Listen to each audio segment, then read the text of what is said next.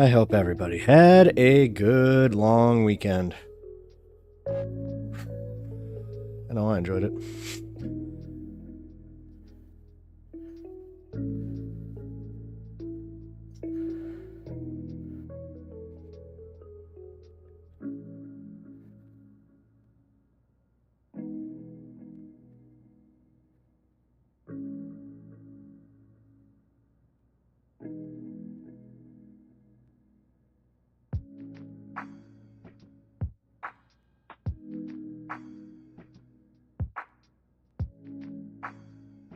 There we go.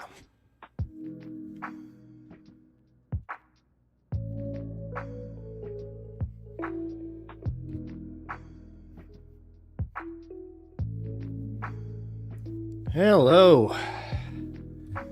Oh, this is gonna take a minute. Everything is kind of discombobulated right now because I'll be honest, I got my new setup going on. Trying to figure out exactly where to put my camera. I appreciate you guys bearing with me. I hope that you guys understand that this is pretty much the first time that I've ever had this many screens working at once. So if my attention seems divided, that would be why. Okay. Give me 1 second. I gotta set creative dashboard. There we go. What's going on here?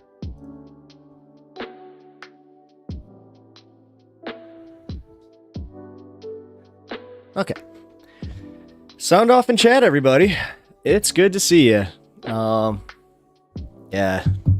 I'll be honest. I had one of those weekends where you ever just like sleep pretty much the entire weekend. That was like it. I was so tired. I also had to... You ever also begrudgingly celebrate your birthday? Where you're just kind of like, well, I know that the older you get, kind of is just what happens, but man, I finally had it. Like, it happened to me, where I'm just like, nah, it's my birthday coming up here, and I don't wanna do the birthday. Because that means, yeah, getting older. So, getting older sucks. I know. I am breaking news here. So, just give me 1 second. I'm trying to get my, Twitch up.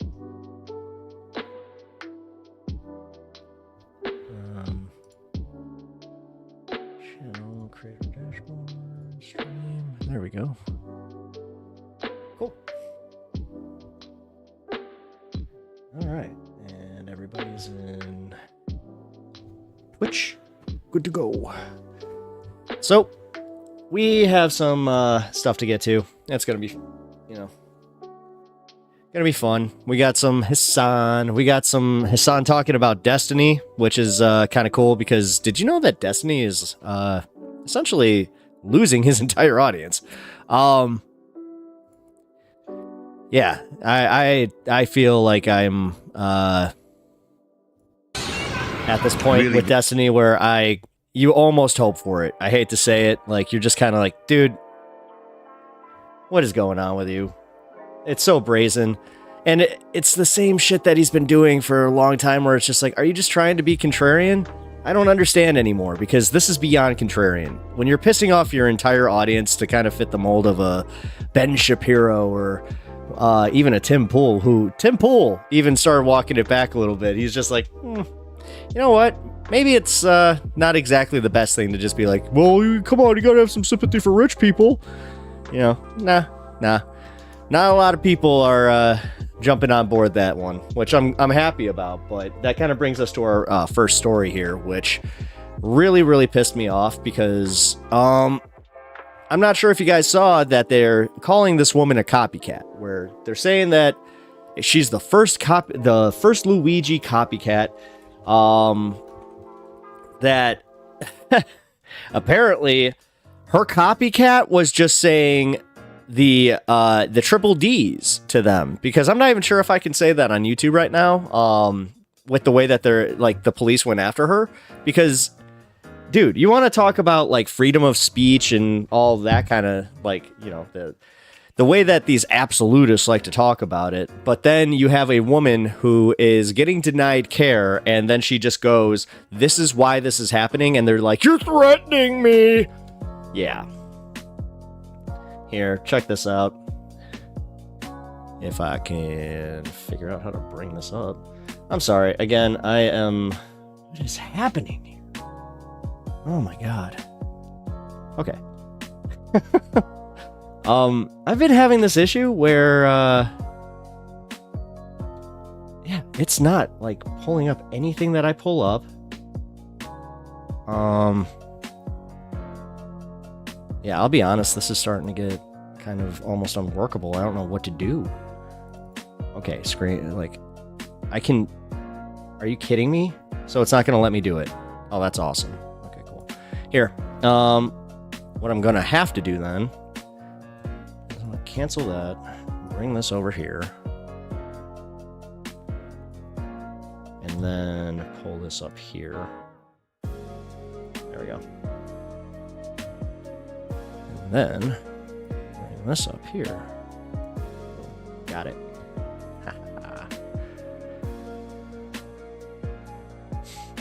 Are you kidding me? What is happening? All right, there we go. As I said, guys, like I finally upgraded my my stuff a little bit. I was getting by with just one screen, and I don't know how I was doing that. Like I legit have no idea how the hell I was making that work, because yeah, now that I have these, I'm kind of like, oh, you mean that I can just have all my stuff up at once and not have to worry about people seeing my my screen shares? Cool. I appreciate that. But either way,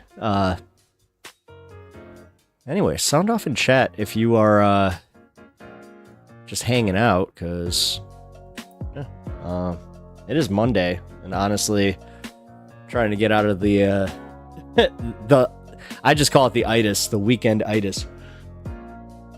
All right, but yes, who is Brianna Boston? Luigi Maggione,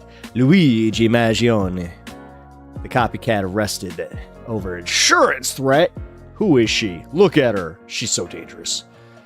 Brianna Boston has been charged with threats to conduct a mass shooting or act of terrorism after making a statement to her health insurance, which appeared to be inspired by Luigi Maggione. Boston, 40. So she's just a 42-year-old suburbanite, just, you know, she's making her phone calls, and she's just like, she gets denied, and she has herself a little blow up over this, which again, guys, now we have to behave. Now we can't even, we can't even pretend like that we can threaten. God, yeah. Oh, threatening language. It's you don't want to threaten guys. Come on, you want to be the bigger person. Yeah. Okay. Sorry. I mean, we obviously don't want to be using threatening language in a direct manner, but the fact that they're even saying just like those three words together now constitutes, yeah, because she said delayed, deny, depose, you people are next when she was denied medical claims. She didn't even say you. She said you people. She was insinuating that the people that work in that industry are, sick in the head, and they kind of have compromised themselves so bad that it's like, oh, you guys don't even realize that you're kind of contributing to, death, and it's just, yeah, whatever. But yeah, so now we have to watch out for pretty much anytime that they say you are being recorded on a insurance line. Just remember this. Just remember that. And the cops are they're trying to prosecute her to like the fullest degree. It is sad. I'll be honest, this one really scared the crap out of me when I saw it.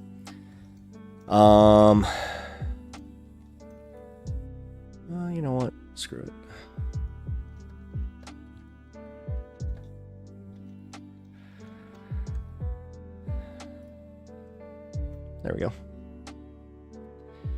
And then what can I do here? Can I just put this here? No. Damn it. All right, sorry. I'm still, as I said, figuring this out. This is the fun part of everything that I do, where it's just like, yay! I'm still in the testing phase, apparently, because, you know, my oh god, this is, I'm going on my first month coming up here. Finally, oh man, this is going to be my 4th week, I think on Friday. Man, where does the time go? Where does the time go? I do not even have kids, so it's kind of one of those things, too. Alright.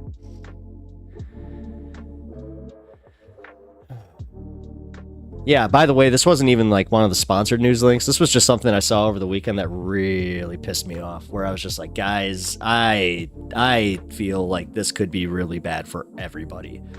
Because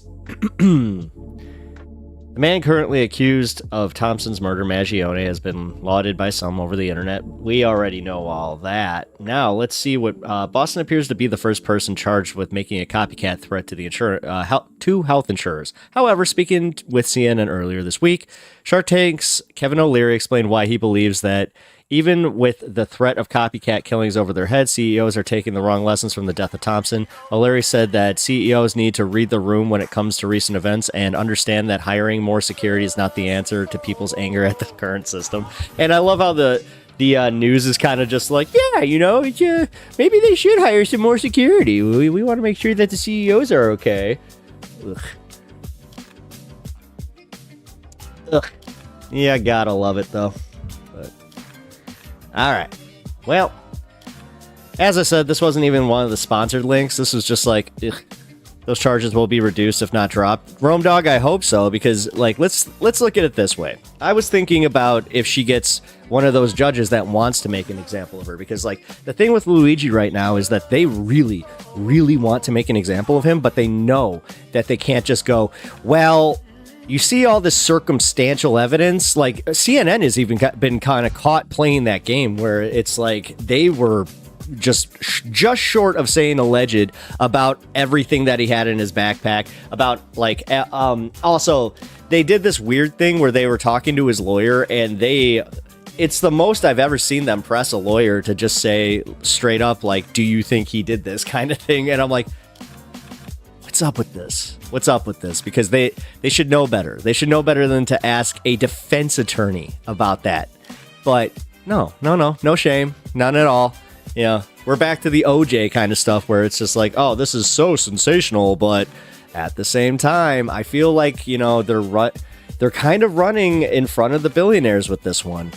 I'm just gonna say it, man. Like, obvious. It's so obvious. You know, how can we just sit here and ignore it? You know, like, oh no, the donor class. We got to protect the donor class. And they're sitting here like trying to tell us how stupid we are, or trying to tell us like, oh, it's just a few people that are disenfranchised with the system. It's okay. Don't even worry about it. Rome, the oligarchy sees how we the people are reacting and are scared. No, they're yeah. The fall of the new Gilded Age is going to be done on the internet. Yep. Well, it's almost like, you know, I actually just had this happen in private where I was just, you ever have one of those moments where you just get so sick of everything, like the system, and just like your brain can't even you're like, it can't even comprehend it anymore. And you're just like, what are we doing? And this was it for me. This was where I was just looking at the way that they were treating us, the way that they were, and treating this story specifically, where I was just like, this is the most I've ever been gaslit ever. They're trying to tell you just like, oh, you need to feel bad because you're losing your humanity if you do this, and it's you know, it's not good. That's not good. And then I had that moment where I was just like, at what point do these motherfuckers realize that they do need us? Like, see, that's where I'm getting sick of it, because we keep talking about the 99% and the 1%, the 1% of the 1%. But then we never act like we are the 99%. Like we never just go. Like, I'm pretty sure that with one day of protesting, you know, a McDonald's where nobody, and I mean 0 people go, that would be enough to just make them go, well, maybe we don't need all those we don't need all these corporate profits, because that's what's happening, man. Like, now they're playing the game again where it's just like, oh, well, we've lost profits. We're not as profitable as last year, but these are record profits going back to, what, 2 to 3 years ago, right around COVID, ironically, you know, or post-COVID. Ugh, I gotta be careful with even saying that. That's so messed up, too. Like, I did have a little minor blow up this weekend where I was just like, why the fuck do I have to, like, sit here and just constantly edit myself for YouTube with shit like that, where I'm just like, wait a minute, so you're telling me that I can't even use those terms? Like, I can only use them a certain amount of times during my stream before you just flag my stream? Like, and you don't even know, it's a computer program just saying you talked about this too much. It's like, does that bother anybody? I don't care if you were, you know, pro, anti, you know, the vax. Guess what?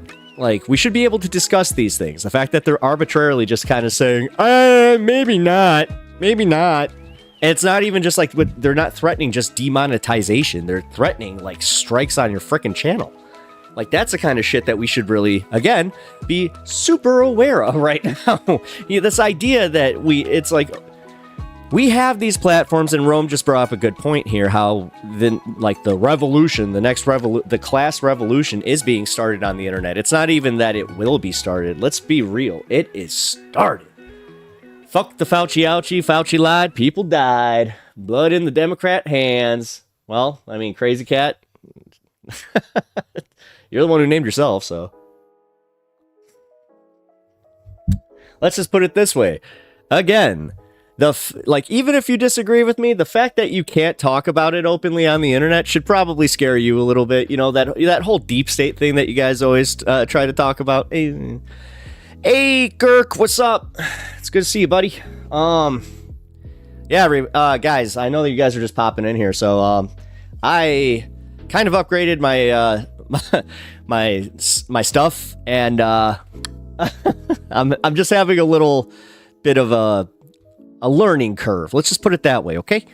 So if I start looking off, yeah, that's because I'm still trying to like figure out exactly where my stuff is, because maybe Firefist in chat here. Hey, what's up, buddy? It's good to see you. Yeah, Star Club Unite. Maybe, just maybe, you might be able to help me with this. How the hell do I get my screens to stop moving my stuff? Because, like, what happens is if one of my screens turns off, or you know, if it goes into rest mode for any reason, all of my stuff just disappears, and then it's all like say I have one designated as screen 1, all of a sudden that'll be on screen 3. So I don't know what I did, but I kind of feel like I might have messed with a setting or something. So, but either way, I used to be one of those off the deep end people, and then I grew yeah, me too. I used to be one of them Alex Jonesers, kind of like this guy, Crazy Cat over here in Twitch. Yeah, you can't talk about it openly. I wonder why that is. Couldn't be because it's an experimental vaccine with barely any testing. No, couldn't be that. Yeah, okay, buddy. Yes, because you know what didn't fit your narrative? And it's kind of funny how, like, it's almost sick how you would have been excited had mass death happen, but that didn't happen. So many people in your lives got that thing and are just fine, so shut up. I'm tired of you. Like, I'm tired. Seriously, it's a freaking bioweapon. Yeah, okay. It's the Bill Gates thing. They're gonna track you. Dude, be less weird. Just be fucking less weird. Honestly, like, you're thinking too much about this. It's a bioweapon. Ugh. That is normal. LOL. I can stop by and take a look. Awesome. I appreciate that, because I'm having a major issue with it where, again, my screen shut off twice now, and it almost fucked my stream. I was just like, where the hell is everything? So, but yeah, I mean, yeah. Boomer moment, so. All right, well, but as I was saying, like, I did want to finish this story because, like, this just pissed me off that badly, where I was just like, dude, what the fuck? Like, We're sitting here protecting billionaires. Really? That's what we're gonna. That again. That's the lesson they're taking from it. And even Kevin O'Leary's kind of just like who himself is a douchebag. Let's make no mistakes about that. Is even just like yeah, that's a problem. Like that's a problem. Dumbass. Didn't they develop the vaccine back when swine flu was going on? And trust me, again, doesn't know anything about mRNA, any of that. Let me guess, you're triple vax and trans. Whatever, cat. Yes, because I'm so trans. God. Ugh. You're also one of those cats too, huh? I mean... You just said, oh my god, autism's caused by vaccines, and trans is too. Anything I disagree with and anything I can't wrap my hand around is, it's a development, it's a weapon grade development. Or maybe your brain is just weapons grade stupid, okay? Like, whatever, man. And it's always the guys that are like, I've done my research, I'm so smart. I think outside the box. Did you know that they can control the weather? I saw this on a show called Conspiracy Theory with Jesse Ventura, which even he now denounces. Whatever, get out of here. Oh, good. They left. Woohoo! Showing up in somebody's chat just to be like, oh look, they brought up the big C. As I was saying, like, they have this thing now where, apparently, like, when I talk about it, it just pops up on my, like, little warning window. I'm like, God. Let's talk about where they get these ideas and who fuels and funds it. Honestly, Rome, I'm all for it, bro. Like, if you, at this point, because they want to play that game with the fucking, what's that guy, Soros? They like to say, oh, it's all George Soros. It's all the, Democrat fucking elite, blah, blah, blah. It's just... but they can blatantly ignore the billionaires, getting put into positions of power that are just literally to destabilize our government and make the most money for these fucks. But no.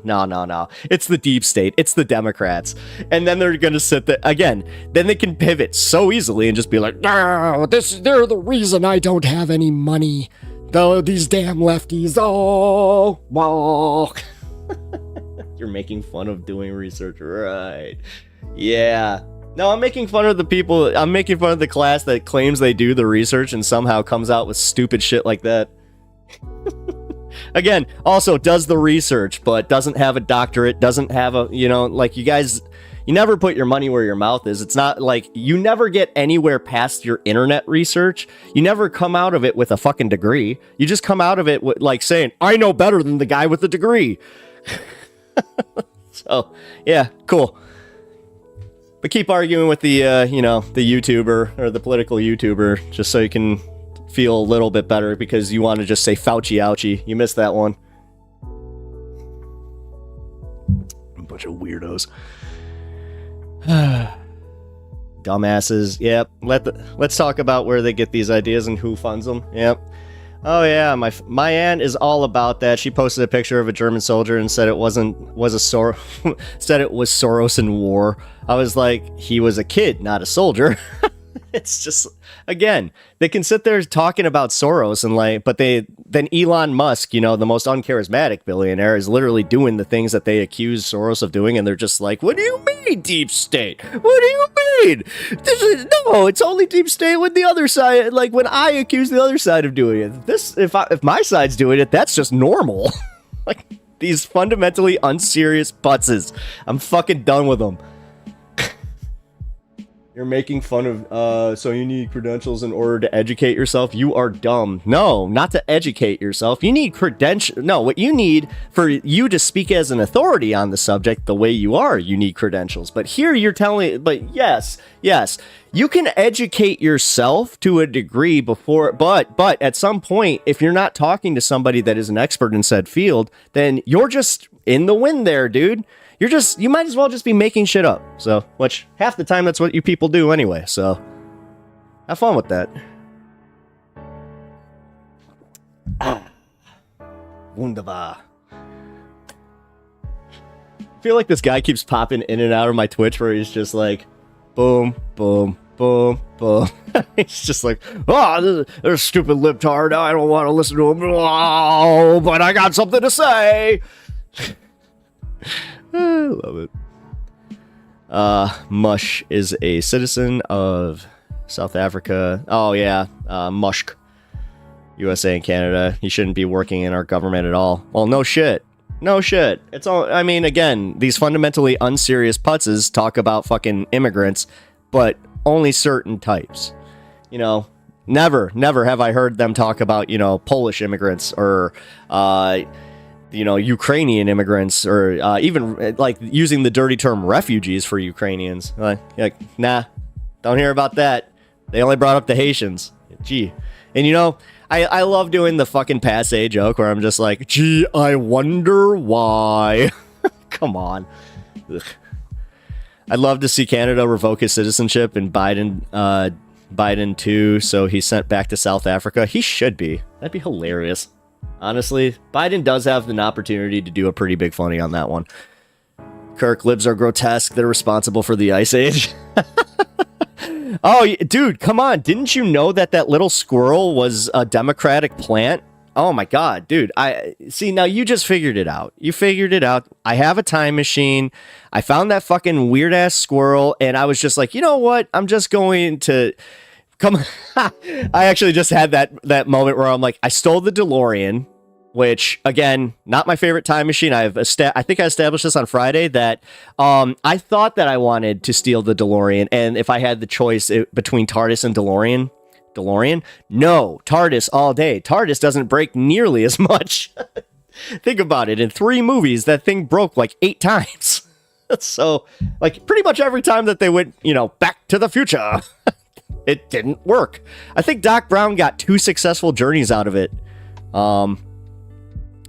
White is only for them. Yeah, well, again, that's why they hate me so much. Like, trust me, man, nothing pisses off a cis straight, like a cis white Republican dude than a cis white fucking liberal guy.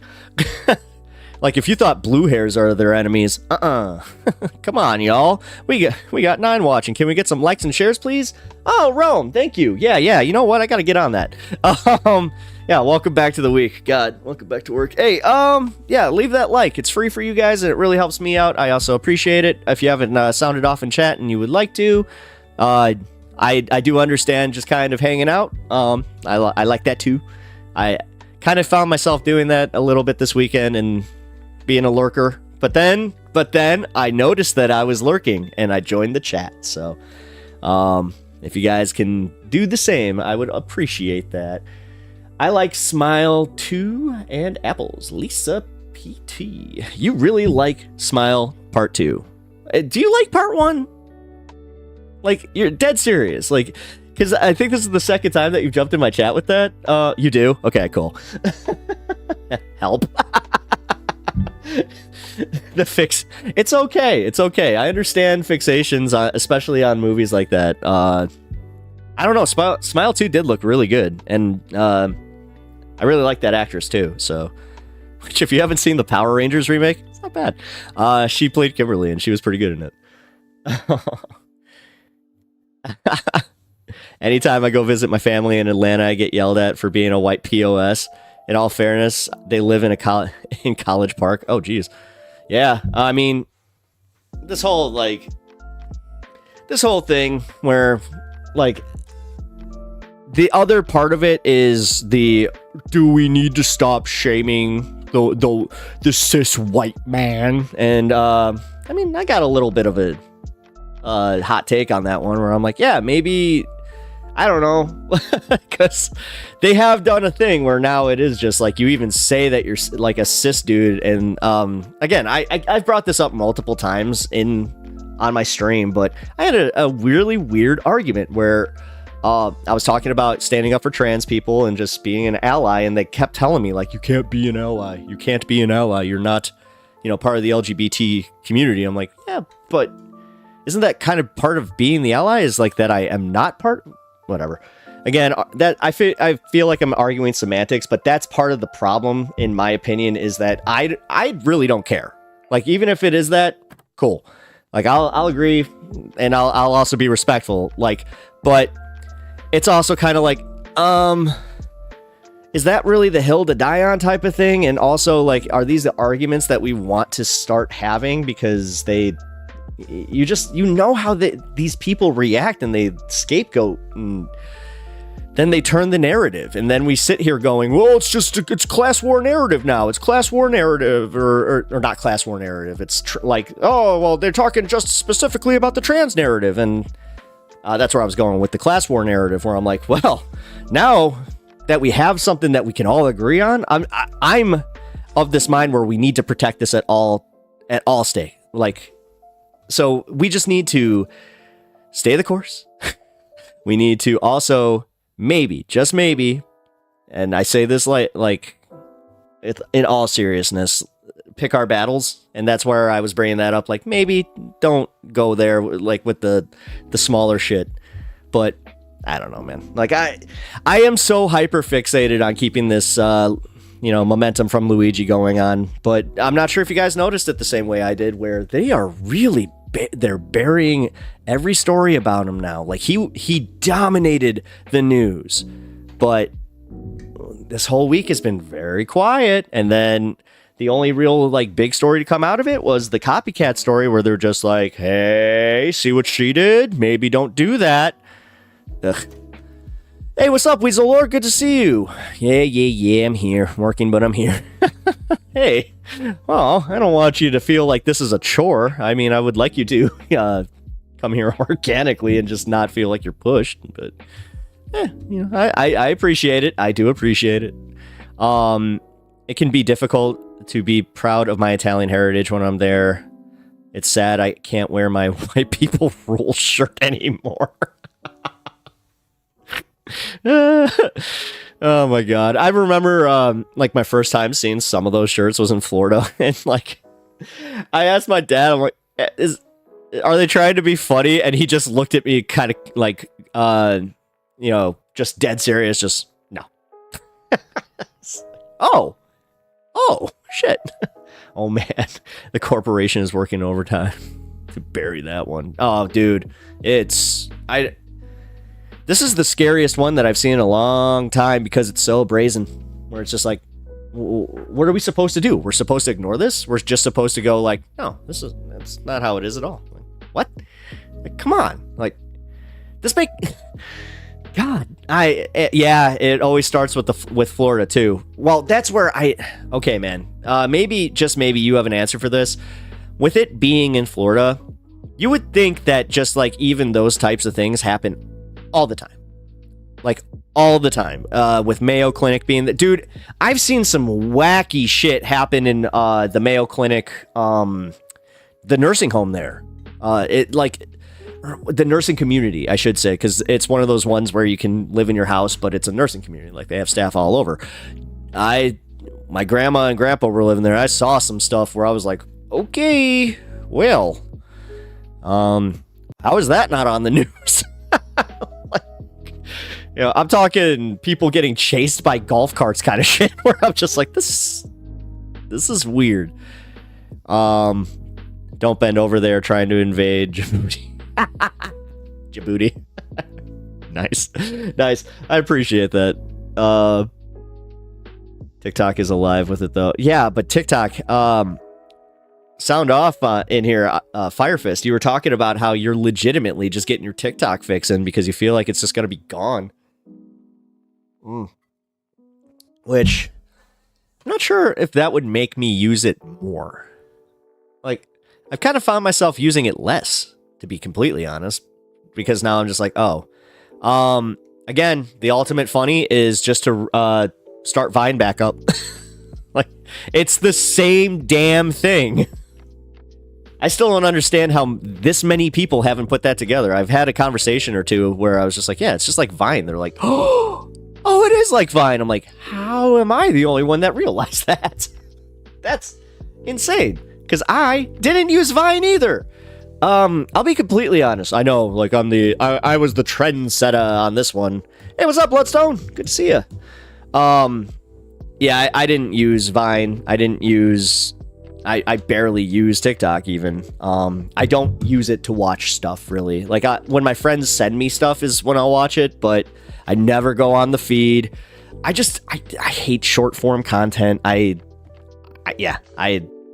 already have an attention problem. I don't need to exacerbate it. So there's that little teeny bit of just like honest to God fear that I'm like, oh, this could really fuck with my ADD. I don't want to do that. So, but all right, guys, we have enough people in here now where I feel comfortable doing a little cheersy cheers. And then, we can start going into some of the news and some of the segments here. We got some fun ones because the one that I was not expecting was Destiny to just completely quadruple down on his Joker arc, which I thought we had already had that, but no, I think that he's trying to legitimately burn his life to the ground at this point. I have no idea what the fuck he's thinking, but I was honest to God sitting there thinking, did he make a connection on Piers Morgan? Did he get like a contract that we don't know about where he's going to be working for a mainstream media corporation and he doesn't need to stream anymore? Because honestly, man, to torture your audience the way that he did,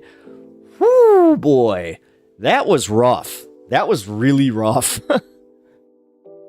Are we Destiny fans here? No. No. No, I am not. No, never really have been. Even when he has like said decent things, it's one of those like broken clock scenarios where it's just like, he's okay. Like, you know, broken clocks. But realistically, I think that Destiny is just done. That's where I was going with that. I really do feel like he doesn't want to do this anymore. That's just my opinion. You can tell me if I'm wrong, but Hasan kind of, it seemed like, oh, hey, Christina, hello, welcome. I appreciate you stopping in. I'm going to do a little cheers for you. You're a new viewer, so that's my thing here. I like to cheers the new viewers, especially when I'm not exactly what I would call too far gone. But this channel is exactly what you think it is, so.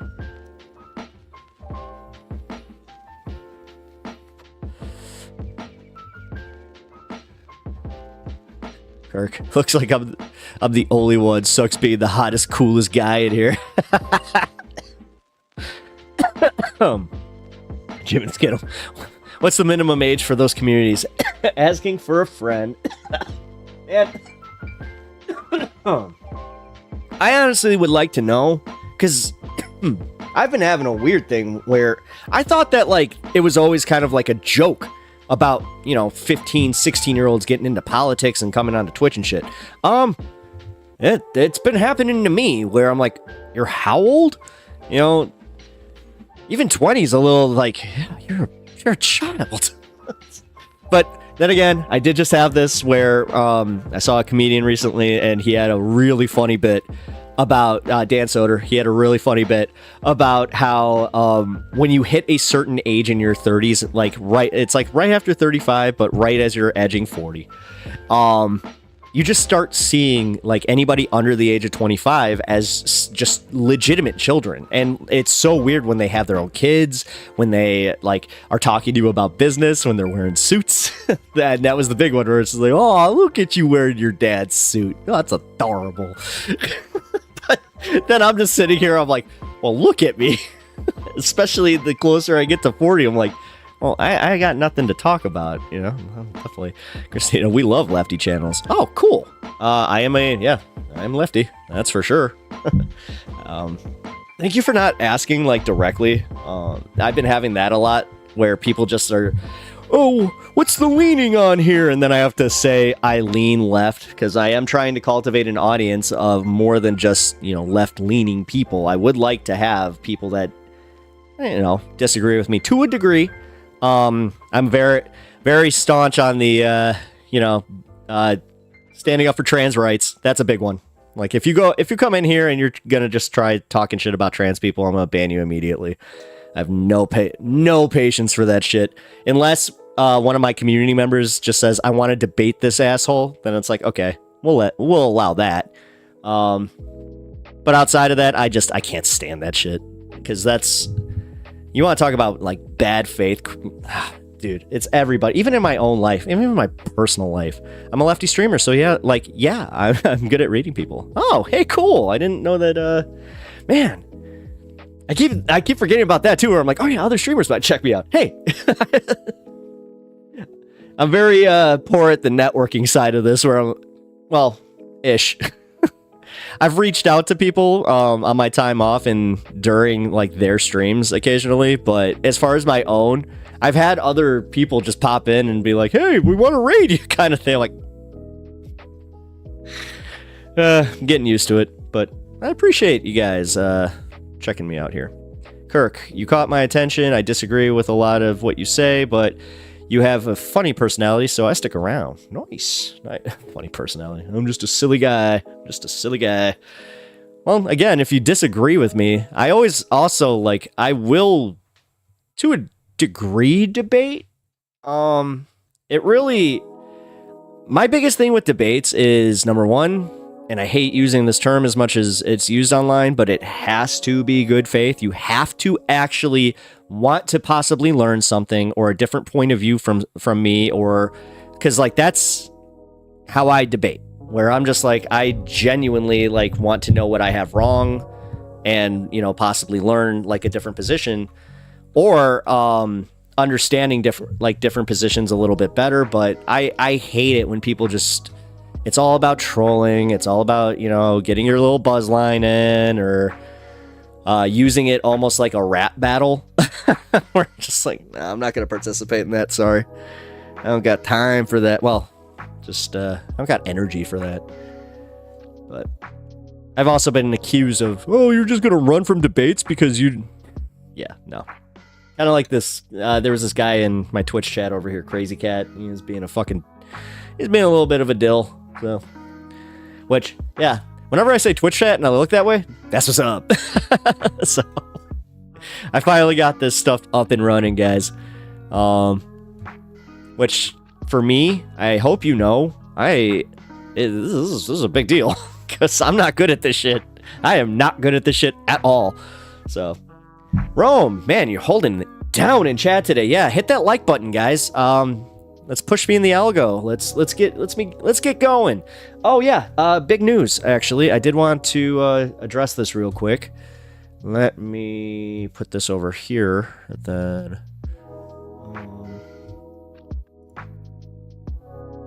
nice. Okay.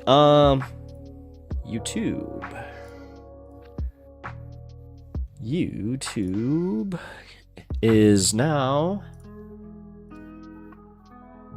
We have 970 people. Actually, I started with 969 today. I was kind of excited to say that. I was like, I got I got 969. Nice. Yeah, but now I got 970. Look at that. So, needless to say, we're making our way to that 1,000. It's cool. That's politics, unfortunately. It should be political philosophy dialogue. Man, that'd be nice. Adding philosophy into our politics would be really nice on both sides, I think. I've been running into fucking way more disaffected liberals now. I had so many arguments with or not even but like Kamala supporters that they were hammering me on the idea that it was the far left that lost the election. I finally had it with that shit. I was like, I can't do this with you guys anymore. I can't. Like, this is ridiculous. You guys are so... You're so up your own ass with the idea that it was just so chauvinism, or they have this weird thing where, like, they think that, like me, they think that I got accused of secretly voting for Trump because I disagreed. And they were just like, well, I bet you were one of those ones that either stayed home or didn't, that voted for Trump. I'm like, no. And again, like, the fact that you need to create that narrative for what, number one, but yeah, I don't understand why what is at stake for them to just admit, yeah, the Democrats kind of fucked up. And they just kind of abandoned the working class, but the news seemed surprised that that Syrian rebels would work with Israel. Yeah, no shit. Yeah, you saw that too? Like, that was kind of crazy, where they were like, wait a minute, you're telling me World War III is not starting in Syria? It's almost like they were, kind of gunning for it. You have to work with your sponsors. Yeah, I mean, I am a sponsored content creator. I always try to preface that I am a sponsored content creator, even on the left, but I'm only sponsored by one sponsor, and it's for a very specific reason. So, Ground News is my sponsor, and the reason that I am with Ground News is because I like the fact that they aggregate everything, and it helps me get around the algorithm. This isn't even the commercial. I'll be going into that in a little bit, but I just wanted to let people know. It's like, no, there's a reason that I like the sponsor I went with. Well, that went with me, I should say.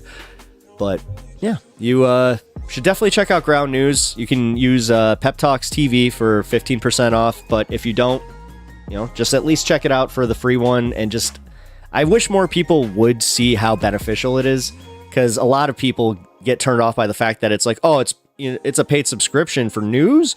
What? It's like, yeah, but New York Times requires that just for their paper, so it's not that much. I think it was like $40 a year or something like that. Not sure, because their Christmas pricing is up, so don't accuse me of not knowing. Usually it's 50. Syrian rebel sponsor, get over yourself. Well, yeah. Well,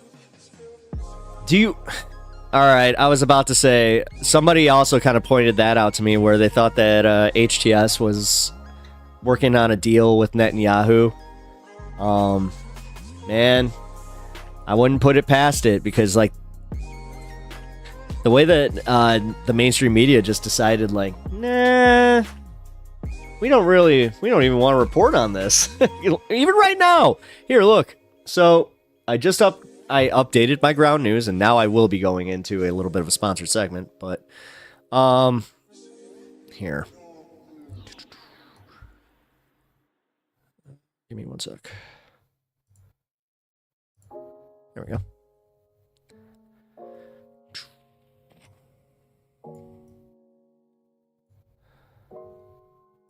Let me do this real quick.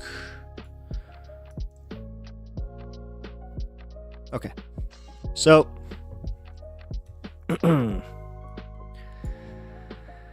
oh geez, Trump on New Jersey Jones Biden admin wants to keep people in suspense.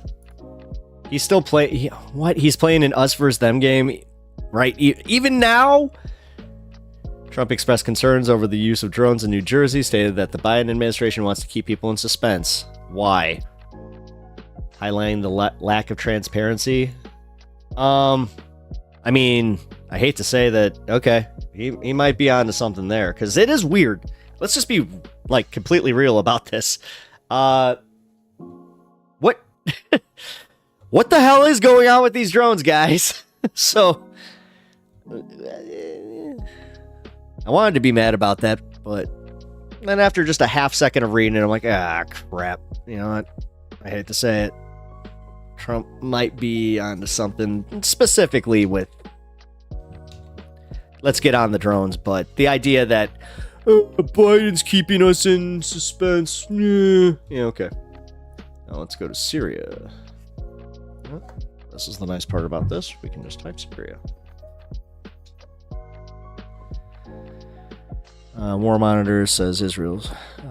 But yes, the other part about this is I also saw that they were ceding some ground over in the Golan Heights. So Israeli strikes targeted military sites in Syria's coastal Tartus region, marking the heaviest strikes in the area in more than a decade. Huh. And HTS is just okay with that? That's... I don't know. Wait a minute. Trump is the incoming president. He gets the same briefings as the president. So if Biden knows, he knows. Exactly. Again, this idea that... Wait a minute. You just nailed it. Right there. You actually just nailed it.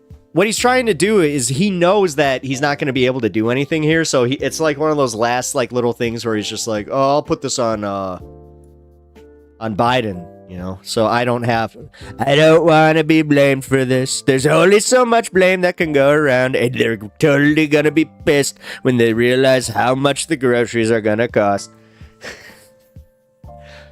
Have you seen those ads going around? I actually saw a few of them. It's kind of funny where like the bus stops and there's like those digital billboards. Yeah, I think that the Lincoln Project finally just, they're like, we're gonna spend the rest of our money that we saved from the election. Let's just embarrass him. So, give me one sec.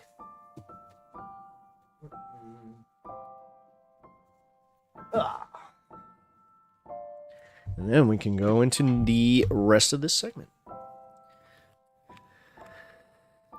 My boss has been seeing a lot of drones above his place. It is kind of weird. Well, I mean, I've had not a commercial drone, but one of those residential like drones, like, you know, just a hobbyist drone. But even having one of those flying over my house, it was there for like 45 minutes, and it was beyond disconcerting. And we did call the cops, and we just said and they explained, they're like, yeah, they have the right to be there. I'm like, yeah, but if they're recording, what about my right to privacy? And they were just like, there's a little bit of a gray area there. I'm like, there shouldn't be. Kind of seems like there should just be the area that is, hey, don't record over my house. Like the fact that like they can now just get away with doing peeping Tom shit, because like that was the other thing they kept asking. They're like, were they going towards your windows? I was just like, no, but we were in our backyard at that point, so I don't know. I kind of don't blame people. I just love how the big thing to come out of this is just like, please don't shoot these things. Please don't go out there and shoot them. I'm like, no, you should totally go out there and shoot them.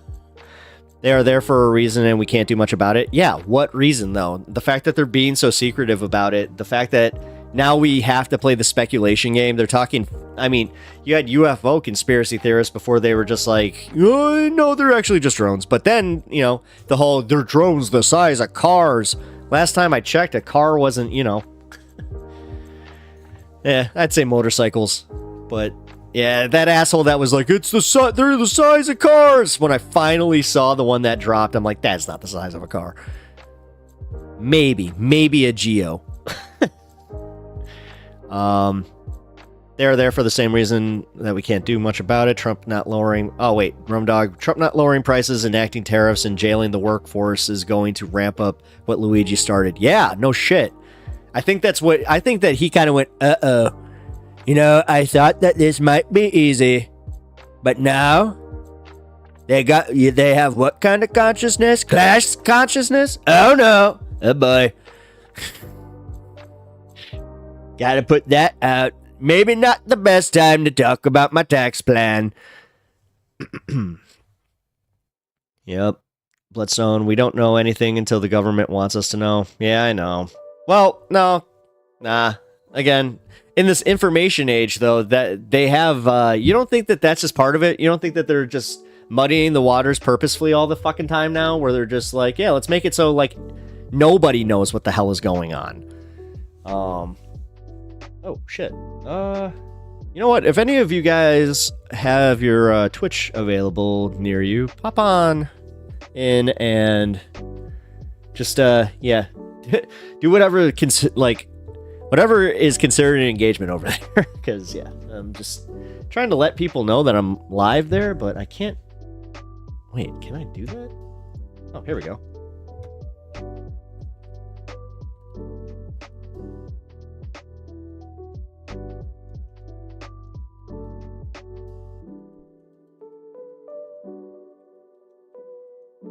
Okay, there we go.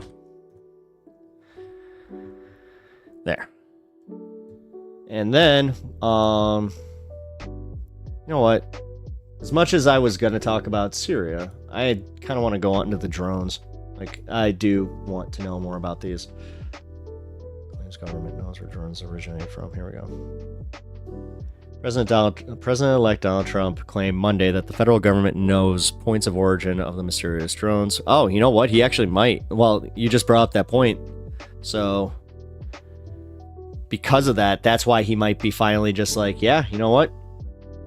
God damn it. I hate that. I hate the fact that I even have to speculate about that, but fair is fair. You know, if he does actually know and Biden is being fucking secretive about this for whatever reason, again, you know, Biden's judgment for the last fucking 2 years is again, man. Like I can just admit it, or it's just like, dude, yes, that was not a success. Motherfucker did like a lot for unions, but he did a lot of nothing, and he also didn't keep up with social programs that could have been, you know, the make or break for the next president. Nope, nothing. Absolutely, what a dick. All right, he didn't offer he's not going to just come out and say, listen, here's the briefing, and declined to comment on whether he's been provided an intelligence briefing on the matter. So that means yes. Notice how I had all that before even reading that part of the story, where it's just like, no, he got an intelligence briefing and just went, I just learned about something, and honestly, if Biden doesn't do something, I'm going to say something. At least there's that. I mean, it's kind of the reason that Biden did the clemency thing too, and he's even debating doing like the blanket pardons now, which that just came out, where he's talking about doing preemptive pardons for people in his administration just to protect them from Trump, which, kind of deserve it, Trump. You know, you sit there being like, I'm going to arrest my political adversaries. And then it's just like, what do you mean that they protected themselves? Why would they do that? You're telling me that I can't arrest them? But why? Trump made those comments in a lengthy exchange with reporters Monday at his Mar-a-Lago estate. Drone sightings in New Jersey, New York, Pennsylvania, and other states along the East Coast have sparked concern from local officials. No kidding. Can we talk about... Notice how they don't talk about the civilians and just the fact that, like, YouTube is just, like, flooded with coverage of this. So, yeah. Give me one sec. Okay, what the hell? I am getting so sick of this. Why won't this work? Holy shit, dude. All right, JR Minute. That's a fair statement. They probably know it's just not a threat to them. Hello, by the way. I popped by your channel. Oh, really? My channel popped on in your main feed? Cool. Hey, thank you for that little piece of info. Also, welcome to the channel. I appreciate you stopping in. This is a fun little program that we have here. And yeah, I mean, I have to be honest about this one, man. It really does seem like Trump, this is kind of like, it gives credence to those idiots that are just like, yeah, I voted for him because he isn't the establishment candidate, and this is the shit that they were talking about, where he's just like, yeah, he's gonna just speak his mind and also just be like, that doesn't make any sense. You know, I guess there is something to his stupidity, where it's kind of, and especially now where he doesn't have the people like in place in his cabinet that would protect him from saying like something like that. Michael Reich, you know, there were craft retrievals before Roswell, Cape Goudreau, Missouri. Sorry, I'm a 50-year student. Now you know. Hey, what's up, Distracting? Good to see you. And thank you, Michael Reich, for that little piece of it. See, now that's also part of it. Like, I was kind of shocked at how silent like the UFO community was with this, because they were just like, no, they're definitely drones. So they were just like, but they are technically unknown aerial phenomena. So, or UAP, the UAP community, guys. Sorry, I gotta update my lingo. But give me 1 second here. I'm going to shrink this. There we go. Put it over here. All right, so let's see what Trump was saying about this.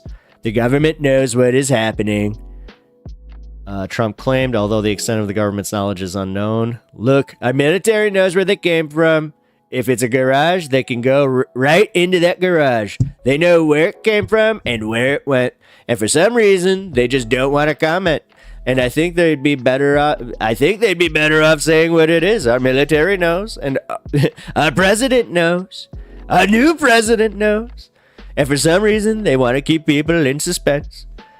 Trump said he can't imagine, I can't imagine it's the enemy behind the drones, but also said drone sightings are near his Bedminster golf club in New Jersey, where he often spends the warmer months.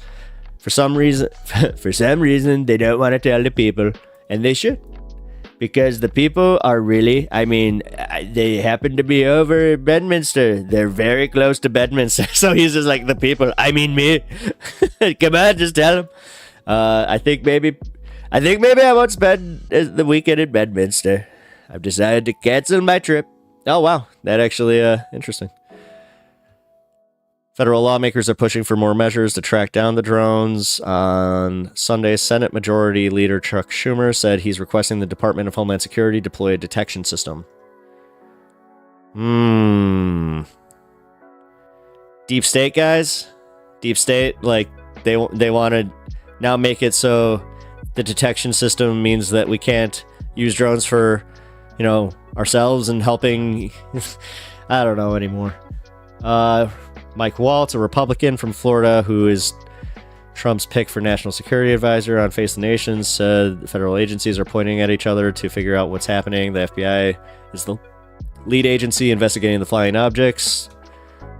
FBI also told CNN or CBS the agency has received thousands of tips. Well, yeah. Dude, have you not been watching TikTok? What the hell? Are these guys... These guys are delusional. These guys are fucking delusional. Okay. Aliens! They're aliens, guys! The boot heel... Cape Garando... Or, I can't say it. Garado? Yeah. The boot heel dated a gal from there. Oh. Nice! Well, fuck you very much. The asshole that wants to rip up the Constitution. Out? Who? You know I was joking, right?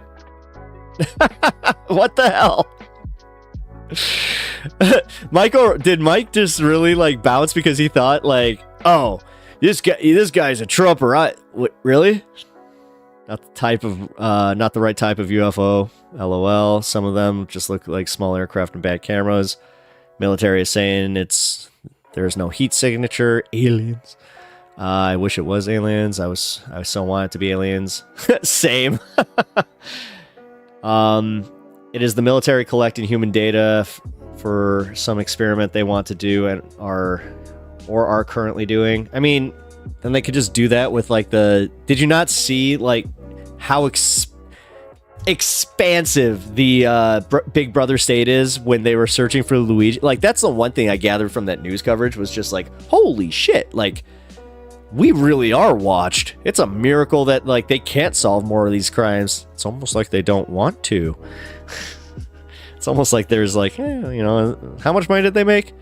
At least that's how I'm starting to feel like a lot lately. Where it's just like, oh, we don't make enough money for them to care about us or any of this. Aliens, the government, or some other third thing that could include some random guy wanting to do some shit. I'm not sure if that's where I would think of... I don't know. I don't think so. Not with this one. No, I'm sorry. I don't think so. I think that this one is... It's either like it's our government, like again, like I think 90% of UAP have been for what? Past, you know, fucking 50 years or whatever. It's just a bunch of stuff that they're experimenting on or new aircraft. I mean, shit. When they were testing out drones in the 80s, we all were just like, what? But, I don't know. I know that certain conspiracy people are probably not going to be too happy with me for having that kind of opinion, but whatever. But they know we're... They want it to be drone. It is all intentional. The drones could be a distraction. Distraction is most likely... Well, what distracting from what? Like Luigi? Really? Well, shit. Well, you got me thinking now. All right, let's play the conspiracy game a little bit. Just a little bit. When I know which answer I prefer to be true, I generally subject that belief to more skepticism. Confirmation bias can lead one to believe all sorts of time-wasting stuff. Yeah, dude. I'm actually in the same boat as you. I agree with that 100%. That's actually a really good way to live your life. Healthcare, no. What's that up there? Oh my god, they are the sky. It's like the reverse. The sky is falling, or it's like the sky's actually falling over here, but it's like, wait, what's that?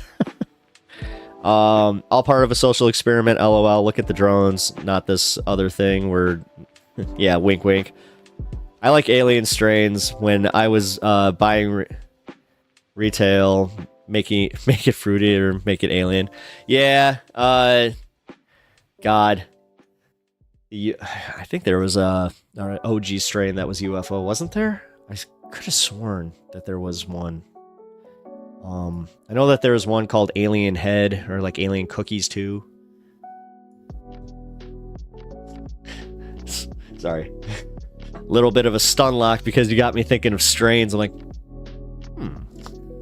And when we say strains, we're talking about possible strains of flowers. You know what we're talking about. Distracting. Those in power like it when the populace is busied and distracted from their... Well, again, dude, this is why it's never been, like, that hot... Well, I hate saying, like, hot take, but this is why it's, like, the most common take that I think that any of us can have is when we all wake up and we're just like, oh, shit. Well, we're all fighting against each other and they're getting away with all this stuff. Gee, I wonder why. Oh, yeah, work time. Yeah, come on back. We'll be here. I'll be here. I'm gonna get another, strains of tobacco. Well, even that, I mean, I don't condone smoking. So, let's also keep that in mind. That even though I may, hit this occasionally, I do not condone smoking. I think that it's bad for you and everybody should watch it. Man, those eyelashes.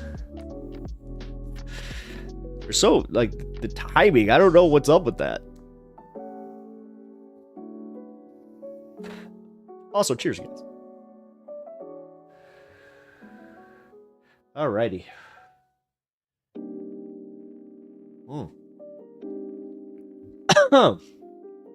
Oh, hey, look at that. I just got a, somebody popped in over on Twitch here.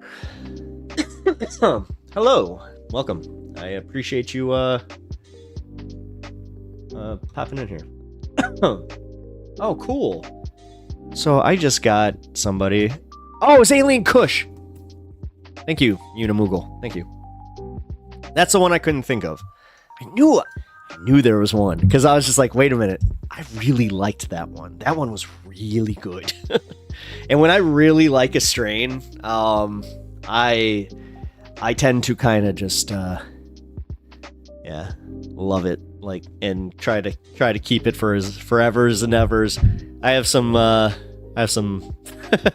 got some heirloom, if you know what I mean. There's this guy, Jack Herrera. Good guy. Real good guy.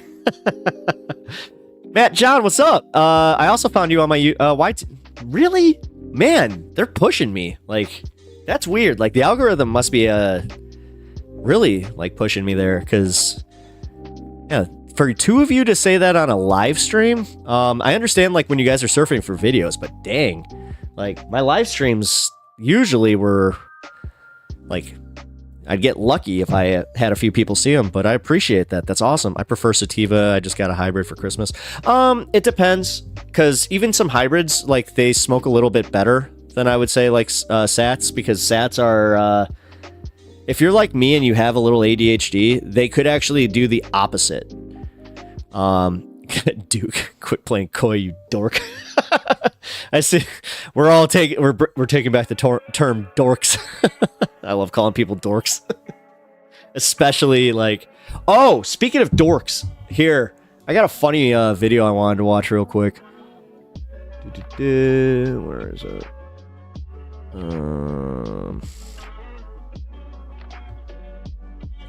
because I don't know why, but everybody and their mother, like every single political YouTuber I watched this weekend, they all had one of these videos where it was like a cop video where they're just like, "Oh, let's take a look at this this arrest video." I was like, but they were all different ones. It wasn't like the same viral clip, so I was kind of like, huh, what's going on with that? Weird. But I did run into one that was hilarious where I just couldn't help it, where I was like, oh my god, I kind of want to share this with my audience.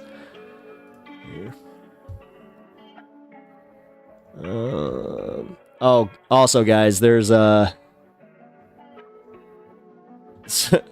something happened with another TYT contributor that we're gonna have to talk about coming up here, because you know how I said last week, like I thought, you know, this might be it, this could be it, like I do feel that TYT is on its last leg.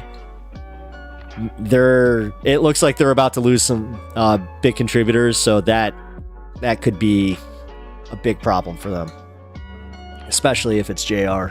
I'll just say who it is, because JR Jackson's one of the OGs that was like working from like Jenk's living room. So for him to just kind of be like, I think I gotta step out, guys, because this is a bridge too far for me, man. They have been showing me a few smaller lefty streams, but that's most of what I watch, though. Oh, cool. Well, okay, cool. So they are pushing me in the circles that I'm trying to get in. Well, that's good, because I've been trying to kind of ingratiate myself with some of the other programs, which I know you're kind of supposed to do. So unless somebody's trying to call me out for it, then apparently not. Somebody was calling it like, "Oh, you're content jacking." I'm like, I'm doing what now? Okay. Making me out to be some XQC type. I'm just like, but then it's like, you came here in the middle of me watching a video to say that I'm content jacking. Huh, weird. Jared Minute. I remember when TYT was a little less mask off, they fooled me for a while there. Yeah, man. Like, I thought that they really were like kind of what Jank claimed it to be. I hate to say that, like I was a bit of a mark where I was like, yeah, this is the CNN of progressive YouTube.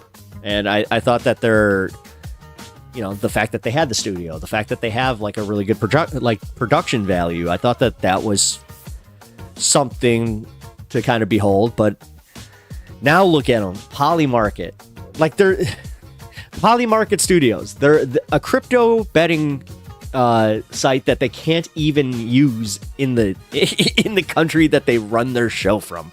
Yeah, it just sucks, man, because I think the only reason that me and the rest of the internet, for that matter, care is because just how much influence they did have. Like, I'm not going to pretend that, you know, Anna Kasparian and Jank both had a lot of influence on, you know, my growth in, you know, the leftist movement, and specifically like getting involved in DSA and trying to build more of a chapter of, you know, the DSA, and also Justice Dems when they were, you know, just starting that project. But man, yeah, it sucks to see. Chunk screamed like he lives like a capitalist every day at politicians, and I never trusted him again. Years later, I am proven right. Well, yeah. I was just a baby, and then they got me, not gonna lie. Oh, really? Yeah. I was not even just a baby, but I think Midas Touch Network is pulling their viewers. Yeah, Midas Touch was really good with the legal stuff with Trump, but I don't know, man. I can't get over their clickbait titles. And also the fact that they hired that one guy, the Scottish guy that uses the same drops every single video, where he'll play the beginning of his clip and he'll just be like, look at this, or he loves doing like ones where it's leftist owns so-and-so, and then they'll have like AOC just be like, oh, and you're a putz, and then it'll be the clip from Friday. Damn! And then he'll also do the one from Evil Dead. Oh, that's got, or no, Army of the Dead. Oh, that's gotta hurt. Dude. I hate that guy. I really do. I just hate low effort shit like that. It's just like, oh, he's the most low effort. But yeah, Midas, some of their coverage is good. Some of it is just downright awful. I have to just say, like the Marcellus brothers, as much as they may, like, they started the damn thing, but holy crap, I can't stand their coverage, especially the younger one. You want to talk about being a little bit of a too much of an eager beaver. Like, I'm not into it, guys. I'm not in. But some of my favorite exposure to partisan politics was Dr. Savage and Mark Levin. Yeah, actually, Mark Levin. I'll give you that one. That makes you a far leftist immediately. Yeah, Dr. Savage too. Yeah. They pump out some video clips, but I try to. Well, dude, that's the one thing I have to say is like it's like a factory with them. It's insane how quickly they pump out content. Because I do remember when I was first starting this, and I was just making videos instead of just doing my live streams, and I was kind of looking at like the schedule on, when is it more beneficial to release your stuff, and it was like based on them every fucking hour. But they also had enough contributors where they would have enough videos in the pipeline to have their contributors do that. So they definitely, you know what? They took over the leftists. Well, that's okay. I'm gonna stop myself there. I almost said they took over the leftist, mainstream network. Nah, because they're still too lib, like in my view. Especially with some of like the contributors that they have like on the legal side, like Michael Popak. I'm not sure if you guys know that guy's politics, but that guy is damn near right wing, okay? Like, just remember, these guys are still prosecutors and attorneys. Like, these guys are not what I would consider people who would ever consider themselves leftists or or would even give us credit for any of our views. Liberals everywhere I look. I see liberals, yeah. Well, I'll be honest, Duke, I had this problem at the beginning of the election cycle where I thought that was overused. Especially, I actually criticized Hasan on this one.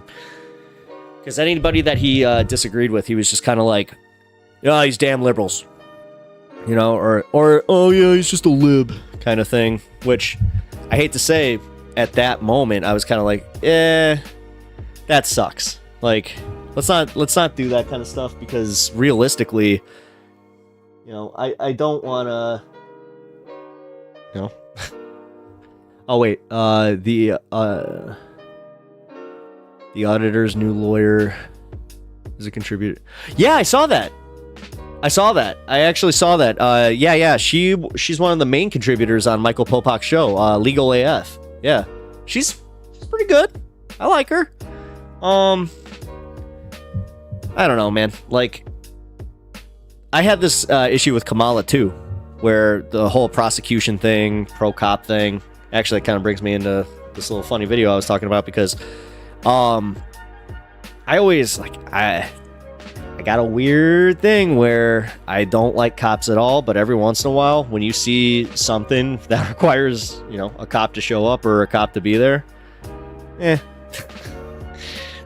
are those moments, because I'm not that asshole, because I have seen it happen too, where like you're so anti-cop that when you do call the cops, they're just like, well, did you see his social media? It's like, wow.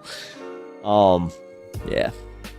Also, I wish we could have more of a movement where we had, like, I remember thinking about that, where I wanted a bunch of leftists to become police officers, but then I'm like, oh, wait a minute.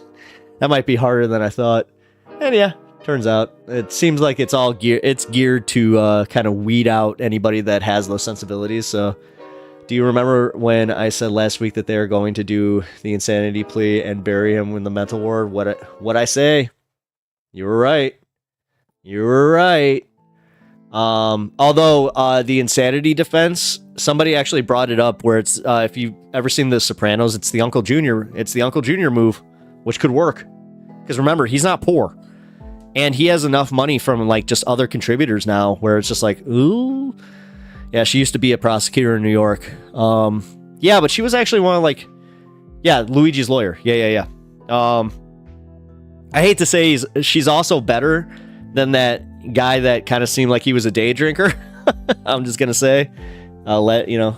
Just from my point of view, it seemed like he might be into getting a little bit inebriated. Plus, he didn't seem to have like the best like retorts with Caitlin Collins on CNN. So I was just like, wait a minute, if he can't even win this on like public opinion CNN, I don't have a lot of faith in him going to court and arguing this. So I think that maybe Luigi's team or parents or whoever the hell is behind him kind of said the same thing, where they're just like, yeah, maybe not. You know, maybe this guy's kind of a dork.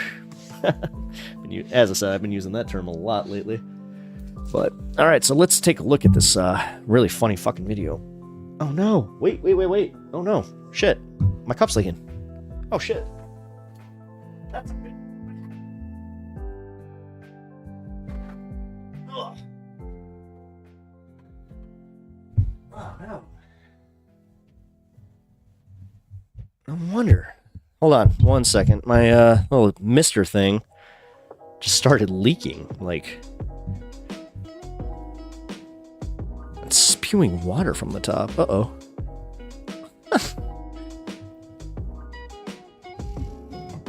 There we go. I think I got it. Nope. Oh. I think the mister might be done. That's not good. What's Iran doing? Sure is quiet. Well, I mean, after Syria, like... What was that? Huh. Okay. Just heard something fall behind me. I was like, I hope that's okay. Yeah, dude. The Altoona Police Department is, yeah. It is... They are not too happy with the fact that they're the ones getting all the blame. So, if you didn't think that there was going to be something good to come out of this, well, at least there's that. Where now they're kind of backing off, and even they're just like, listen. We just did our jobs, man. Because, yeah, man, if there's one thing I can say is this is the most scared I've seen the power structure. It is, whether it's the cops, the prosecutors, obviously the CEOs, but the news, fuck, man, like they're all panicking. They're all just like, guys, I think the Poors actually might be a little smarter than we thought they were. And I also think they're angrier than we thought they were. So we might want to be careful here. So, we'll see. That's why I'm trying to do my part here and not get as complacent with it, because, yeah, noticing just how quiet it was this weekend was a little, it was a little shocking, but also not really like entirely shocking. It was kind of like, all right, well, where is it? Here we go. On May 4th, we're going to do this funny video. Give me 1 second.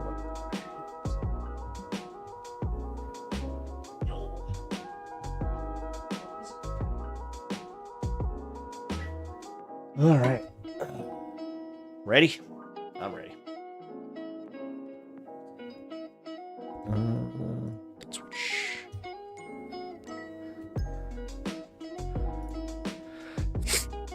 How long before America and Amnesia, though?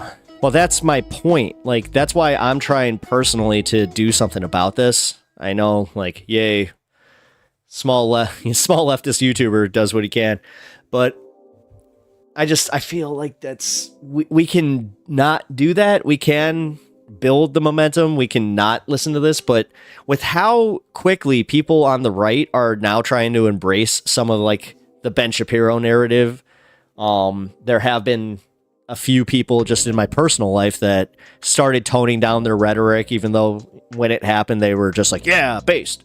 But now they're just like, maybe we shouldn't be okay with vigilante justice. I'm just like, man, you guys just backed off so quickly. So, all right, let's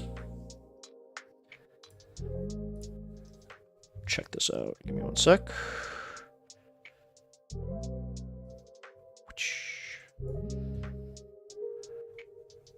On May 4th, 2022, officers responded to an apartment complex regarding a disturbance in the parking lot. What's up, man? What's up? What's up? What's up? What car you in?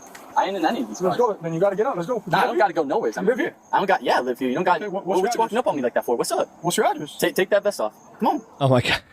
Yeah. As I said, right here, I'm just like, every once in a while. You may not be in favor of the cops, you may not like them, but you just go, get them. Take that vest off for me. Come on. Take that vest off for me. Yeah! Yo, what's up? What's up? Hey, what's up, bud? What's up? You got a problem with me, bud? What's up? Hey, we'll take it out behind the trailer Fucking right now. do something. Fucking do something. What's your address? Take that vest off. Come on. Take that vest off for me. Come on. Take that vest off. You know. Come on. Take that shit off. Let's get it. All right, Let's get it, bro. What's up? What's up? Let's get it. Dude. What's up? You talking like you about to do something, Hey, listen, sir? I'm gonna be honest with you. I've been to a lot of UFC fights. I ain't never want to see One Direction fight. Sit your ass down, okay? You look like you should be auditioning for a boy band. Damn. He Why am I does. trying to be tough out here? And you know what's funny? Even UFC fighters don't act like this. This is I don't know how to fight behavior. That's what privilege out of control. Yeah. This is I get smacked and I look soft behavior. He said, take off your vest. What's up? Yeah. What's up? What's up? Want to squabble up? Huh? You want to squabble? Huh? Want to squabble? Squabble? You want to squabble? Squabble? Like you're not a bitch. Take that shit off. Come on. Not take that shit off. Let's get it. Where do you live? Your partner here like you're gonna do something. You ain't gonna do shit. Where do you live, man? I live right here. There ain't nothing about What's it. your address? Do something about it. Huh? How about that? Take that shit off and do something about it. Like I won't. That kid. This is him. The guy's looking at it like, this guy, bro. Are you okay? Like, the way he looked back at that guy was like, hey, I'm glad you're seeing this just- shit. He, Right? he looked at the camera. He Bro. looked at his partner like, we're going to be on YouTube. Take that off. Take it off. Shit. Take it off. Guys, we're about to be on YouTube. Listen. Yeah. Let me get your ID. You ain't gonna get shit. Okay. Take it off and you see. Well, what you laughing for? I'm writing your shit. Well, what you laughing for? Wow. And the guy goes, what you laughing about?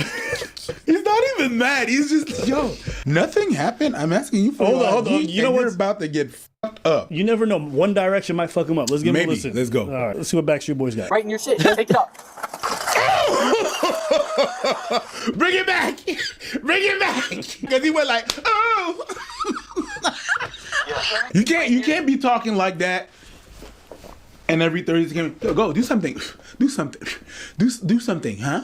He has his hair in his face. You can't do that. Hey, listen, I've seen High School Musical. Them cats. Jazz hands, shubop dubop. Okay, let's go.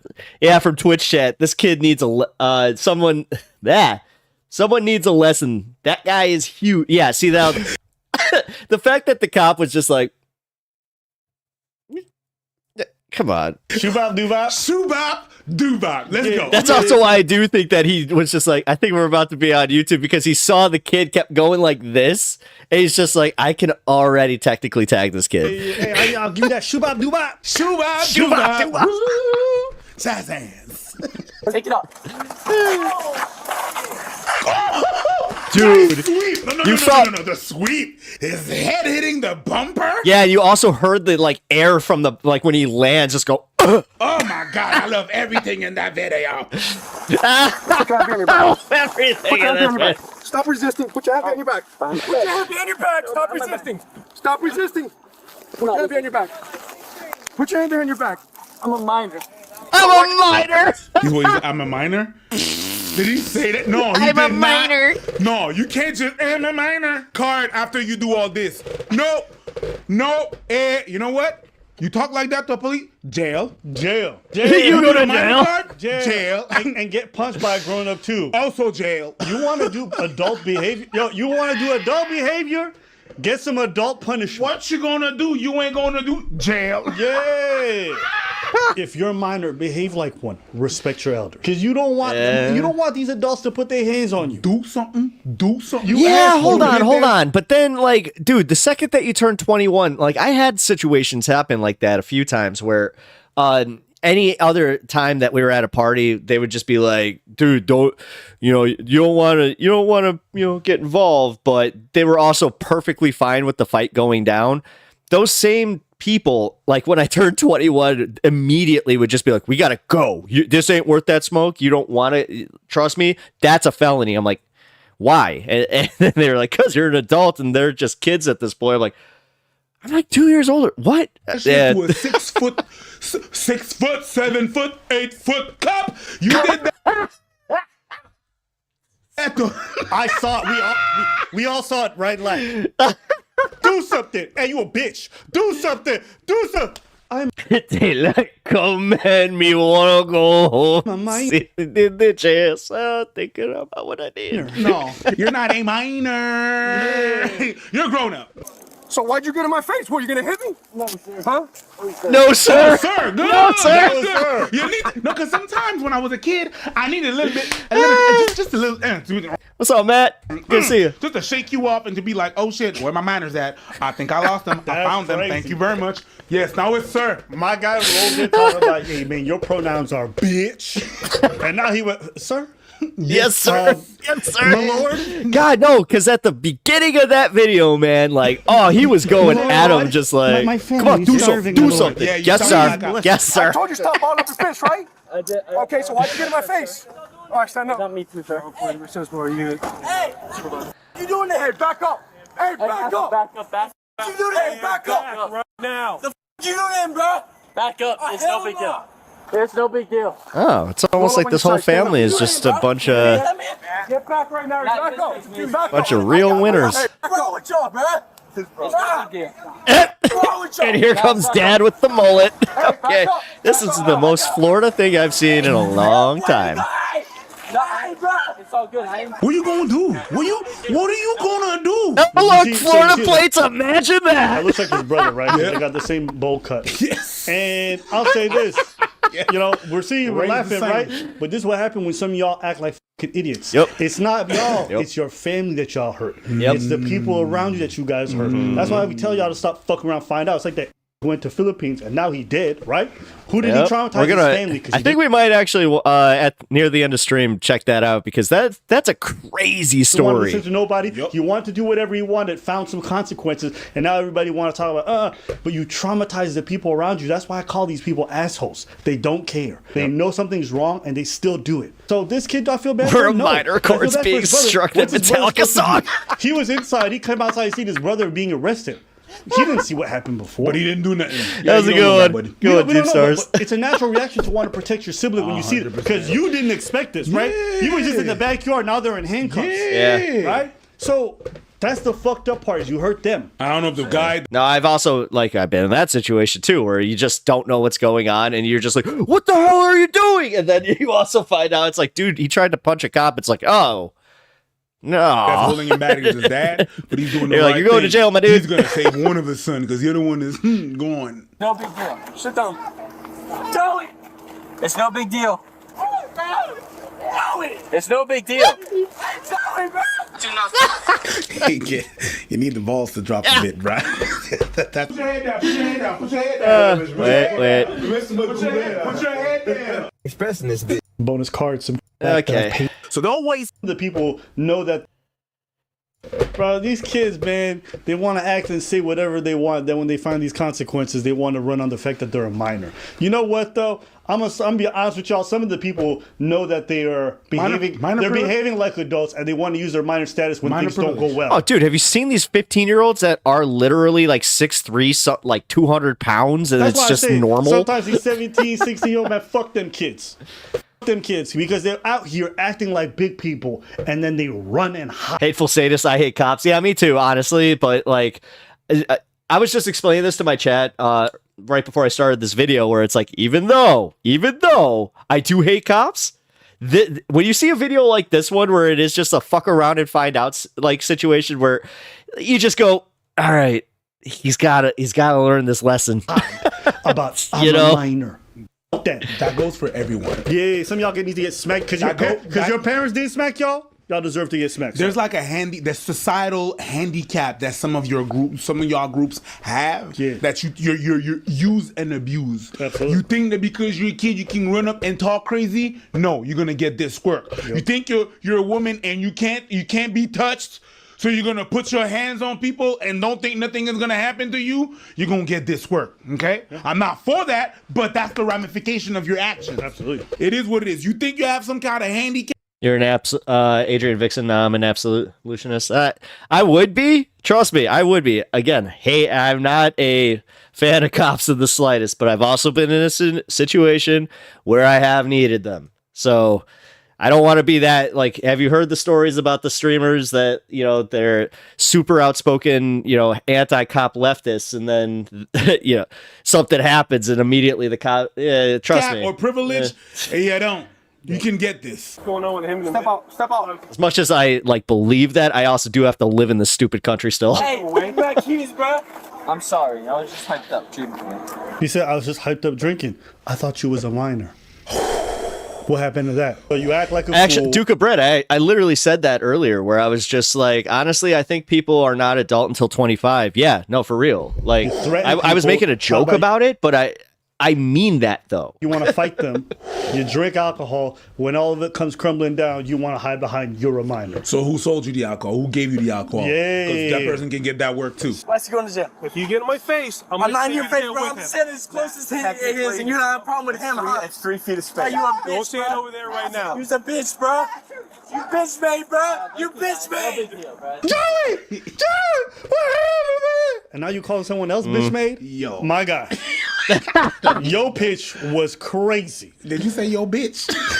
I mean, Your pitch That- was crazy. to And call- now you calling someone else bitch made. That's crazy. My guy, you hit notes I didn't even know was possible. What's up, Maria? It's that time of the year. Yeah, Matt, I'm actually genuinely curious what you would think about that, though. Like, if you don't have, like, police, then what? Like, what is it? Because no matter what, police do end up existing no matter what.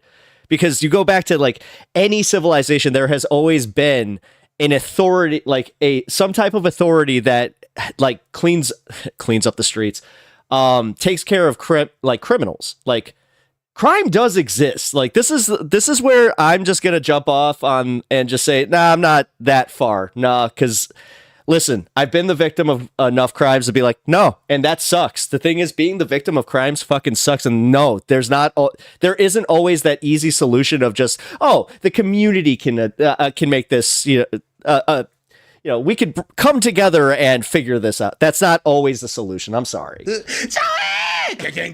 No, this is also where, I hate to say it, the solution is become cops. If we're leftists, then we can help police. But I honestly think that is a ignorant statement, and sometimes that, like, I almost feel like that comes from a place of privilege, where it's just like that just tells me that you don't live in an area that this shit does happen, like, quite frequently.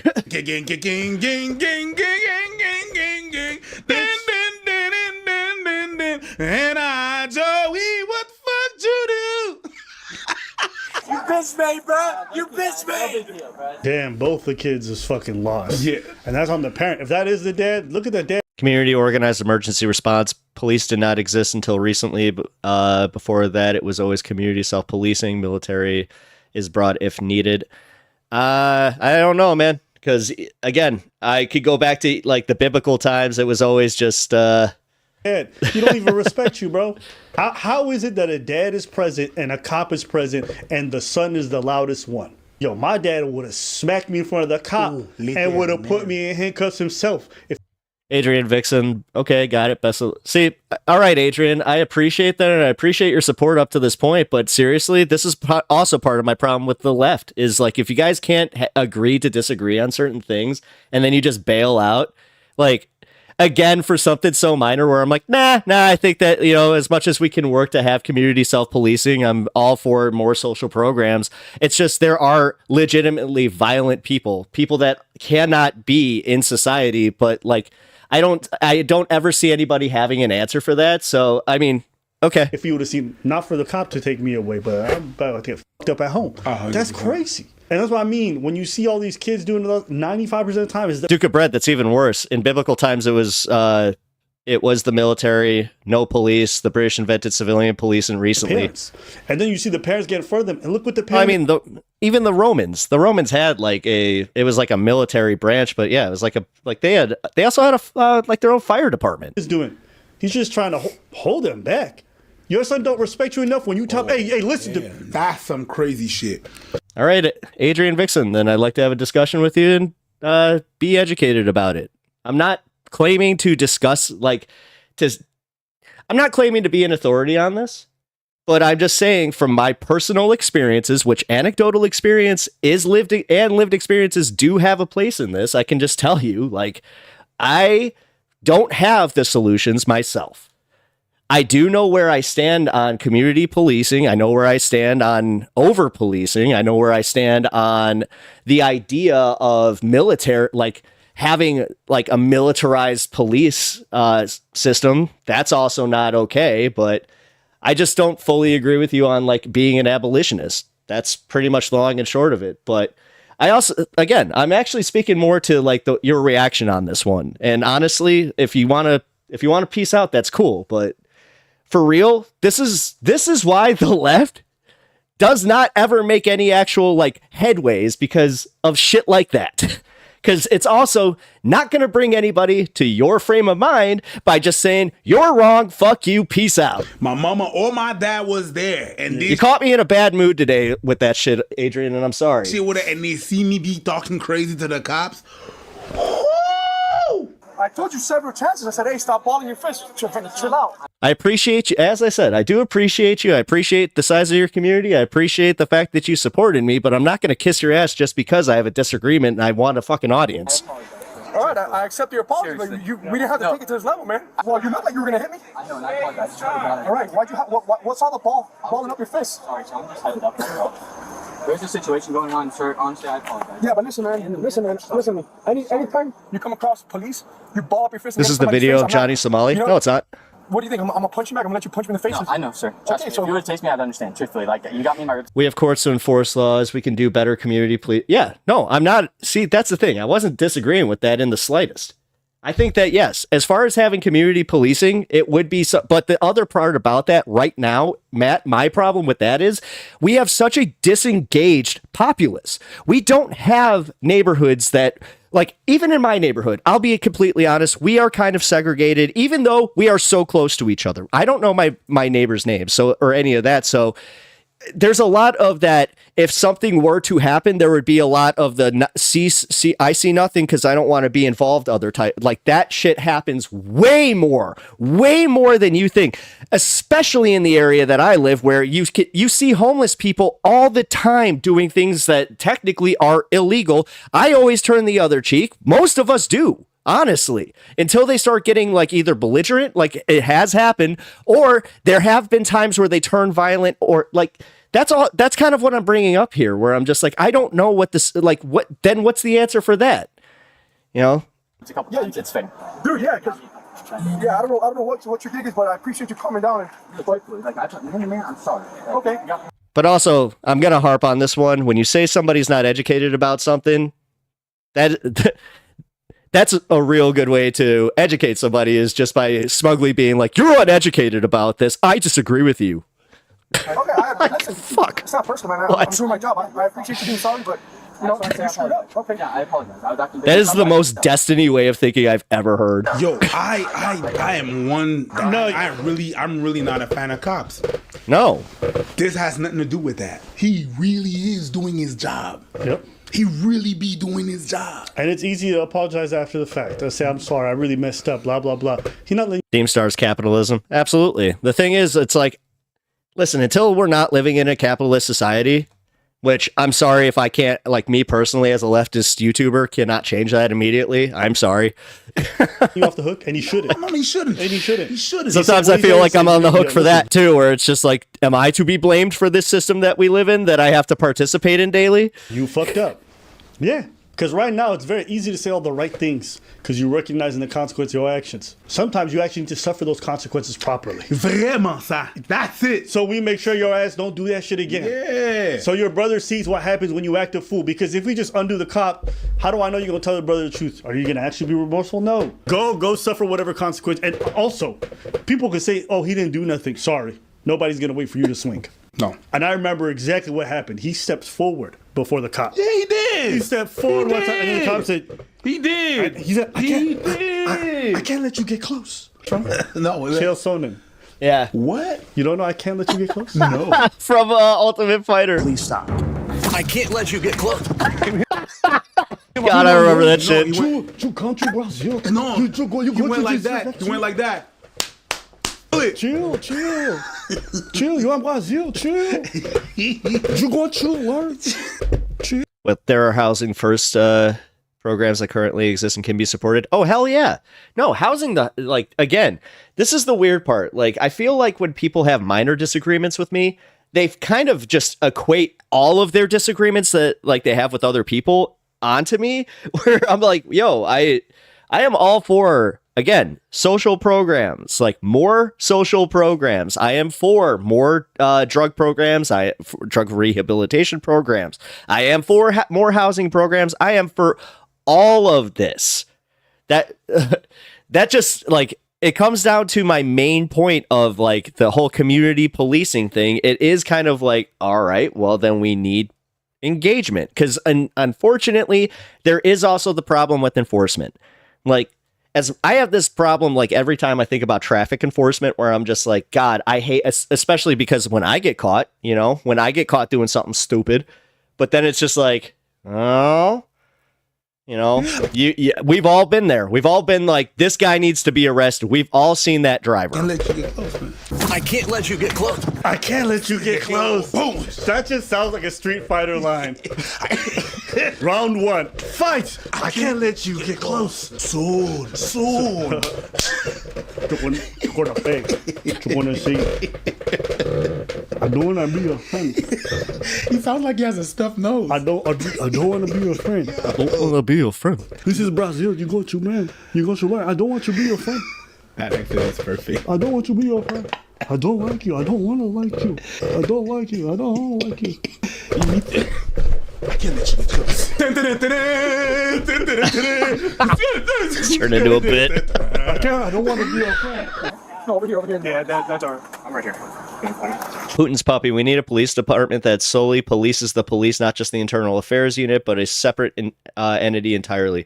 Yeah, no, I agree. I agree. Do whatever needs to be done. Okay. I'm gonna explain to you right. No, I totally agree with that. Oh, that's a brass knuckle. That's in his pockets? That's all. JR, I feel like you probably agree with what's being said. It's just being miscommunicated. Yeah, no, it's also that I'm literally just saying, like, I'm not a true abolitionist. Like, I agree with a lot of those positions, but I'm not a sole abolitionist. And also, she caught me in a real bad mood with that shit. I can't stand. There's nothing more that fucking pisses me off when somebody's just like, oh, you're uneducated about this. Take care. Especially as a YouTuber now, where I'm just like, you know what? Fine, fuck off. Like, that kind of shit, I can't even with it. Like, I really can't.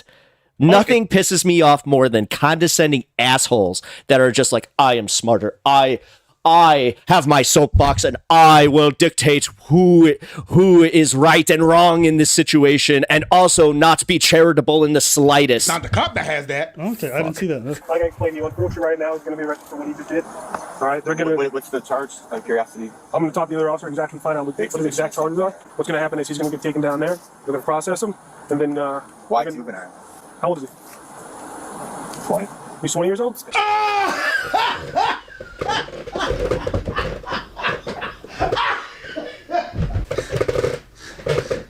So he's 20.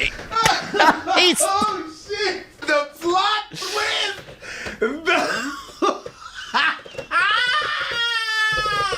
Yo!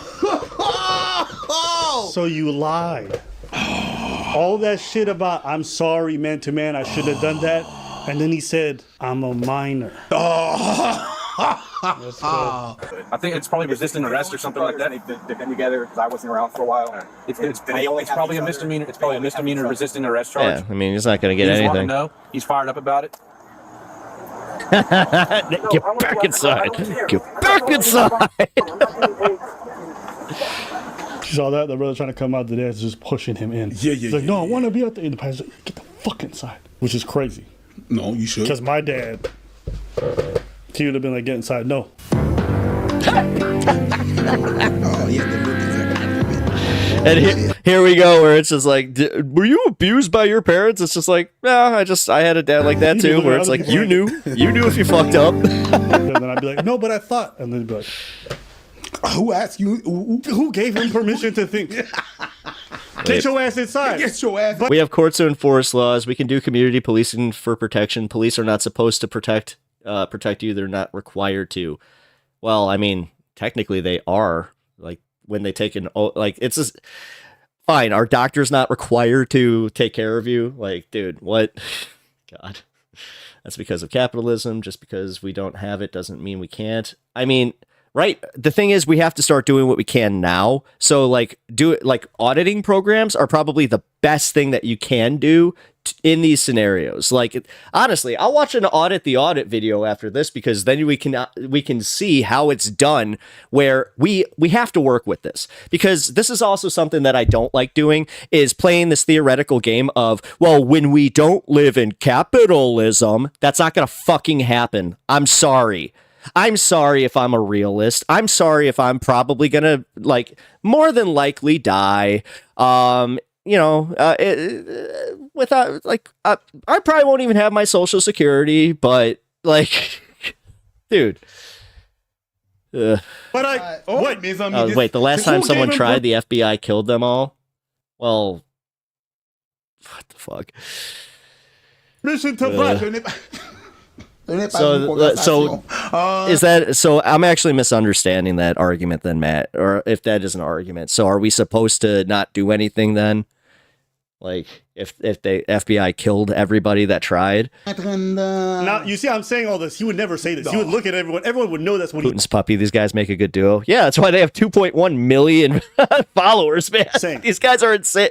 I love these guys. Abba and Preach. If you don't already follow them, they're just like what I consider normie content. That, like, yeah, they just make shit to be funny. Audacity to butt. You dare to butt. You know, it's funny because once you have a parent like that, you become so in tune with things. A simple stare, not even like this, just a glance, like, you know what it means. What's up, Lena? Hi, bootlicker. Say the wrong thing, your dad just look. You're like, oh fuck, man. Oh, ass whooping later. Just from because you said the wrong thing at the table with the rest of the family. It's just funny to me see kids being this disruptive in front of cops. That's just crazy to me. All right, you want to talk to him real quick? I'm going to end up taking him to the hospital, and then he's going to take a ride, okay? I'm not looking now. I just want, can I stand up and at least say goodbye? Like, No, you can't get out of the car, man. You got to stay there. Are you arresting me? Yeah, you're arrested right now. For what? For what? He thought he said the right thing. Yeah. He's getting out of the car. Yeah. This kid's not sorry. He hasn't learned his lesson. This is what I meant when I said. Damn, that's the first time I've heard them actually sound Canadian. Right about the being minor part. Saying sorry. He doesn't think he's going to be arrested. What's up, Hunger Games? If he had humility, he would say, "Listen, I'm sorry," and then what happens happens. But not him. He said, because I apologized, I thought we good, I'm not going to be arrested. That's how he acted. That means his apology wasn't about apologizing. It's to get him out of trouble. He's not actually rectifying his behavior. You're arrested right now. For what? What did I do? Lena, don't know who Mr. Pepper is, but sweet, I'm down for it. That's me. I never touched it. Okay, well, you were about to. That's why it's assault. No, I wasn't about to. See? So all the stuff that he pretended to be accountable for, that he's like, man, y'all could have tased me. I get it. Now, when he has to face consequences, I didn't do nothing. This is what I meant. It's easy to talk all this fluff shit. That's why I said, because I know a lot of people, when he apologized and said all that, let the kid off, man. No. He just went, fuck that kid. And fuck all the people who enable him. Yeah. He's this way because his parents let him be this way, and because a lot of people in society are okay with this shit. Someone just apologized after doing something egregious, and people just accept it. Oh, you know what? We'll just give him a third chance. He doesn't deserve any. He deserves consequences. Because unfortunately, not everybody's the same. Some of y'all learn just with some harsh words. Lena. Other people need to get smacked Oh, Mr. Pepper, I get it now. Pep talks. in their face. Other people need to go to jail. Other people need therapy. But you can't use the same hand with everybody. Dude, I gave you more than I gave That you. okay, actually, that is what he just said there. You can't use the same hand with everybody. That's what my point was more so about the community policing too. Was every once in a while it does require a stronger hand, and I'm not trying to say like like we have this, the militarized system, but at some point it's just going to take somebody bigger than me to handle a certain situation. Just going to say stuff like that too. So much respect, and you know it, man. I gave you respect so much. Really? Like, I had like 2 seconds. How many? You seen when you get older? How many? Yeah, listen, man. How many times did I try to tell you, hey, relax, you stop balling up your His first name is Crisp Refreshing Pepper. tits? Like, maybe once. I'm sure it's on your body. It's all on body. Okay, close the door. Close the door. Yeah. Fuck We're this good. We're kid. good. We're good. We're good. And y'all need to start Shut saying up. this more.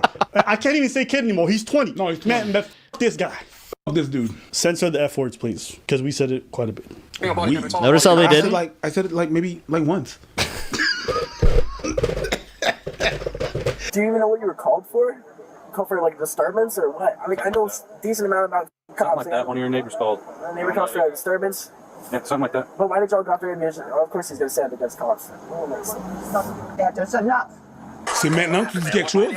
C'est maintenant que tu t'as got gun pour dire quelque chose?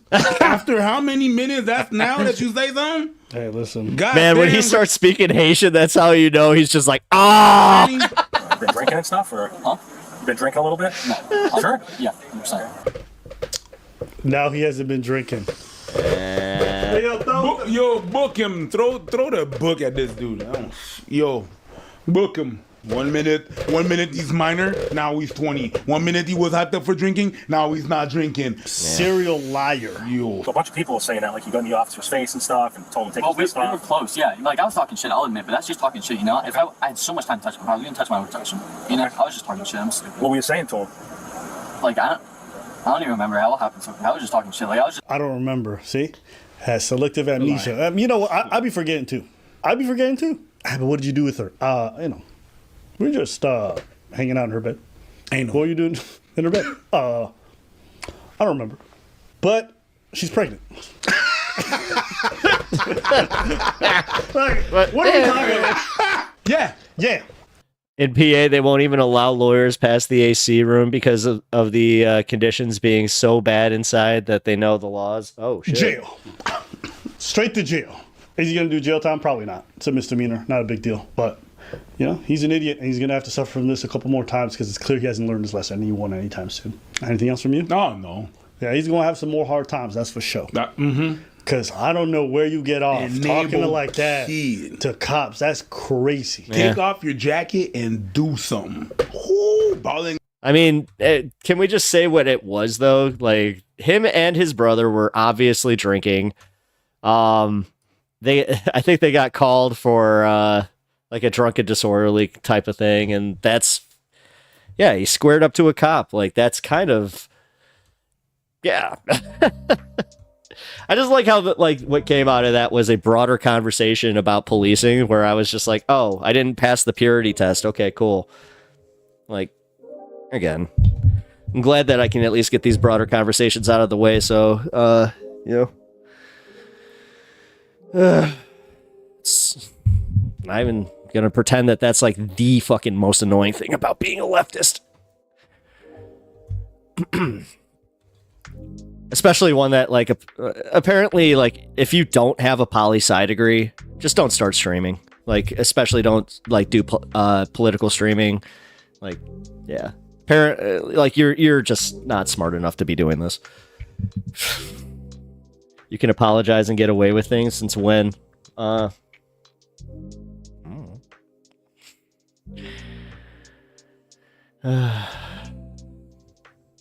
that was fun. All right. I wanted to cover this. So let's do it. While there might be people that need to be separated, we don't need to subject them to these conditions, and I'm confident saying you probably know that. Yeah. I mean, dude, it's also like take your wins on the small, like, this is where I was bringing it around as a broader conversation about the left here, is like, I was saying this back with the Bernie Sanders shit, where it's like, the left can't take small wins. You have to have either everything or you're content getting nothing. Because if you get nothing, then you can sit there and bitch about it. And then you can make it like, and that's where I get really fucking pissed. Like, I told you your journey in leftist politics will be interesting. Yeah. The thing is, I'm like, I'll be completely honest with you. I know exactly who Adrian Vixen is. She was a mod for TYT at some point. She actually has a pretty like large audience on Twitch, and she helped me with my first raid. And I appreciate all of it. I appreciate the support.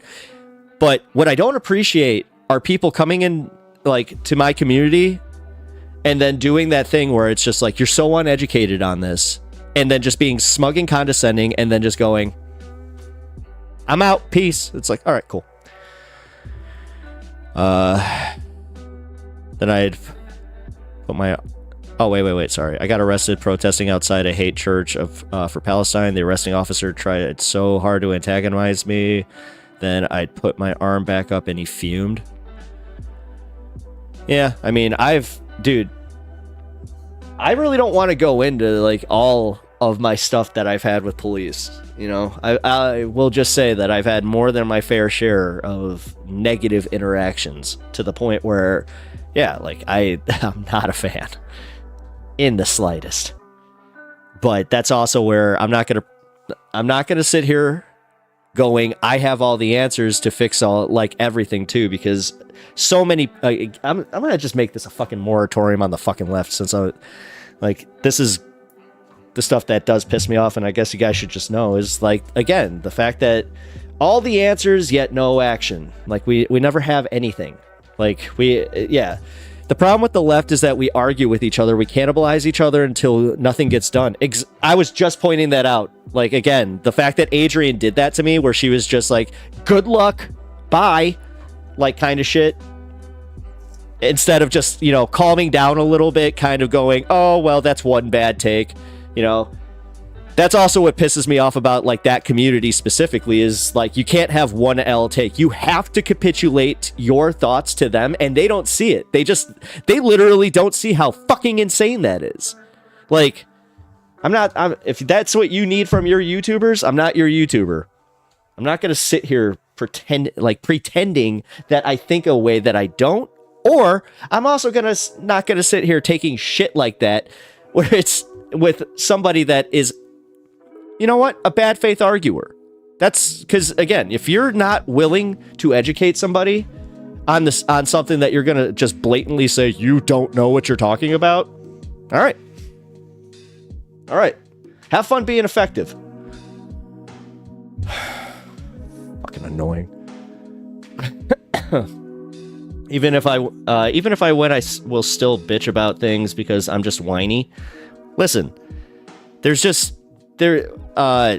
being whiny, but then, Lena, what was the issue?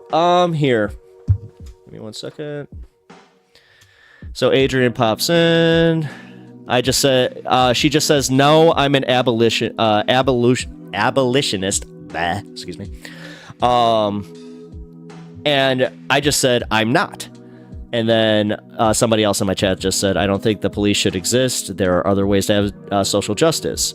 And I just said, I'm like, I don't agree with that, because I've just anecdotally, and also because I live in the area I live, where I'm just like, no, like, having no police would be fucking just insane.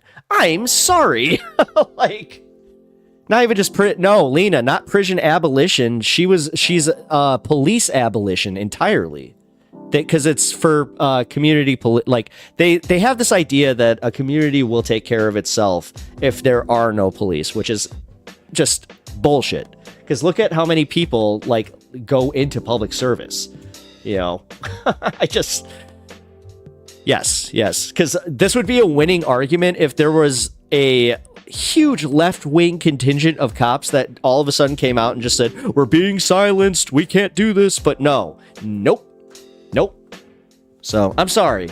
No, it's just easier to fucking sit here, bitch online, and then go, well, the system isn't working the way I want it. Well, the things aren't going the way I want them to. Well, this YouTuber didn't say the thing I want him to. Just guns, guns, guns, guns, guns, guns, guns, guns. Like, whatever. And the thing is, I'm just not in the mood to capitulate to it. You know, I know, like, I'm in my building an audience phase here. Wait, people actually believe the Wild West argument? I don't know what they believe, because she wasn't good faith enough to actually argue her point. She just said that she's an abolitionist. I said I'm not. She said good luck with your streaming, and that was that. So again, support, leftist support, guys. Remember, this is how we build the coalition, especially in the age of Donald Trump. This is how we do it. We argue about really dumb shit that, honestly, we're living in Donald Trump's America, and you're gonna sit here pretending that in your lifetime we're gonna have a fucking socialist utopia? What? And then you're gonna get mad at me for arguing it? What? Dude, get fucking real.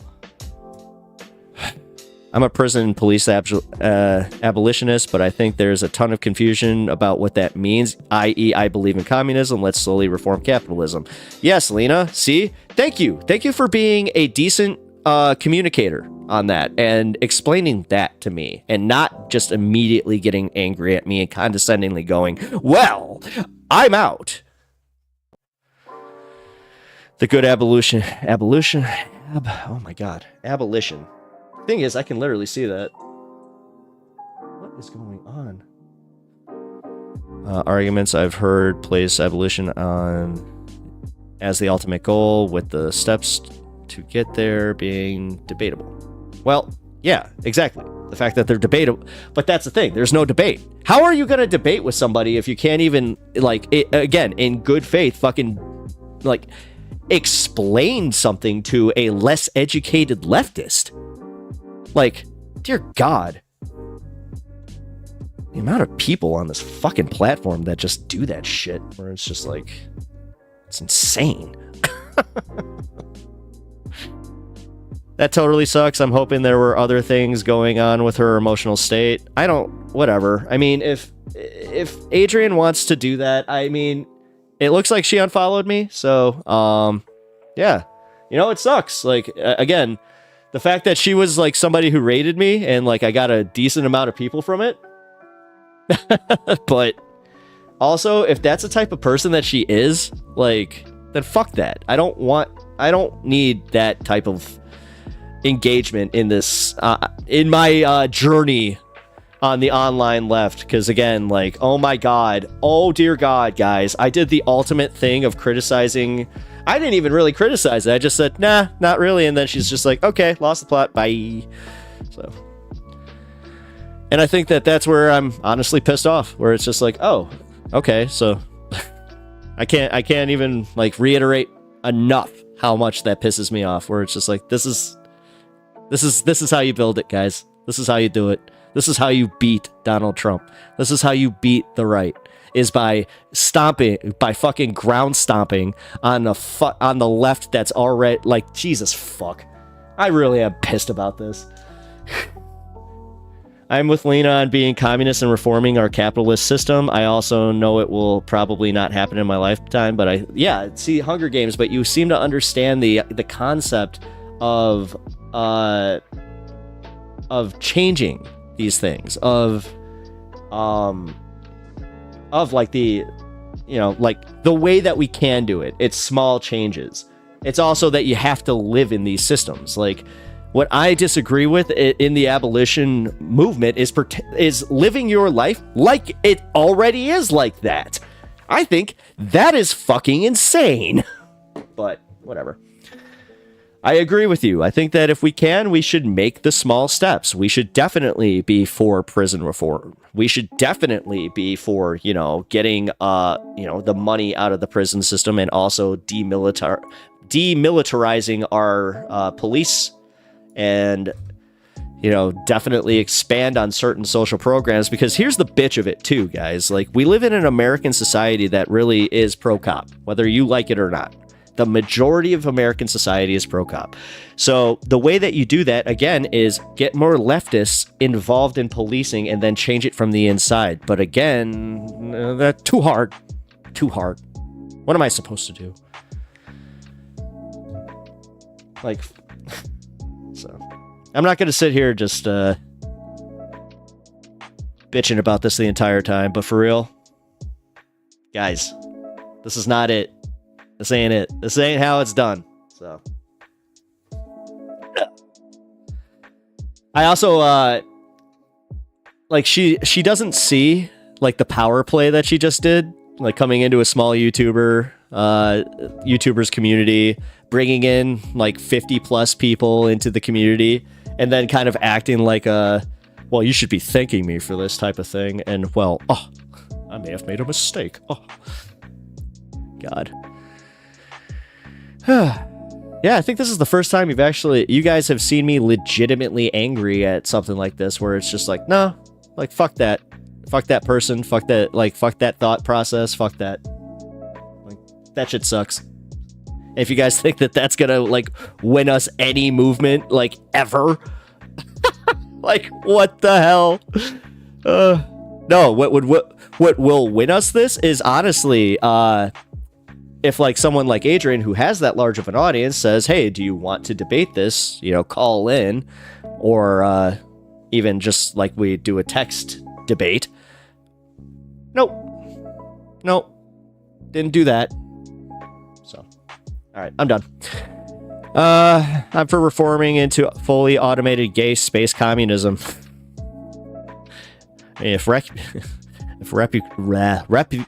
Replicators? I almost called them replicators. Replicators become a thing, then yeah. I forgot my weed pen on at home. I'm on the bus right back home.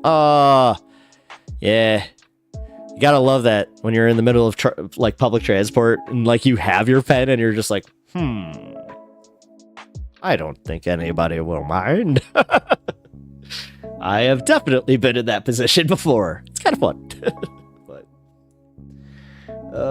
I've never been so happy to make my stances as known as I can, because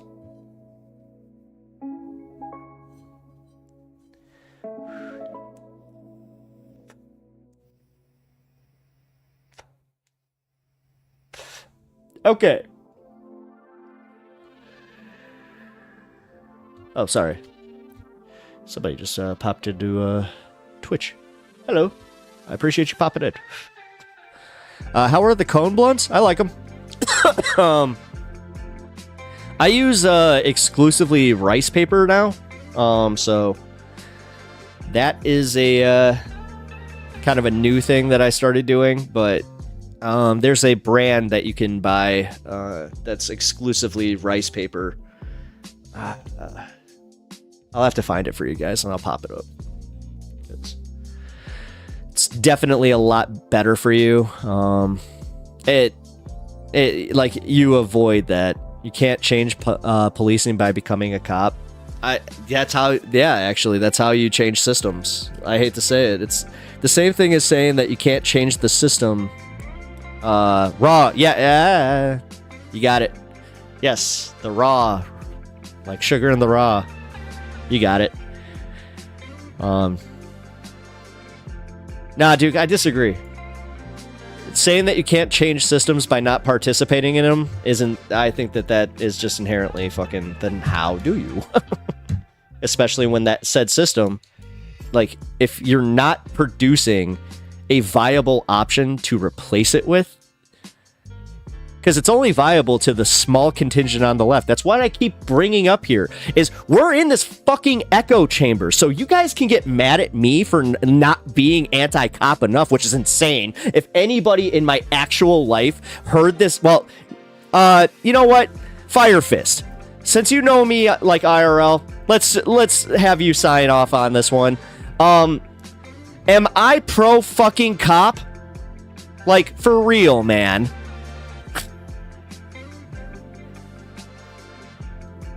We tried to change the subject. Unimoogle has it in chat, by the way. JR Mints. All right, we're changing the subject. We're going to Destiny losing his audience because yes, that is more fun for me to just be like, oh, okay, cool. Again, I'm not that kind of fucking shit lib. I don't think Kabbalah was the hero of the left. Don't. No, but if we're playing that game now where it's just like, well, you know, it might be better under Trump shit, it's just like, okay, like none of the reforms that, no, trust me, no. But the thing that I have seen in my lifetime is somebody like Bernie Sanders come in and do those do the small reforms and make us kind of like get pushed towards the solutions at an at a snail's pace. Yes, it sucks that we're not getting as much done, but especially after they pass Citizens United, we have to just take the small wins that we can get. But here's my point, Lena, is so we don't push for the small reforms, then what? Like, do we just give up? Is giving up winning? Because that's kind of where I'm coming around on this argument, where I'm like, I don't see the path to victory on this. And if you guys can explain it, that'd be great, but it just sucks because it's like nobody talks about working within the current system. Nobody talks about working within, you know, trying to even speak to the normies. God forbid that we even try to do that, you know. Fucking A.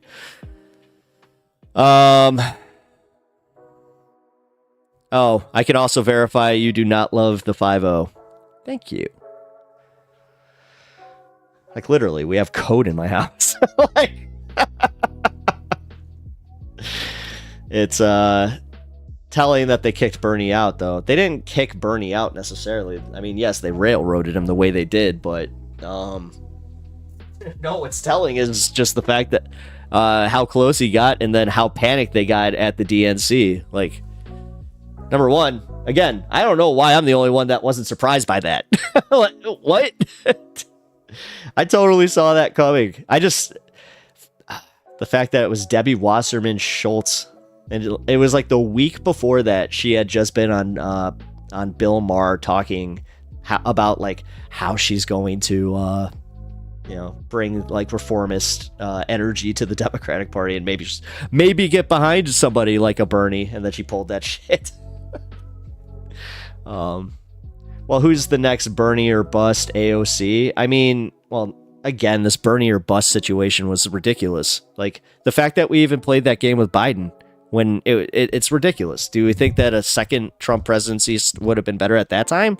Like, again, small victories, man. Like, this is, maybe this is my age showing. I don't know what it is at this fucking point, but honestly, it's the fact that, like, seeing incremental change is where I'm very interested in, like, leaving that behind, because we can gun for the big change, but as Duke was saying in here, you can't change the cops by becoming a cop. Well, I'm like, well, you can't change politics by not becoming a politician.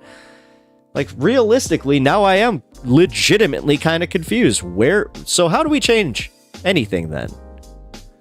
What is the answer? Because it seems like it's like this fairy tale idea of like revolution. And it's, the second that happens, what happened? Like, then boot go squish. I don't know. I've heard stories of cockroaches taking over entire apartment complexes just from laying low in the walls, kind of thing. So, hate to compare us to cockroaches in this one, but when they have a better strategy on how to take over something, maybe, just maybe. But Lena, I actually do see AOC as kind of being the one that they're going to give unilateral support to as far as this next wave, because by that point, hell, she's going to be like 36, 37, I think. She might even be 38 by that point. In our first pass, the post system incremental change is what we have for now. Cops are different than politicians. Not necessarily. No, because also, like, I actually, I disagree with this because I actually have a leftist friend that became a cop, and he is changing the system from the inside. So, if you're gonna just shit on him for actually doing something instead of, you know, like me sitting behind my computer, like, let's be real, dude. We're on YouTube sitting here pretending like we have all the answers to solve the world's problems, and then... But the funniest part is that same friend is not exactly fond of me because of how anti-cop I am and how I haven't changed my language. You know, I haven't changed my stances. So the more you guys get to know me, the more you'll learn that. So as far as, you know, I shouldn't say I won't change my stances, because if you guys bring me some new information that makes me go, oh, like, I'll Rogan that just a little bit, but not the way that he did.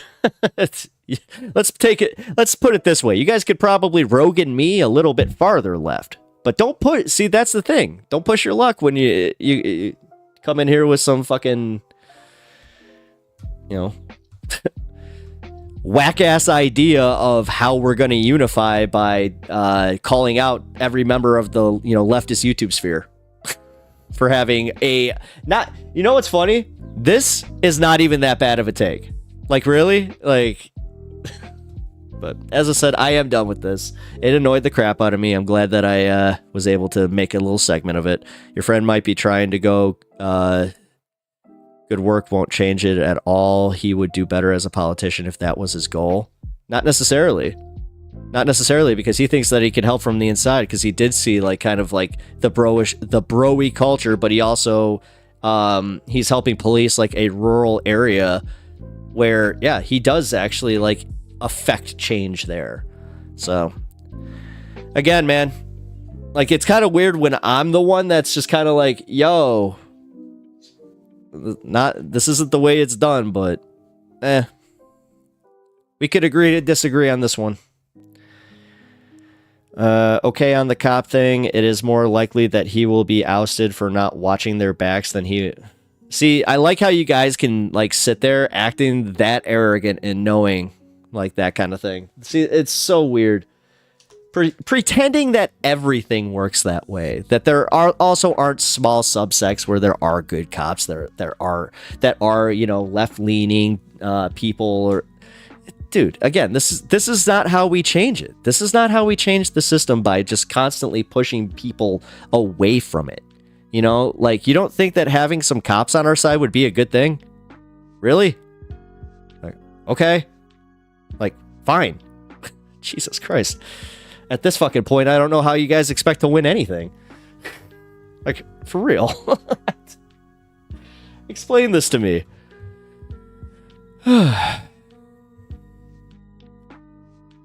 God, I feel like I'm going through my Destiny arc now, because it's like, oh, you guys got me pushing for a contrarian opinion. Uh-oh. Uh-oh. Am I going to be making my Why I Left the Left video next? Uh-oh.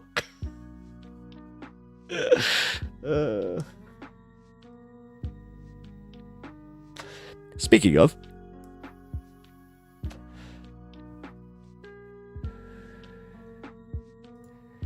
All right, well...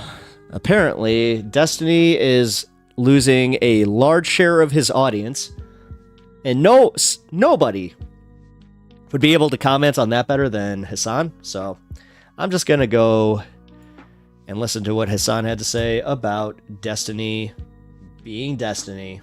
The idea that there's like some guy just like, oh, deny you, blah, blah, blah. Like, it's just not how these jobs work. I wonder what compels someone like Destiny to be so aggressively a status quo defender. I genuinely don't understand it. Hold on. This is what I feel like. I feel like I'm being lumped in like that, where it's like you guys are all borderline accusing me of being a status quo defender, when I'm just kind of like, nah, maybe we just need to fight within the system to actually beat it. He's getting cooked in his own house. This guy, so many people here think that he has good policy ideas. He's making a complete straw man in order to defend the U.S. insurance system. Okay. Let me know. You sit at your computer, and this is what happens. A thing comes in, and it goes, oh, doctor is requesting this. Okay.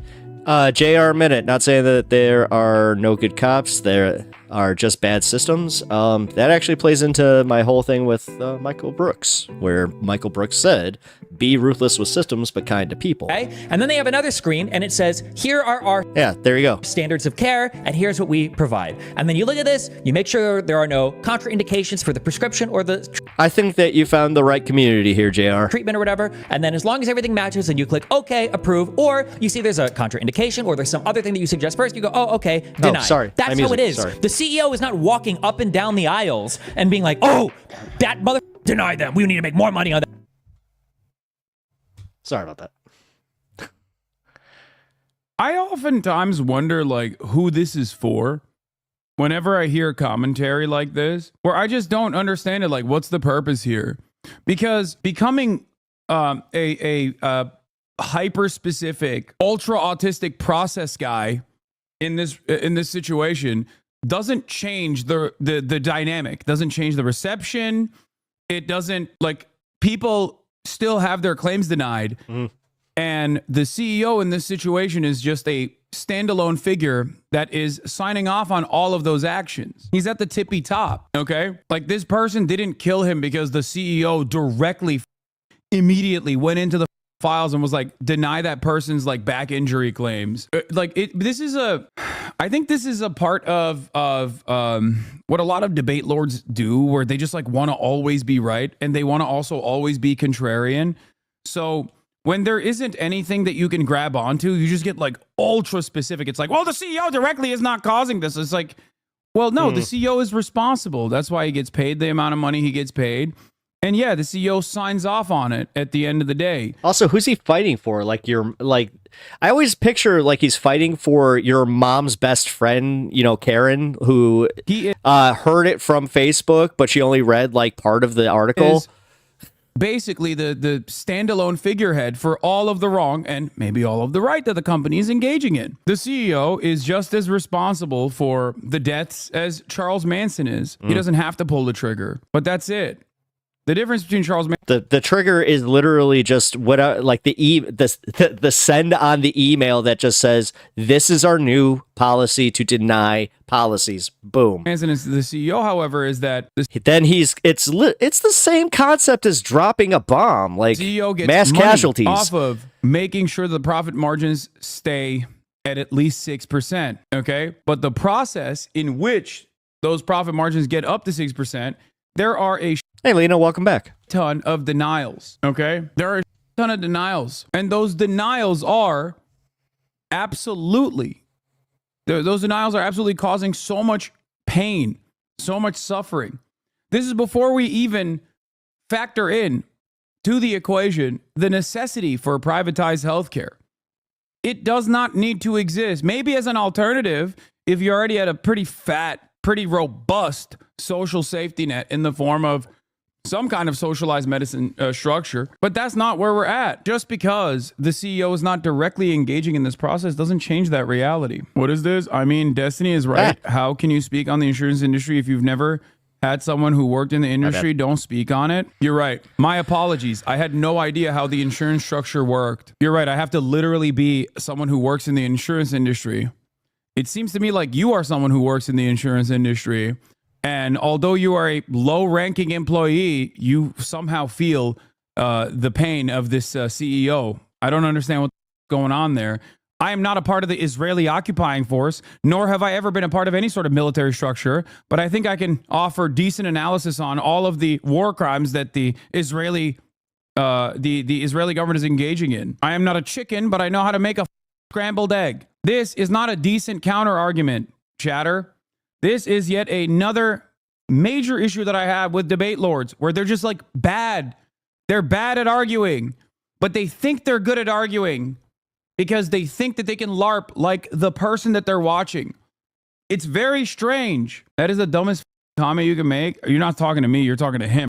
Duke, actually, for that you might either want to go over to Twitch chat or you can type it in Discord because it's a lot faster than YouTube. Right. It is a crazy thing to say that, like, well, you don't work in the insurance industry, so you have no idea how this stuff works. You could turn around and tell me what is wrong about my analysis, but just simply hitting it with this blanket statement might make you feel like you have made an intelligent point of contention, but it's not. It's very stupid. It is directly at odds with what I do as a political commentator. Insurance is just a collateralization of risk. Profit should not be a part of it at all. It kind of seems like what you're telling me is we should socialize it like a singular pool. Also, the irony here is this conversation. Like, the irony here is you think I have never talked to someone who works in the insurance industry when perhaps one of the people that DM me the most frequently is Warren Gunnels. Like, literally nonstop. Warren Gunnels is the Majority Staff Director for Health, Education, Labor, and Pensions Committee Chairman for Senator Bernie Sanders. Warren Gunnels, in his past at least, was an insurance executive.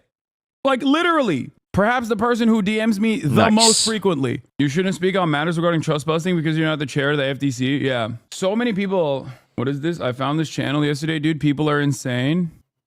Hasan, hey, what? Bro, this has 13 subscribers. Why are you showing me this?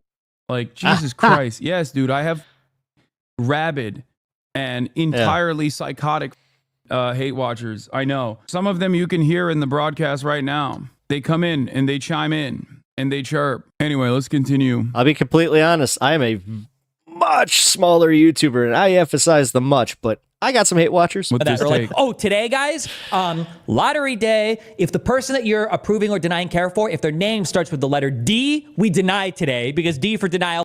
Making more money today. Or, guys, it's December. You want your Christmas bonuses? Highest denial server or highest denial worker gets a bonus for $40,000 on your paycheck. Like, this doesn't happen. The parts of these systems and the employees that work on. Dude, they literally use the AI. They use the AI with a 90% failure rate, specifically to increase the amount of denials that they were engaging in.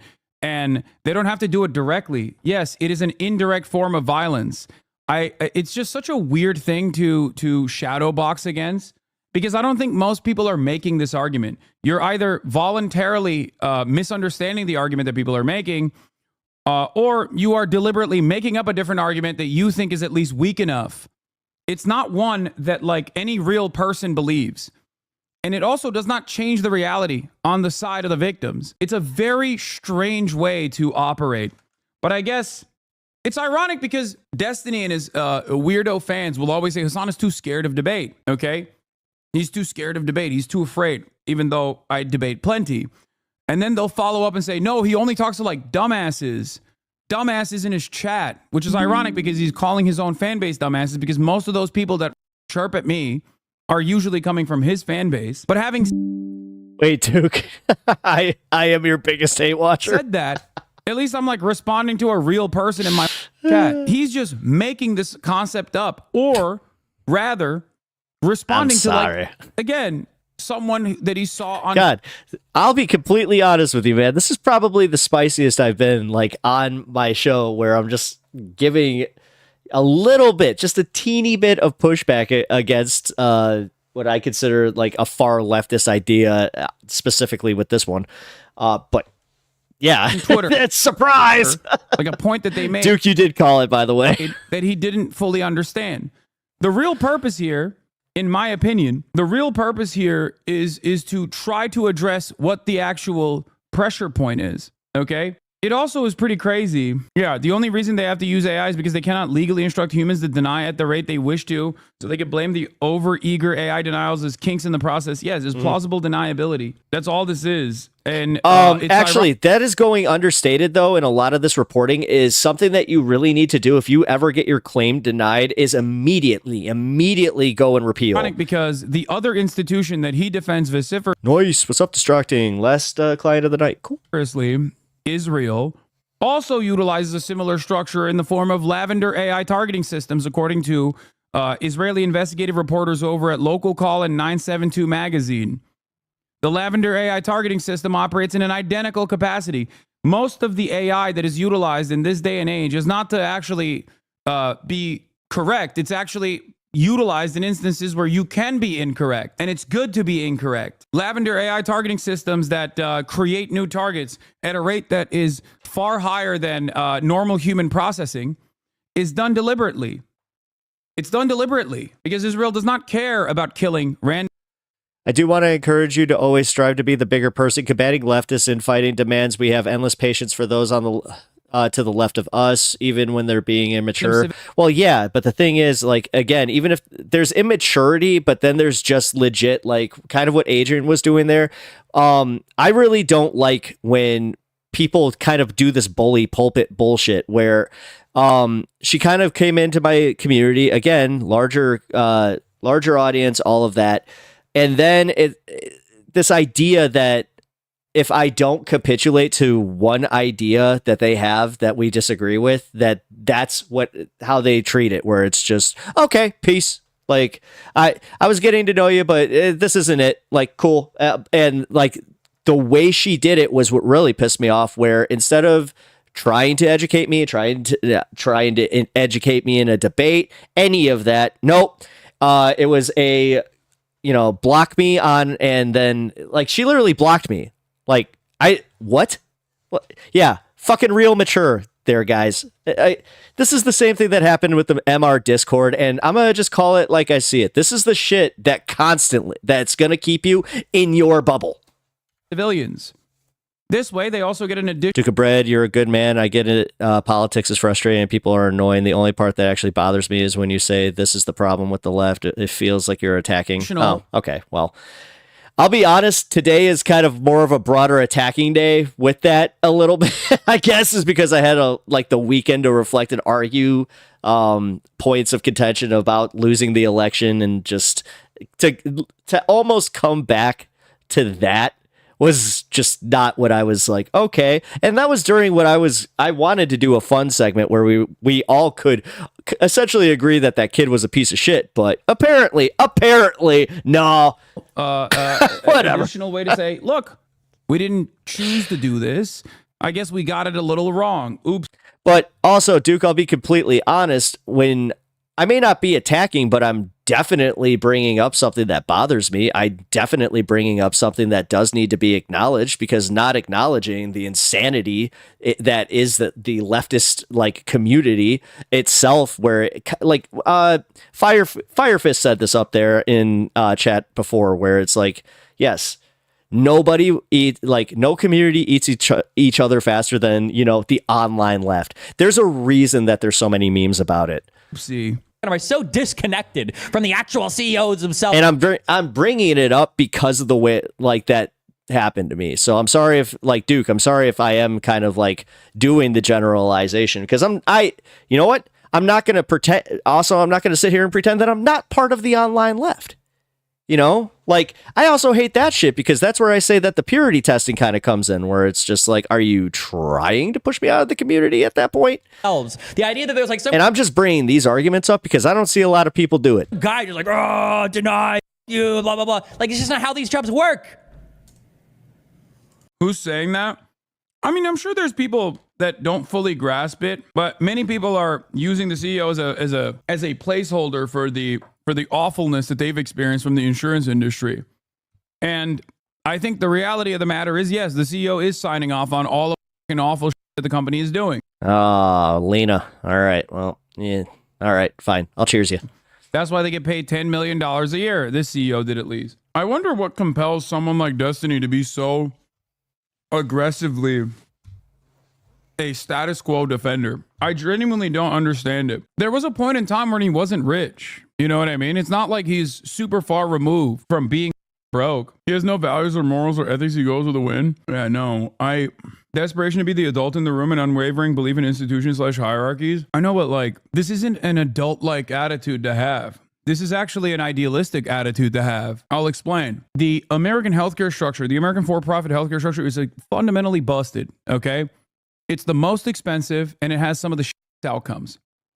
It is not a system that needs to exist at all, but even in comparable countries where there are some, at least gap covering private healthcare providers, they're still heavily regulated. They're far cheaper overall. It's a mediator that does not need to exist, especially in the United States of America. It would be far cheaper to the American public if we had abolished it in its entirety. And if you work in the private healthcare system and you're like, well, Hasan, I'm going to lose my job. First of all, that's not even the case. Unless you are quite literally a CEO, you are most likely not in a replaceable position. You are ironically doing something that the government is still going to have to do, depending on whichever way we change the healthcare structure to be more ethical, or rather, I'll use a term that people care about. Pay nurses more, because nurse retention rates are a thing that are, it's tanking our healthcare system. And another thing that's not talked about enough is malpractice. Efficient. CEOs are replaceable too. Yes, they are. Trust me. I know. I'm just saying that, like, CEOs in that situation would most likely not exist, whereas the paper pushers still would. Someone still needs to process claims. Someone still needs to file paperwork. So your job, regardless of the private or public structure, would most likely still exist, or at least some form of your job would still exist. The CEO's job, on the other hand, would not. As someone who has direct personal connections to someone who's an exec in the industry, he's so objectively wrong, it's insane. Yeah, I know. I don't get it. Like, I don't understand why this is something that he chose to argue on. He's so pressed on defending the insurance system in the U.S. What does he gain out of this from defending it so hard when the majority of people in the U.S. hate the insurance system? He has nothing to gain from defending it at all. I have no clue. My guess is he likes being a contrarian. He also has some pretty terrible takes on Palestine lately. Probably. He and his community just like the debate. If Hasan was making this exact point, you can bet his fans will be on the other side.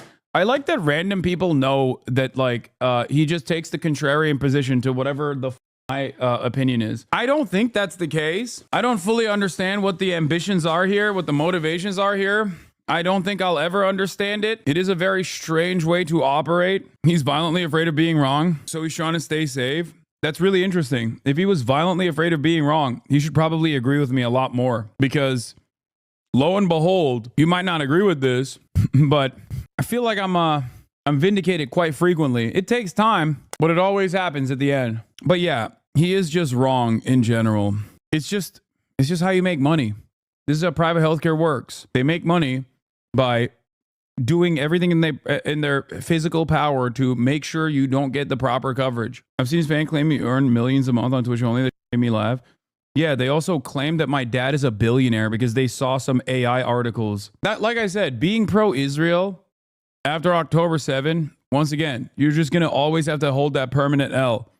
You might, over time, try to restructure your opinion, but you're holding that permanent L. And that's not the only, that's not the only L that Destiny has held. I mean, he's held other things too.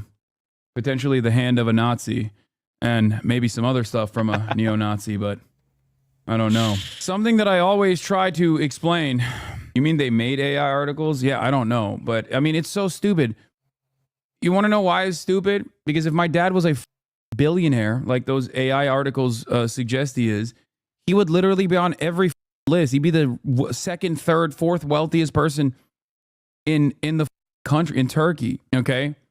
He would be on lists. And it's really interesting that no one even exercises a little bit of critical thinking because they're so invested. Here's the meta-analysis. Here's the meta-conversation, okay? When you get very passionate, and we do this in this stream as well, I urge you sometimes, when something seems so perfect, when something sounds so good, my immediate reaction to it is like, I'm going to exercise caution. Certain things are too good to be true. Socialist with a billionaire father. Sounds like something that might be too good to be true. I am my own person. So regardless of my father's opinions, beliefs, or financial status, that still wouldn't really matter in this conversation, but at least it would matter for the memes. What these people should do is maybe engage in a little bit of critical thinking, but they can't because they're so excited. They're so excited and so invested, right? That they don't realize that this causes many people to lose sight of that muscle that you normally are supposed to exercise, the critical thinking muscle. That's the problem, okay? So these people who are very invested, in like finding the truth, and the best possible way to find the truth is through spirited debate, like they end up shutting off certain parts of their minds that under normal circumstances would cause them to be a little bit more critical with certain narratives that sound too good to be true. That's it. This is something that I talked to with Ta-Nehisi Coates about yesterday. With regards, I have the to watch topic that was interview. in regards to Israel, but like, there's only so much that you can be wrong on until you just are wrong all the time. Wait, hold on. I missed a comment here. Where'd it go? It just went back. Okay. Capitalism is the embodiment of selfishness. How can I get more out of others instead of how can I give more than I receive? Well, yeah. Yes. I mean, I know this is kind of lame to say it, but it's like the 80s greed is good thing. Like, dude, I am getting major vibes, like returning to that mentality. Cause, I was also talking to somebody about how Gen Z is like the get the bag generation, where the average Gen Zer now thinks that you have to make like $500,000 a year to even be able to survive, not just, thrive, but survive. I was like, wait a minute, what? So that kind of tells you like where they're going with this. And you are no longer interested in the truth whatsoever, and you find yourself seeking out conspiracies further and further. Okay? And you become like a QAnon supporter, basically. Or after the fourth time, you're like, okay, instead of spiraling out of control and seeping further and further into madness, I should exercise a little bit of caution and really reconsider some of my first principles, some of my immediate lapses of judgment. That is the problem. And I think a lot of the debate space in general is so hyper focused on being right and or at least like appearing right and defeating and humiliating your interlocutors in the marketplace of ideas. You just have no interest in finding out the truth at all. And slowly but surely, teaching. I know I keep reiterating that, but man, teaching is a big one where instead of like having these, like, I must body this person with my knowledge.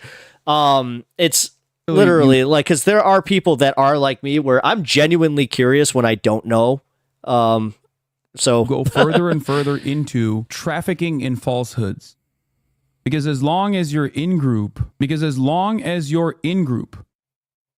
is repeating those falsehoods, then it might as well be correct. After all, everyone around me thinks it's correct. Kind of how very postmodern of you, kind of like how you said you would end up eventually right in the end. I thought facts didn't matter as much as stories. Yes, I'm talking about the dangers of this. Do you just hear me say, unfortunately, narrative trumps the truth? Unfortunately, narrative is more important than the facts. And you think, oh, he believes this? Instead of hearing the things that come after that, which is, this is me telling you to exercise caution. Sometimes I think, Lena, that's actually good news. People are too stupid to have a conversation with. This person, I believe, is one of those people. People go into, it's really, really interesting that people go into the debate space because they want to repeat what they think are intellectually sound arguments. Everyone wants to be smart. People in this community do it. I do it as well. Okay. Oh, yeah. Everyone wants to be smart.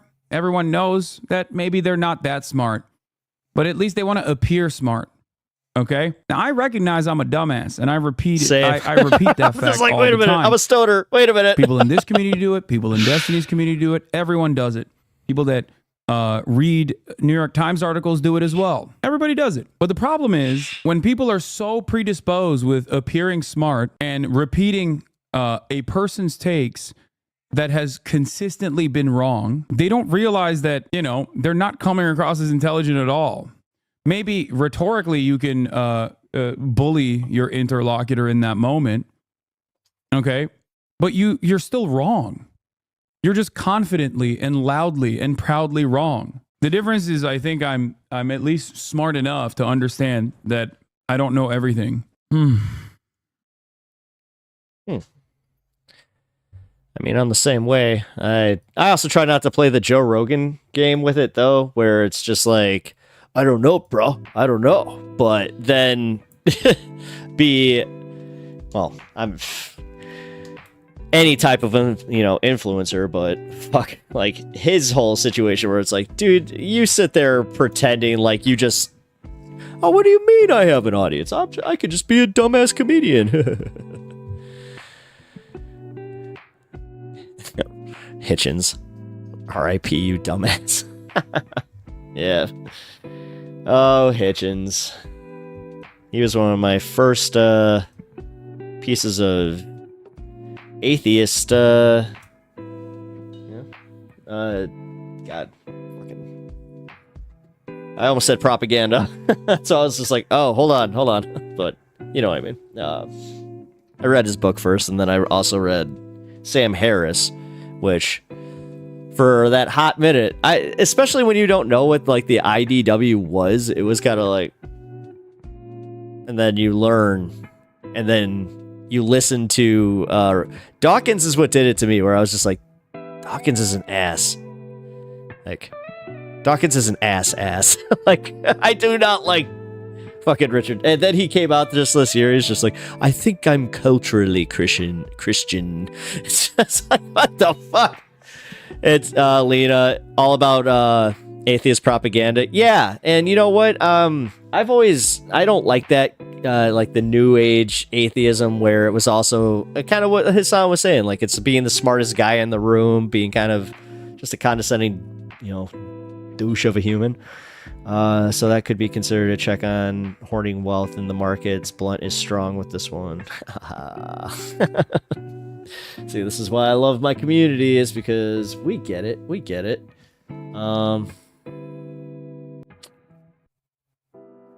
All right, so still reeling just a wee bit about the idea that it's like, yeah, okay, this is how we grow our movement. But yeah, new atheism is imperialism. Well, now they're doing this weird thing where it's like, because now, what am I talking about? Yeah. They were the whitewashing of anarchist theory. That's totally what it was. And they also appropriated like the way that America was reacting with the anti-Islam and Islamophobia stuff. They played into that a lot. Dawkins and not Hitchens. Hitchens was actually pretty fair with that. I have to be fair. But yeah, Dawkins and Sam Harris were like the worst with that. You gotta go potty, buddy? Uh-oh, I think I gotta let him out. Lena for the Emperor. Did you spell Emperor? Is that what you meant? Or hold on, I gotta go let the boy up. Give me 1 second. We're gonna go into the Ethan Klein thing here because, yeah. Did you know that there was a little piece done where it was Ethan Klein and the rise of liberal Islamophobia? Yeah, Hasan reacted to that, and I just so happened to catch that. It was pretty much, I think, the same episode. 501st Finest here. Wait, are you part of the 501st?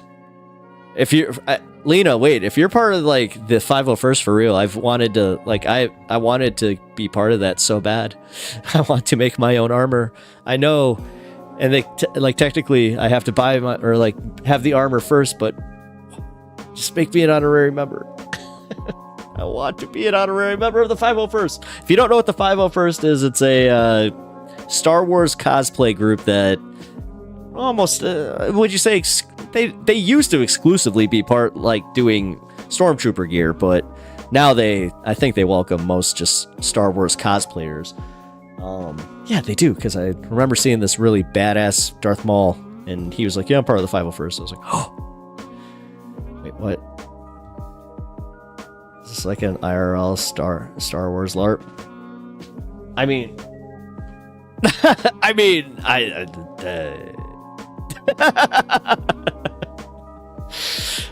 like, oh, damn.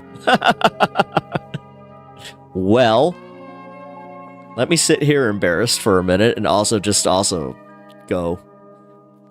But if anybody's part of the 501st, hey. Also, yeah, check them out. They actually have they have a really, really cool homepage. They show up to like almost every con. They actually do really like a lot of good work. They do a bunch of charity work too. Like, they're very, very cool people. And I know that the guy who started it, he was like a really cool guy. There's actually a lot of alternatives to police. They want a combination of programs. Emergency response is important. And of course, everyone wants that. Yeah, but see, this is my problem with these arguments always, Duke, is like, it's always a lot of like, just, God, what's the word I'm looking for? Like, we can theorize about it all day, but in practice, I'm not sure. But like, I think that that's also part of it too, is, I don't know, man. Like, living in a city does kind of do something where it's like, you just see enough people where your immediate response is that person should not be walking around. So I don't know what to say. Because also I do feel like this is kind of ignoring like actual like problems. Like, you do know why, I don't know. Like, because this is also, you know, I don't like doing this one specifically because, like, I don't agree with Anna on her takes of the homeless, because a lot of people almost go right from, well, we got to solve crime, to ironically going, well, then we have to solve homelessness first, because they're like, well, that's where the crime's coming from. It's like, well, I thought it was the immigrants. Because I'm not one of those people. I don't think there's like this huge crime wave or anything like that, like, at all. I'm just acknowledging that maybe, just maybe, my neighbor who's the gun nut shouldn't be the militia of my town. just saying. Because also, I don't think he would be one for the leftist cause if I had to go out on a limb. Okay, so yeah, I don't know. I always feel like this is the weird part about like just acknowledging that we have to like talk to other people and work within other systems that, or other people's ideas of systems. Because unfortunately, it's like, yeah, ours are great, especially when we all agree on it. We're just like, yeah, because we do see like, I don't know. Do you know how awesome it would be to have like, going back to Star Wars, like a Rebel Alliance type of win against, you know, the emperor that is capitalism? Oh man, that'd be crazy. I'd be singing, was it Uktra or whatever? The Ewok song. Lena, oh no, I gave up on trying to reach normies. Then who are you trying to reach? How do you grow like into a actual movement though? Like, again, Lena and Duke, this is why I kept pushing on, like, we almost had a class consciousness moment, and that's why I was trying to push on it. But here we are. I'm arguing, doing leftist infighting on Twitch, losing support, not put, like, because now Adrian's not going to push me over what I would call an arbitrary argument that wouldn't, what needle would that have moved if I changed my opinion on that in the slightest? Like, no. But here we are now, eating our own, proving the point. Like, doing the exact thing that most people criticize us for. Like, can we not? But whatever.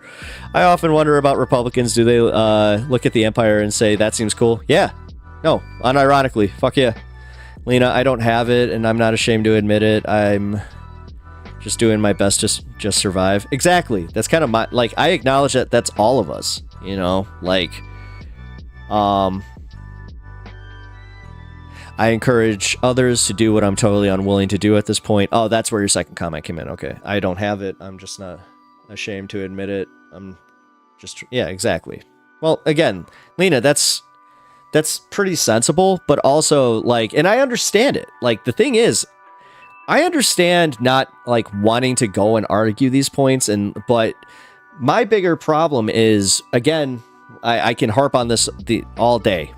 about the situation that's happened today, but I feel like it's this is an eating your own kind of situation. I think we need to kind of change with how we're engaging, so with each other, and how we can grow the movement. Because again, man, if we think it's bad now, just remember this is the lull period before Trump is even in office. Like, we'll have actual shit to bitch about then. Yeah, well, okay, no, that was condescending, sorry. This is actual shit.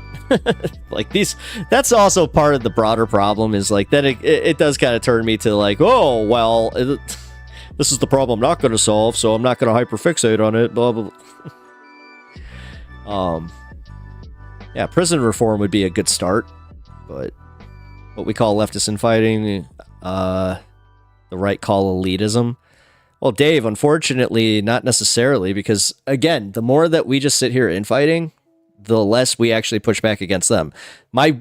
Before I stunlocked, my broader point was we almost had the class consciousness. We could still have it, but no, because now the right is back to fighting against their stuff. Now the right, you got Trumpers and the anti-Trumpers fighting each other over who, well, maybe we'll go to the Democratic Party, and then you got the Democratic Party going, well, maybe we'll totally embrace them because at least they're not the far left.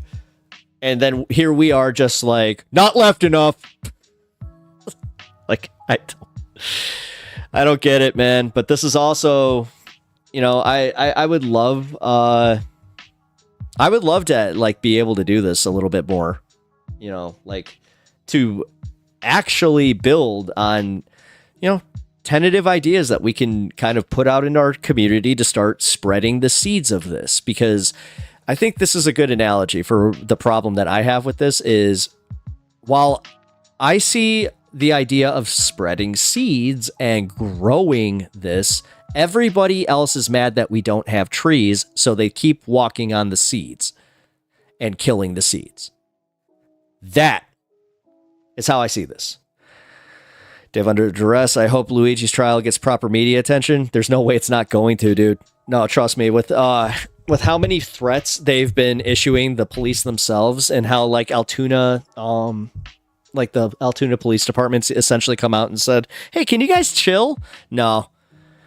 You must ask yourself, at what point is your own reaction also shutting down conversation? Well, I'm not shutting down conversation though. Like, Duke, how am I shutting down conversation with you? Have I told you once that I don't, like, I will not talk about this because I do not agree with it anymore? No.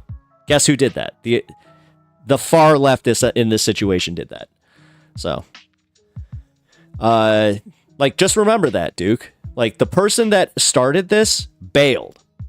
So how am I the one that's not willing to engage? How am I the one that's shutting down this conversation just by saying, like, yeah.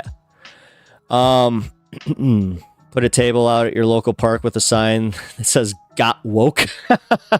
I'll sit there smugly with my legs crossed, with my cup of tea, just going, "Prove me wrong."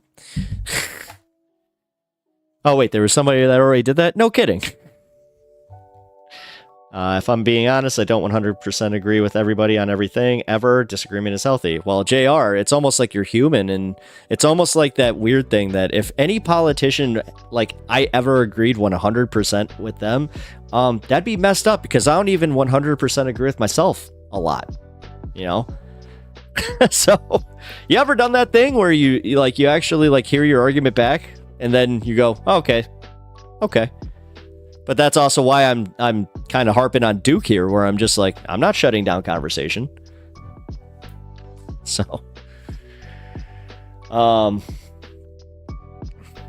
I'll hold that the only person shutting down conversation is the one that's trying to withhold a community from me and saying, good luck, Godspeed. You know, she literally condescendingly said, like, good luck in this space type of thing, which, okay, yeah, I know what you were doing there, and honestly, that's kind of also part of, like, that's why I reacted that way.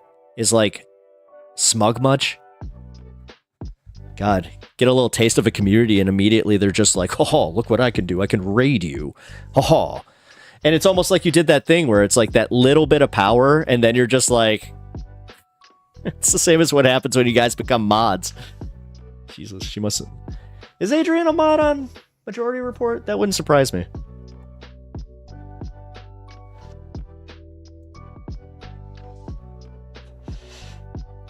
I came up with a new conspiracy theory that before the agricultural revolution, we all had abs. Why? Because we all had to, like, run? I mean, what is that? It's like caveman theory. I mean, that's the reason that you get these dipshits that fucking go on the caveman diet. So, sit there and talk to people as politely and earnestly as possible whilst being as honest and unwavering as possible. I try, Lena. I mean, that's also part of the problem I have, like, being a YouTube commentator, is I've already sat there, like, here's the problem that I'm running into now a lot, where even with my curiosity and when I'm admitting that I don't know something, then that makes me somebody that you shouldn't even listen to. So, like, then I'll just see, like, the view dip, or, like, I'll see, like, in her case, where she just not only dipped, but she also fucking blocked, which, real mature. Real fucking mature. Because, yeah, I did anything but have legitimately a contrary opinion about police reform. Fuck.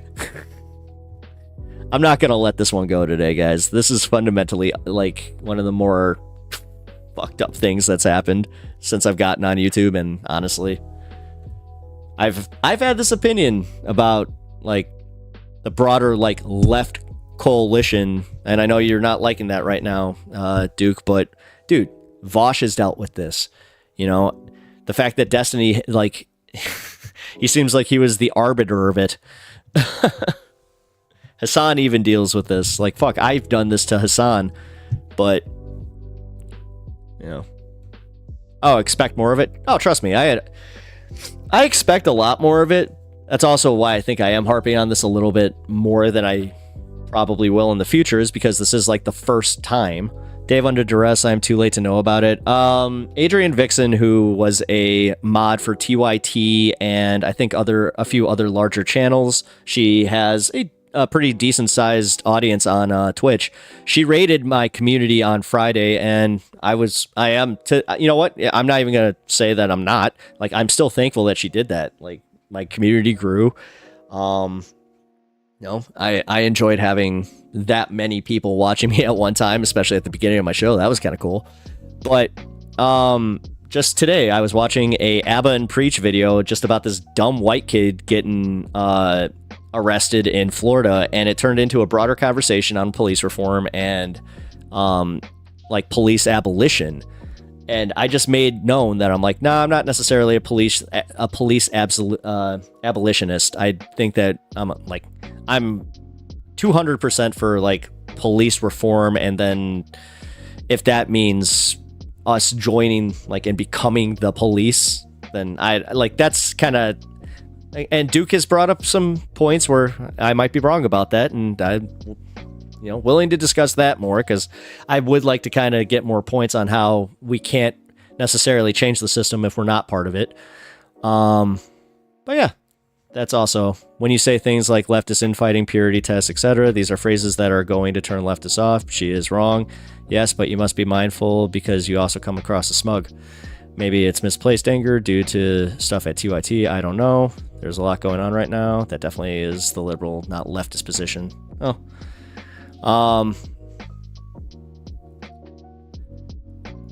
Well, as I said, like,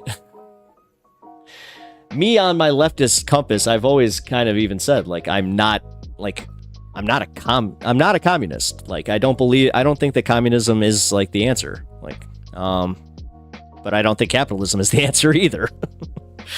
Like, especially now. Like, I think that if I had to classify myself as anything, like, if I'm putting my hard stances down, it is, like, the most unrealistic form is I'm a pacifist and I'm a utopianist. I would love the utopian society of Star Trek to make everybody's life better. So, that's kind of where I'm at with that. But I also realize, like, that's not exactly, you know. Lena, we do got to make a commie out of you. I mean, the thing is, if anybody was going to lean that way, it probably would be me. But do you understand, like, okay, maybe I'm coming across as smug, but do you understand why I am even saying this stuff? Why am I not a commie? Just because maybe it's that Red Scare propaganda that was, part of my Christian upbringing, which was a big part of it. I also I don't see it as being realistic in our current system that we have. Like, also, I'm gonna take the right wing angle on this one that I did learn, where it was just like they tried communism and it didn't work.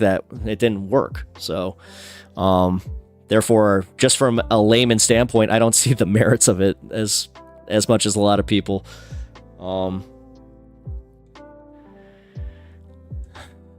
I mean, I agree with Karl Marx for like the most part on like 99% of the shit that he talks about, but I don't know. Leninist communism was always something that I was kind of like, I don't know.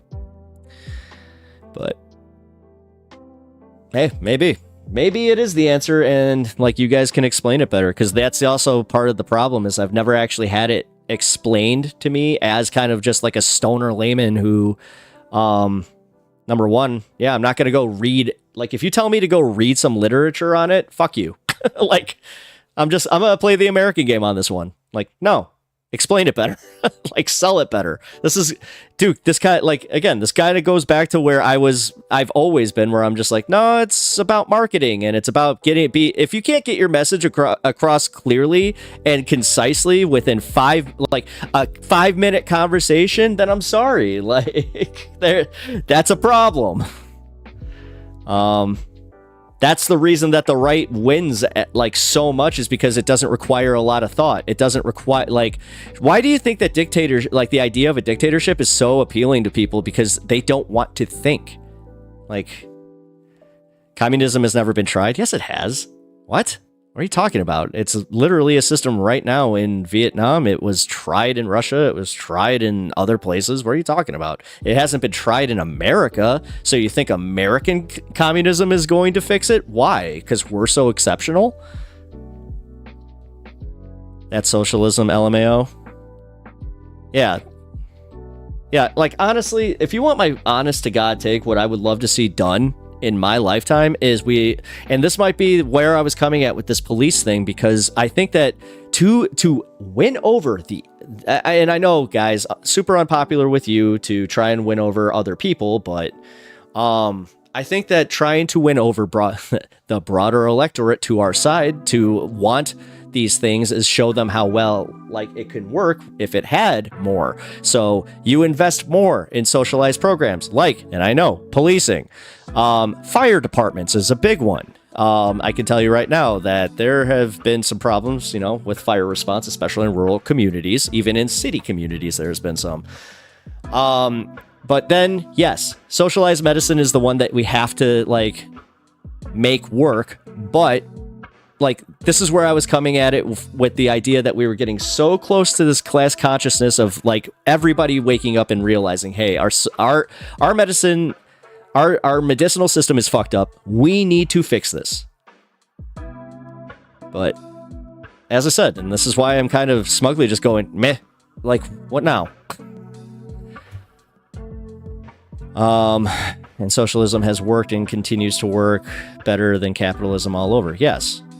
Cuba has the best doctors in the world. Free medical schools, not unpopular with me to win over people when you say those things. That is what I'm saying. Leftists will take offense and see you as bad faith. How am I bad faith when I'm just literally... See, that's... my problem is, Duke, like, I appreciate it, man. I really appreciate you looking out for me. Like, I do. I'm not even trying to, like, say that I don't appreciate you looking out for my greater good, especially in this space. The problem is, I'm not going to compromise who I am and, like, some of the things that I believe, necessarily just to placate to the left. And if that means, like, and I understand your point, your broader point about using the terms and, like, kind of playing into the propaganda game, which you're right about that. You know what? You're right. I could tone that down. And honestly, I can just also admit where it's like, yeah, it's because I watch a lot of this shit, man. Like, this is where the being online a little bit too much, and I have noticed it just from doing this, because this is where I spend most of my online time is with you guys. So, yeah, it happens. We had free school and childcare in the U.S. without the racism. Well, again, like, I mean, I just found out that the public school system isn't as free as I thought it was. See, I did not attend the public school system, so I didn't know how it worked. Somebody was just like, yeah, I just like paid $4,000 for my kid to go to school. I'm like, why? Like, I thought it was free. But no. Like, Duke, I think that you're right about that. So I'll work on that. I'll give you that. But my broader point still stands. I'm not like, this is also why I'm kind of harping on the situation with Adrian, because I feel like she tried to big dick me in a way, and that's not cool. Especially like, dude, I'm like the smaller of smaller YouTubers. Yes, I have momentum, but like, dude, I'm growing my communities. So to kind of play that game where it's just like, good luck to you. Yeah, with that opinion. Like, all right. Also, it's like the gatekeeping shit, because it's also like getting banned from the fucking Majority Report Discord was kind of like that too, where it's just like, okay, well, if this is how it is, it's how it is. So, oh shit, Duke, you sent me something. Alternative policing programs. These programs use specialized responses to emergencies such as mental health professionals, social workers, and crisis intervention teams. Yes, but even like, dude, I'm telling you, as somebody who has been in a situation that required police presence, even in that situation with, like, I'm telling you right now, man, this idea that social workers can fucking solve all of our problems is not true. I'm sorry. As somebody who has had a severely mentally ill mother who has, gone through some situations where, yeah, I'm sorry. No. I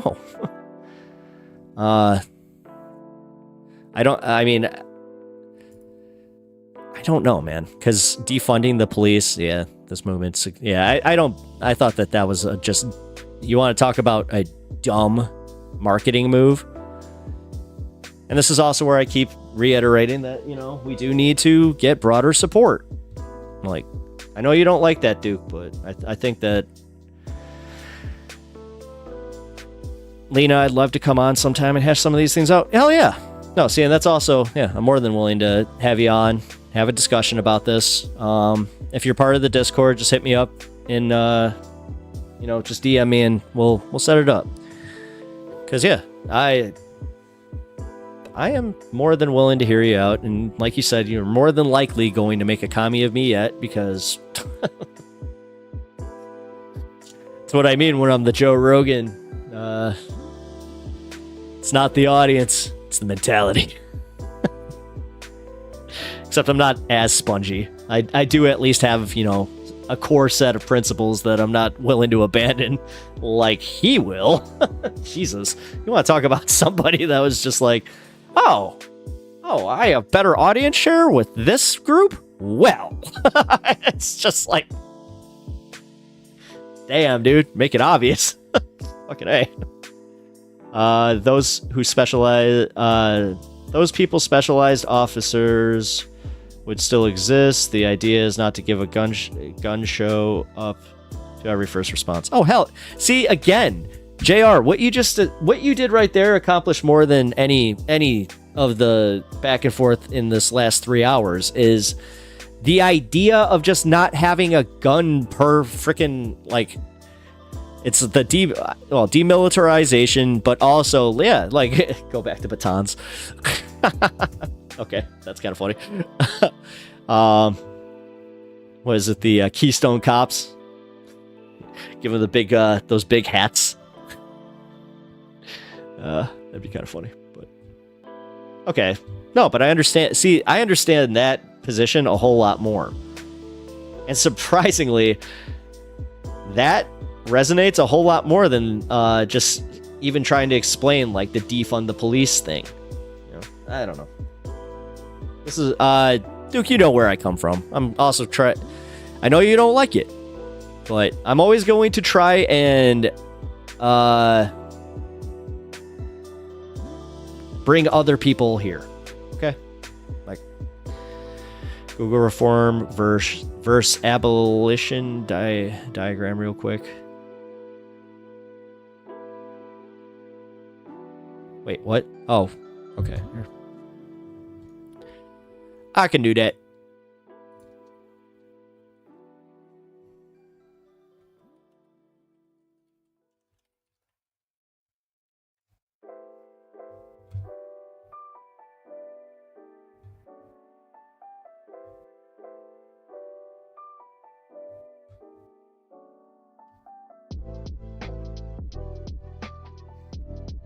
Yeah, no, I got that.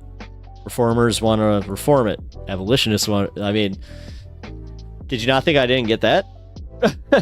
I mean, yes, I did the Google, and I'm taking the basest of basest from it, but...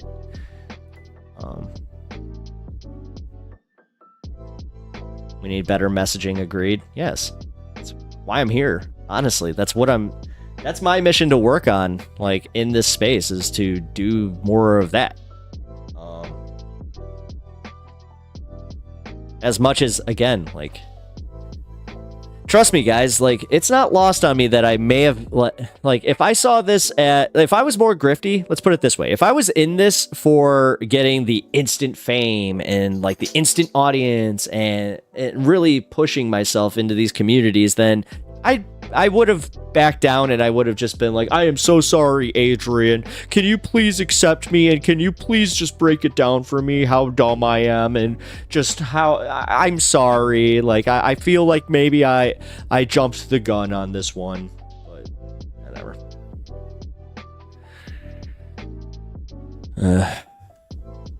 I'm not going to let it ruin my stream, so... would you please go over the points and just give your 2 quick cents? Okay. Can do.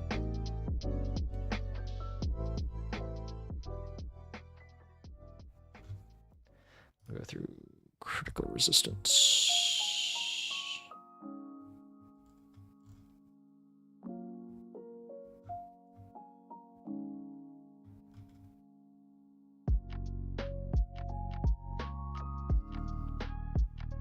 All right.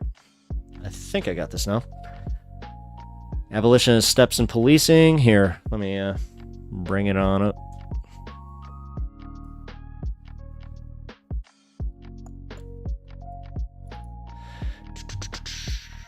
Here we go. I got you. I'm doing it.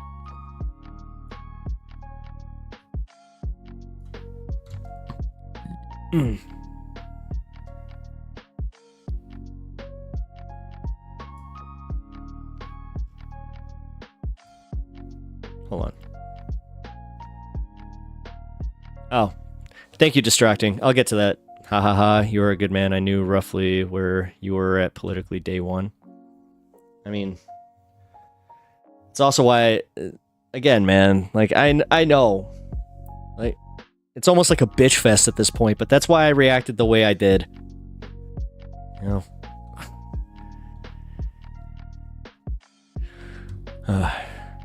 I'm also kind of, I don't know, admittingly hurt by it, where it's just like, yeah, that sucks. It sucks to lose a viewer, and it sucks that they're, like, so hard in their stance. Also, it does kind of suck that it's like, oh, yeah, she would have definitely added to my community. She could have definitely rated me, but again, just don't feel like I want to sit here and capitulate to it, so. Oh my god, this is way too small. Can I... here we go. I'm blind! Okay, guys, sorry. I really am. Alright. Abolitionist steps in policing. Does this reduce funding to police? Body cameras increases. Equipping police officers with body cameras will require more money going forward toward the budget. Challenge the notion of that police increase safety. No, body cameras are pitched as making police more accountable, increasing the idea that policing done right makes people safe. Reduce tools and tactics, technology, police that have at their disposal. Oh, give me 1 second, guys. I just realized I turned my chat off. Shit. My bad. That would have been bad. Give me here. Okay.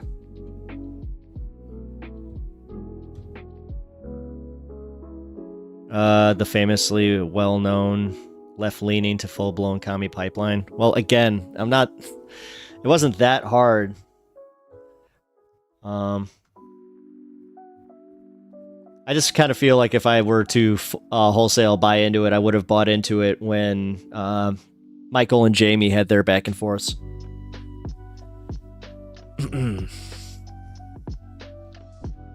Alright, so sorry, lost my place. Reduce tools, tactics, technology police have at their disposal. Increases. Body cameras provide the police. Reduce the scale of policing. Increases. Body cameras are based on the idea that police who do not use excessive force are less threatening, but police can turn off body cameras. Okay. Wait. So then... This isn't... Yeah, Michael and Jamie from the Majority Report. They used to have back and forth a lot.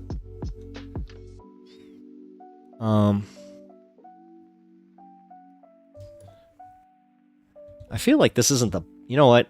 I'm gonna just find a different article because this one's just kind of annoying me. I'll be complete... Like, just the format of it. Like, the way that they have it in this little block here. Just give me 1 sec. I'm gonna find a better one. Cause... Yeah, this one sucks. Do better.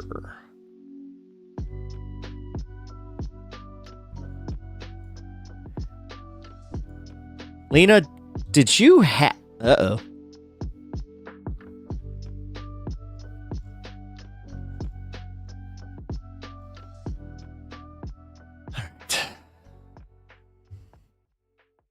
Defund of all the three terms calls it defund the police are the most understood. It is also a possible solution. Hey Fire Dragon, welcome. Appreciate you popping in. Nice, thank you. When people say defund, I think the more accurate term is diverting funds. Yeah, see, but this is where I was coming at this with. That's why I was kind of being a little critical about this stuff, the way that I was. Because, oh, I just realized I didn't... My bad, guys. I'm sitting here acting like I am showing you this. I just realized I moved the wrong screen down. Oh, crap. Oh, crap. Hold on. Again, technical difficulties, just because I'm learning in real time here how to work this. Here we go. Much better. Okay. Oh, wait, real quick. Don't ever buy into anything, approach politics and history with scientific method. Yes, I understand that. I just recently subbed to them. That's the one I was thinking of, but fair enough. It could be organized better. It would be better organized as a PowerPoint instead of one page. Yeah, because I couldn't, like, I even tried to bring it into like an Excel tab and it wouldn't let me. Like, I had to run it through that little stupid page they had, and that thing was awful. So, the thing I shared pertains to the UFO stuff you mentioned earlier. Cool, we'll take a look at it.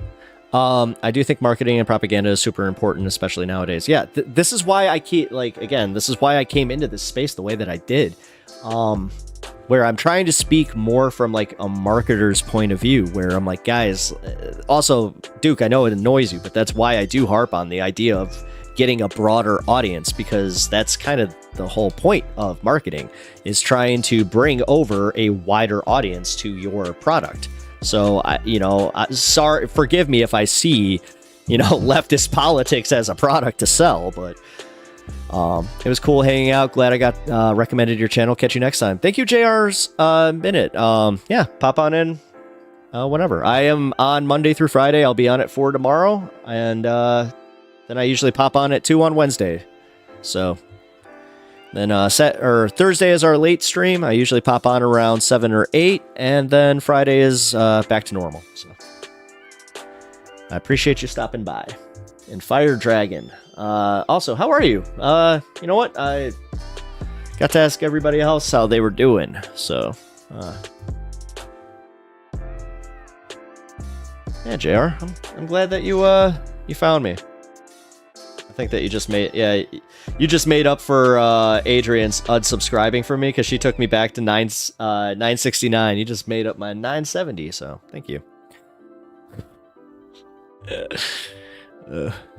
Whatever.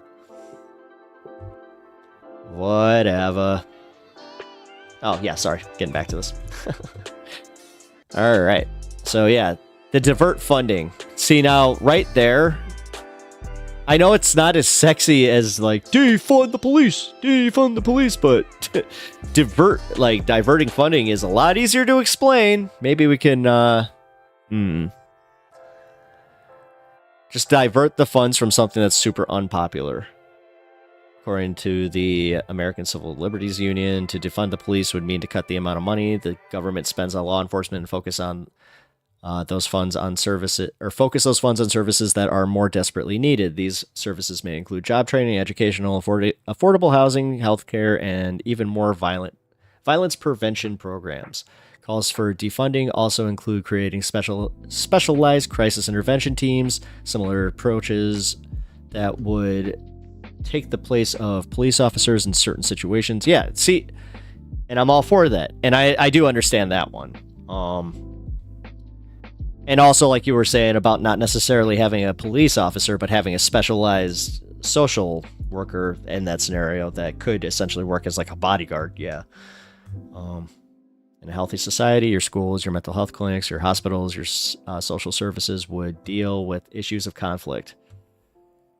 A professor of criminology at DePaul University, the criminal justice system should just be a small part of it. Oh, base, DePaul, no shit. Calls to defund the police would also address the allocation of funds police use to acquire more military equipment for their departments. Police are first and foremost peace officers. They're civilian forces, not military, but they're very militarized. Yeah, but where'd that come from? The government. Like, no, trust me. This is where I hate to say, and I really do hate to say this, guys like Alex Jones, you know, this is where when they were cutting their teeth, they weren't necessarily missing the mark on that one.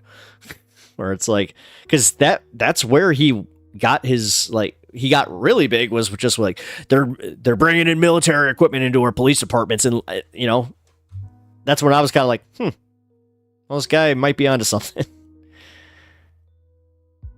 I like that your late stream is on my regular day off. Oh, nice. Yeah, thank you for popping in again, JR, if you saw that. Duke of Brad, for sure. I know the left really well, and I am trying because I know what they will say about you. No, dude, and I appreciate you looking out, and I also, like, I appreciate you kind of running interference and making sure that I don't, like, just kneecap myself entirely, which I'm trying not to. So, but I also hope that I'm coming it through as being as genuine as I possibly can, because I don't want to work like that.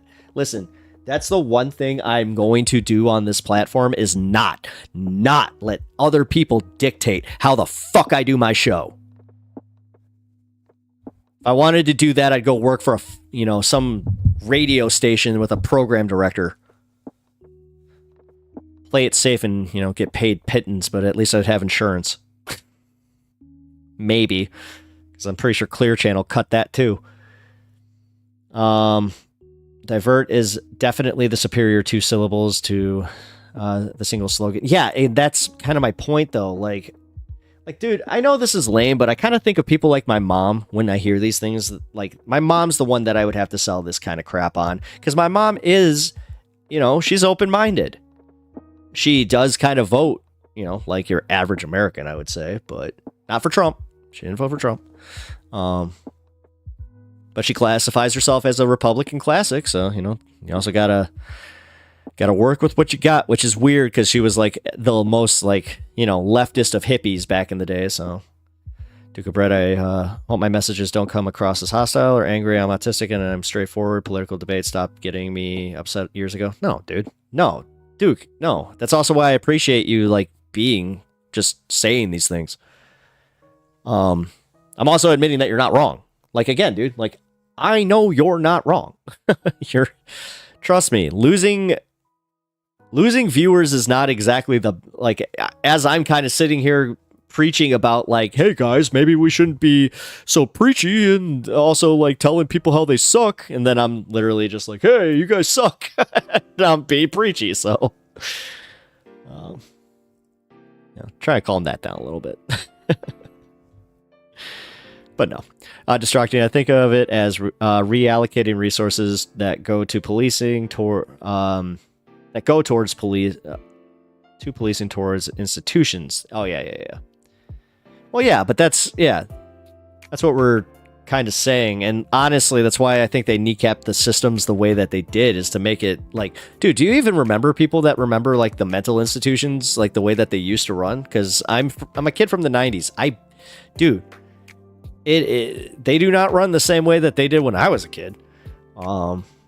Distracting police are undertrained and are used as the panacea for much of America's social issues. Doesn't seem very logical. It's also the fact they're not just undertrained, they're understaffed too. Like, the idea is that it attracts a certain type of person. That's why I was kind of harping on this idea that, yeah, getting more leftist cops would change the system, because you wouldn't have this, like, the system that is so violent, like the ones with that, you know, just reactionarily.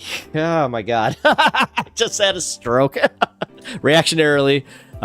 Is that right? The reactionaries. The reactionary cops. That's what I meant.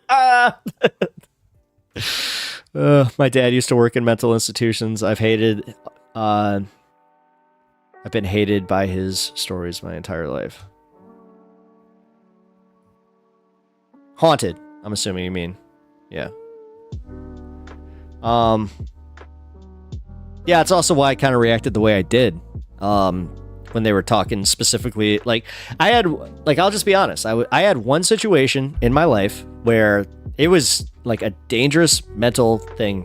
And I was like, okay, like, and I hate to say it, like, if there wasn't a cop there, it would have been a very different situation. So, viral media AI, privatizing the federal public education, the IRS. There will be no more pensions or government benefits driving. LOL, sorry. No, it's all right.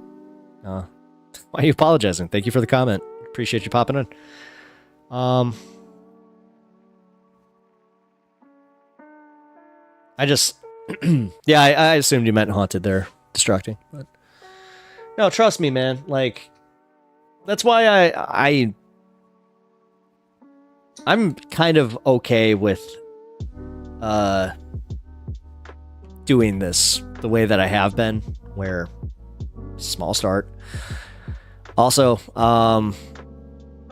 like the way that I'm talking about, like the mental, like, I'm trying to keep it not as anecdotal, but how can you not when you have lived, like, it's lived experience. So I'm just discounting lived experience. Then what are we doing? You know, I don't, but I'm exhausted talking about this topic. So I think we're going to move on to the next one, kind of get off of it. But, this isn't even an agree to disagree situation, oddly enough. This is like I see the merits of what you're talking about. Oh, real quick, I'll finish this thing about abolish, while the funding aims to distribute government costs across all services. Abolition works to completely substitute police systems with social and economic services, and contributes, including things like community care, worker. I'm sorry, that one seems a little.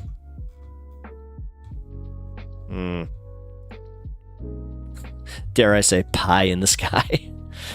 But being a streamer and politics are both stressful things. Make sure to take care of your well-being. That's why I don't go on Twitter.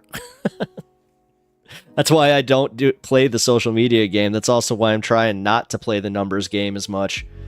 Because again, I'm happy with like the growth that I have right now. And honestly, it was really cool to have like a raid come in on Friday and give me, you know, a nice little boost of viewership, specifically because, and that's why I'm saying like Adrian Vixen, but you know, we have to put our personal experience aside for what we know is more true than our limited perspective. That's true, I guess, to a degree. Because again, at what point are you ignoring all anecdotal incidents and then everything just becomes, you know, this big, broad fucking stroke? So, I never agree to disagree. I will protest forever. Being a scientist is in my opinion, a core part of being a leftist, and it's really a lifestyle. Well, yeah, I try to apply the scientific, you know, oh my god. Oh, my back. Sorry. I just had my back lock up on me. I was like, okay, that hurt. Ooh, there it goes. Care was depersonalized. It was like a factory. Yeah. Anyways, I'm sorry, Lena. I was saying that I try to apply the scientific method to most of my everyday thing. Oh. All right. Well, either way, I was kind of losing track there. We already watched the Destiny thing. You know what? I want to watch this before we go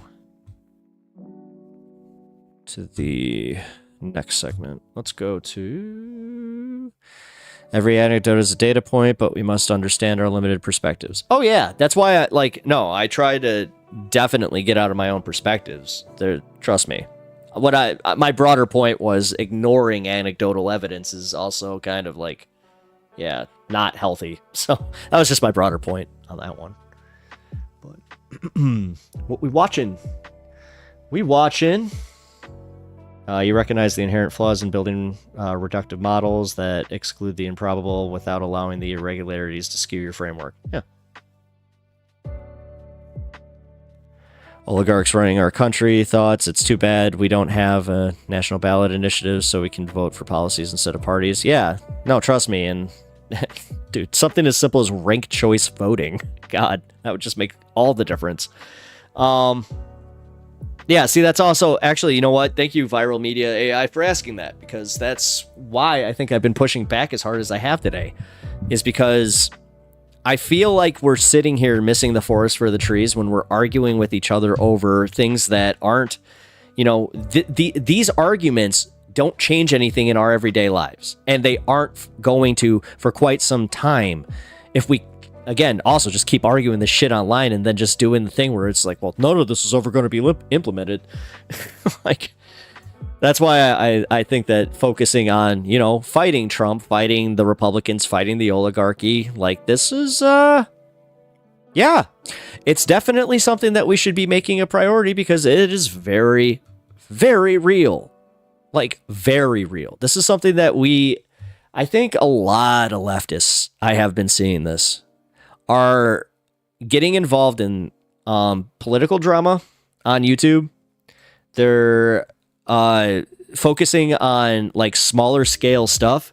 None of it has anything to do with Trump or trying to protect immigrants. It has nothing to do with even trying to protect Palestine. Like, I don't hear about that anymore. So like, yeah, man. I just feel like we've kind of, I hate the term lost the plot, but this is losing the plot. You know, the plot is we have this freaking dictator that's about to pop up, and you're an open-minded person, believe me. I get in heated arguments with people to my left. I love all of you. I only hate fascists. Yeah, well, that's nice. I mean, again, Duke, I actually appreciate that from you. No, I'm not going to just be like, oh, you're just a single viewer. I think that broadly a lot of people would disagree with you. Get out of BreadTube and focus on the actual leftist parties. Thank you. Well, you know what, Lena, unfortunately, I'm actually part of like the Democratic Socialist Party of Illinois, but it doesn't really do much for me. To be completely honest, we are not very organized. So,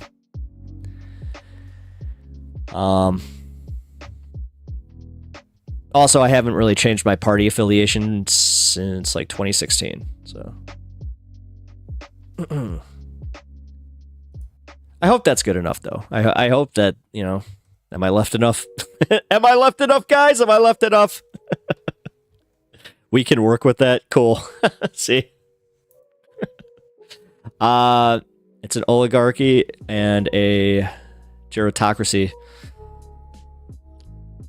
Yeah, pull as hard as you can from the Dems. Well, and that's the thing. Like, as much as I'm for, like, I want to argue against the centrist Democratic shit, but do we blame the media for the rampant misinformation at some point? Yes, we already do. But Kyle Kalinske has also been pretty good about this, where, you know, YouTube's not immune from spreading misinformation, and also like having smaller creators spread misinformation too. I also think that that's where my broader point about like I'll be more careful using the term, but I need to use it now. Leftist infighting. I do think that kind of plays more to like what I was kind of thinking about, how like this is almost like a psyop, you know, keep us not engaging. You don't think the timing's convenient on this? Really? The last 3 fucking weeks, you don't think that it's convenient that the internet all of a sudden goes from being almost entirely united on one thing to all of a sudden arguing the most arbitrary bullshit within their little small communities? You don't think that that's planned? They're so unpopular right now. We have to capture the right-wing populism that hates the establishment. Yes, that's Lena, but that plays broadly to my point that then we have to start capturing them. You know, like if we focus on this class thing in healthcare, then they're not gonna even have time to start thinking about trans people in sports. But right now, you do realize that was one of the top like movers of the election. Like that was when I saw the numbers on that was so much like so just disappointing. Focus on liberals primarily though. Don't waste time on MAGAs. Yeah, that's kind of what I've been doing though. That's also why I think that I get a little frustrated sometimes, because I'm just like, I feel like I'm the only one doing it. And then I get told there's no point to doing it by certain people. I get told by, especially people on the left, that, oh, you're wasting your time. I mean, Duke, I hate to say, you almost were kind of doing it where you're like, oh, is there any point to even trying to placate to these people? It's like, yes, there is. Because if you haven't noticed, we're not exactly the biggest fucking group in politics. Otherwise, we would be just wiping the fucking floor with election after election, man. Like, trust me, I don't like. I'm the antithesis on Shank on this one, where, you know, I'm not going to sit pretending that we're the progressives. We have the most popular ideas. Of course. How can we not win? We just got to get the youth behind us. Of course. Even though that youth vote fucking dipped by fucking 40%. Uh-oh. Turns out that it turns out that those young men aren't exactly leftists. Uh-oh. Leftists have to talk to each other, not yell through terminating cliches at each other. Yeah, and you know what? You're right, and you know what? You're right, and I could be better about that. I definitely was a little bit of a reactionary today. Yeah, my language was probably not fair. So I don't think I said what you said. I said, oh. Well, sorry, I may have missed it. Progressives like Bernie Sanders was the true populist, but the DNC colluded to put in a centrist. Billionaire donors wouldn't be able to buy a Bernie. Yeah, exactly. But the thing is, we have to be smart enough to like play that game all the way through. The main problem was he showed his like, well, Bernie's Bernie. So let's not get this mixed up, because like part of what makes Bernie popular is the fact that he has been so consistent in his political career. But it was just like how close he got with it with playing in that system, specifically with the Democrats, even as an independent. That was kind of what inspired me to be like, I think that's how we have to do this. Like, you got to use their own structure against them. But you can't expect the Imperious Core to overthrow itself. Our role is that of a saboteur. Right, and a saboteur, it usually works like, well, I hate, like, Luigi. You know, the saboteur, the guy who single-handedly sabotaged the media the post-election media narrative. Like, come on. Like, that's something that's also not really being talked about, is just how he changed the narrative post-election. It's not about Trump. I mean, hell, they're trying to even be like, oh, look, Biden's doing something. Trying to get the left to be fucking mad about it. Like, God, that's one thing I wish we could all agree on, is just ignore the Biden news. Who gives a shit at this point? Ooh. I just realized how dry my throat was. Give me a second. Wow.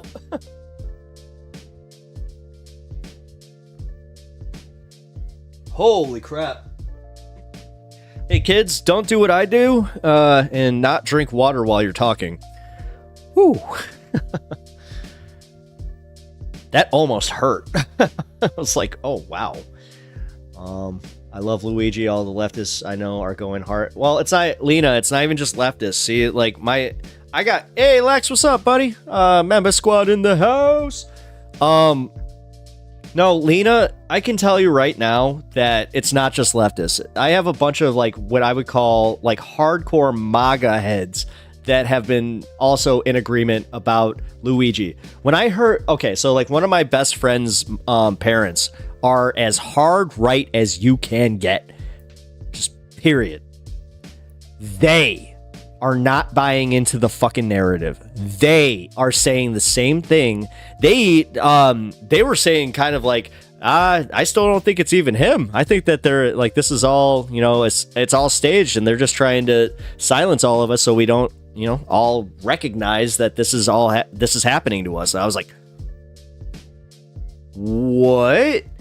Like, I left that conversation just, number one, holy crap, like, wow. Yeah, but we don't want those folks. Yeah, you do. Lena, you want all of them, because the thing is, that's how you get true class consciousness. That's how you beat the CEO, like the CEO culture, the you know, the bourgeoisie. Like, you don't win without those people. I hate to say it. You need to convince all of them. Like, if I could, like, why would I ignore them when we're all saying the same thing about the same shit just because they've been brainwashed on another end? Again, this is putting an arbitrary line where there doesn't need to be one, because guess who wins this one? The billionaires. Guess who the only people who win from having internet communities go against each other?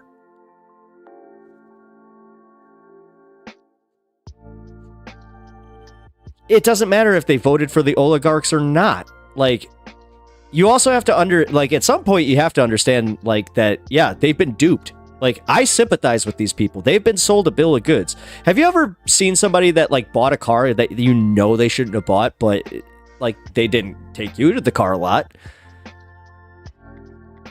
You know? You also have to have sympathy for these people to a degree. Like, yes, at some point they voted for it, but you're going into that with, like, the idea that, you know, that Trump supporters are truly as bad of people as you think they are. Because that's the one thing that I think was lost, again, in these elections. Because I could tell you right now, my family are Trump, like, I have family that are Trump supporters. Am I supposed to not love my father? Am I supposed to not love my brother? Am I supposed to not love my sisters? Like, I know that's easy for some of you guys to do, but it's not easy for me. Like, I'm not doing that. I can argue with them. I can disagree with them, but I'm not going to sit here pretend like they're not bad people. They're confused. I would call them severely undereducated. But that's also where I was kind of coming across with my message of like not being a condescending dick when you're trying to talk politics to people. Like, especially when your position, like, again, the fact that I even had to deal with it, where it's just like, oh, not left enough. Peace. Do you ever drive your car upside down? What? Where's the joke in this? Where's the joke? My mom is a Trump supporter. How do I disown her? You turn 18, you go no contact, and you hopefully have a support system or, you know, a good job lined up that you can... I mean, because that's unfortunately like the truth to the situations a lot of people are in, that they can't even disconnect from their families because they live with them, and that they're like the system is just so bogged down, like, or they're so bogged down in the system that they can't even get out. Can you be my support system, please? I mean, yes. That's why I'm here. Welcome, by the way. Pucab? Real Pucab. And then, Sam Lights. What? Dad? Don't call me Dad. No. No. Ew. No. I'm more like your streamer cousin that is based as fuck that will smoke with you and teach you politics in the garage. I don't know why I added the garage, but, you know, every time that you go to a Thanksgiving, it's always the garage with the cousins. At least that's how it is for me. They're evil in my opinion, as my parent, as are my parents and sister. Listen, I understand, like, some people are like that, especially the ones that are, like, that, for instance, disown their trans kids. Those people suck. And those people, yeah, they should not try. You shouldn't try to win those. However, there are some people that literally are just so lost in the Kool-Aid with their, like, religion that they don't see it any other way than just, well, this is my belief system. I have to stay true to that. Without it, like, again, a lot of these people never are even challenged on it. And then, yes, some of them I hate. I will say some of them cannot be saved. The ones that are so openly, like, willing to just disown their children. Come on. And I don't even have kids. Like, that's, yeah. My wife and in-laws drank the red Kool-Aid. Oh, no. I'm sorry that your wife has also drank the red Kool-Aid. That sucks. My cat supports Trump because her purrs. He purrs when he comes on the TV, but runs when Biden's on there. Would you vote for Eric Cartman as president? I mean, we kind of already did. It kind of sounds like him a little bit. Just a little bit. Screw you guys. I'm going home. Did you know that where my home is? Mar-a-Lago. Best place ever. Lex Thompson, they've been lied to by fake populists. The goal is as close to class solid. Well, that's my point. Like, Lex, thank you. Like, you get it. Like, that's why I've been harping just on this, like, the last week here. You guys haven't seen it? You haven't seen it? Like, please, sound off in chat if you have not seen it. Like, you haven't just recognized that they're blatantly trying to fucking get us to just not talk about Luigi. Like, for fucking real, man.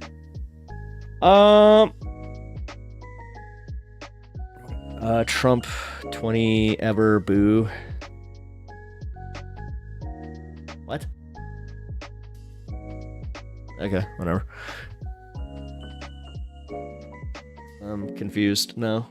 I guess I was getting trolled. I don't know. Whatever. Trump gonna stay in office till like 2028. Well, we'll see. Trump gets ICL. Okay. I try to assume that people are misled and misinformed and often secretly credulous. I have been misinformed on various issues. A lot of it are seeking media sources that feel intuitive. Well, yeah, the other part of this is just recognizing that a lot of people are inherently unpolitical. Like, dude, I know so many people that legit do not seek political news. They don't care. They just don't care.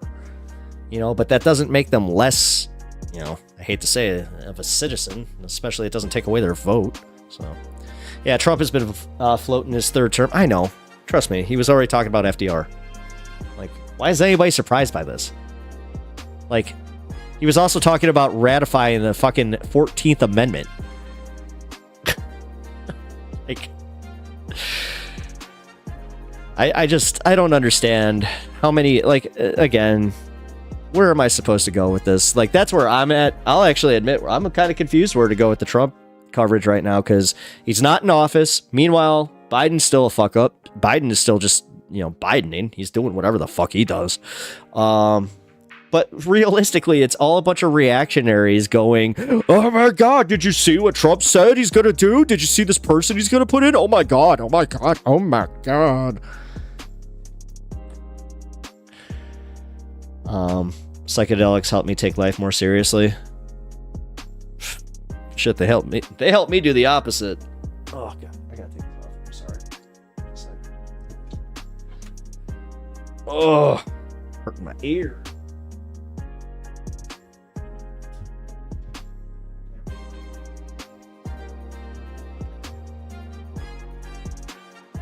I'm not kidding though. That candle smells really good, by the way. I have this candle lit behind me. It's like a soy candle. Cause I'm so soy, guys. No, I'm actually dead serious about that, Lena. Psychedelics made me take life a little less serious, if you know. Life's too short, man. Hell, I mean, life is so short. Like, I just realized how good I have it. Oh my God, I just realized. Okay, so we're coming up at the 4-hour mark of the program here. If you guys want to give me just 1 sec, I have to piss really bad. So, what I'm going to do... those who don't care about politics watch Fox Sports, accidentally stay too long in the channel and become indoctrinated. Ish. No, see, viral media, AI, sometimes it just comes down to some people are just selfish and shitty, and it's all about who's going to make them more money. That's how most people vote in this country. And I'm talking liberals too. Like, liberals and conservatives are the exact same on that one. That's why so many people voted on the economy. Like, no. Yeah. Sup the peppers. Okay. Let me bring this down and then where is it? Here we go. Ironic that I'm playing a Hasan clip that I'm about to leave to go piss. But I've got to piss. So Lena, that's part of the problem. Everyone's in a death cult. Too many people are fine with dying and staying dead. They don't love life enough. They don't want it. You do understand that a lot of people don't see it that way, though. They don't, like... It's easy for us to say that as the outside looking in. But they don't see a death cult. I mean, trust me. I was in a, like, doomsday cult. A Christian doomsday cult. Like, that's what we were about. But I can tell you right now, as somebody, like, I'm one of, like, maybe 4 people who got out of it. You think they see anything wrong with it? True, but Trump ran on the economy, even though economists say it. Yeah, but the thing, that's, again, if people would listen to economists, like, they weren't listening to the right people. No, they were getting the buzz lines. Also, they were getting a lot of shit. Like, say you are on the left, a lot of people were just getting stuff, like, fed to their algorithm, even on the left, that made people go, well, Biden's not any better. God, do you know how many people that I talked to that just said, yeah, Biden sucked. I wanted change. That's it. Literally, nothing else. Nothing else. Which is depressing. Lena, part of being a commie is wanting immortality for everybody. Okay. I'm in voice chat if you want me to jump in for the piss break. LOL. No, it's alright, bud. No, here. I'm gonna take my 2 minutes. We're not going to listen to this whole thing. This one was more so just getting a little bit of the details on the Ethan Klein Islamophobia situation. So I will be back in 2 minutes. I'm beginning to realize that I just didn't see a lot of Ethan's commentary after the Leftovers fallout, which led me to assume that he wasn't doing straightforward pro-Israel propaganda. Because this right here is just straight up Hasbara. Oh, there's Palestinian citizens of Israel.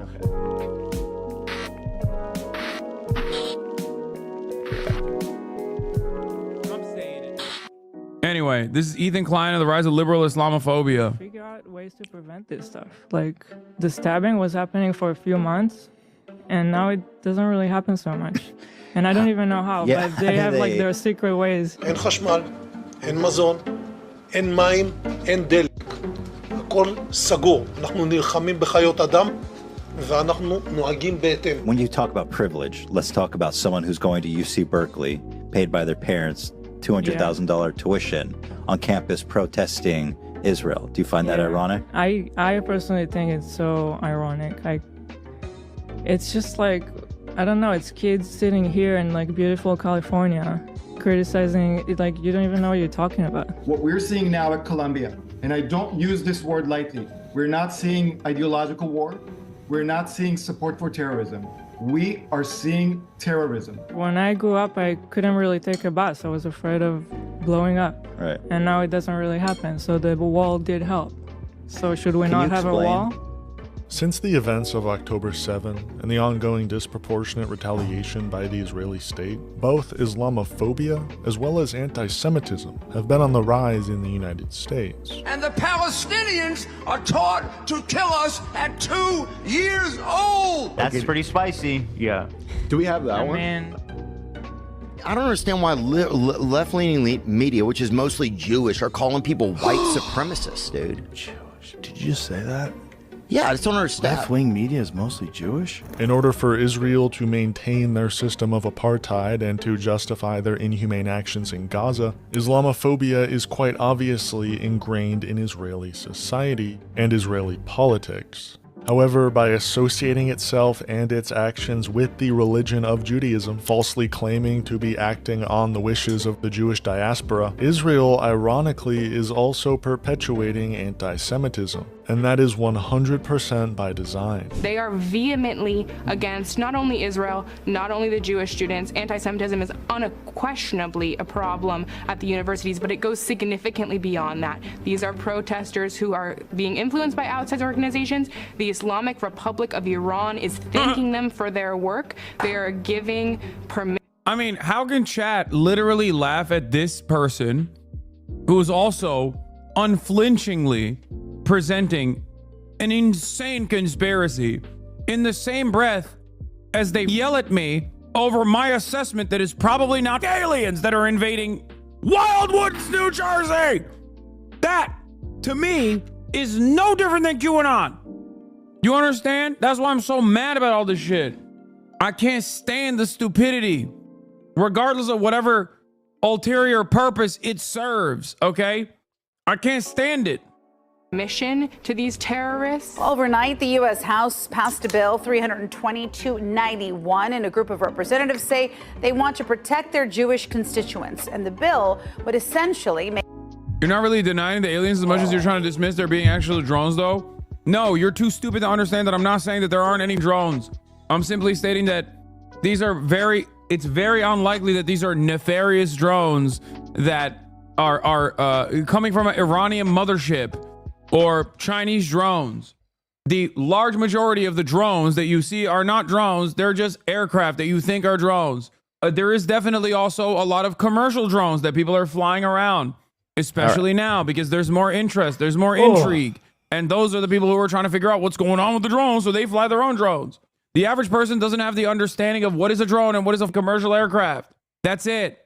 I'm not discounting the idea that there might be actual testing being conducted on drones that like Amazon and Walmart will use for shipment, or drones that might be deployed on a civilian population by some defense contractors. I'm not discounting that at all. I'm simply stating that there are less likely narratives here, and that is that there is an alien mothership or an Iranian mothership, and that these are drone swarms happening to I don't know, do something. No one says what they're trying to do. The closest we've arrived at a tangible conspiracy theory that actually says they're trying to do something was the one guy that we just watched, the CEO, who said, oh, they're bomb sniffing drones.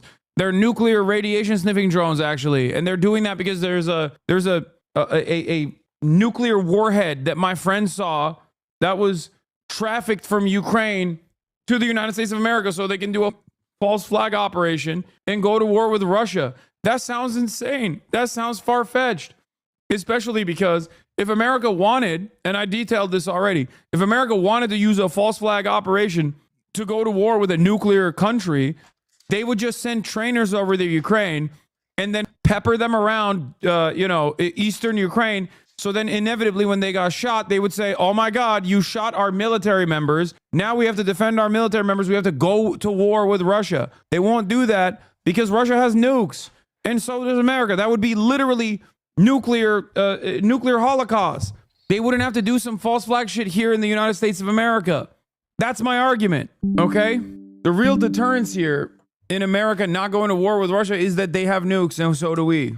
It's not because, America just doesn't have the right cause for it. Oh, you say you don't with the topic of the UAP and it shows. I love you, dude, but do some more research. Tic Tac incident is very well recorded by multiple sensors. Yes, I've seen the Tic Tac incident. I don't know what it is, okay? And I don't think it's aliens. But it's okay. If you want to believe it's aliens, that's fine, okay? I've decided it's fine. You're right. That TikTok was an alien pod. The alien perk. Yeah. It's a perk 40, dude. But for aliens.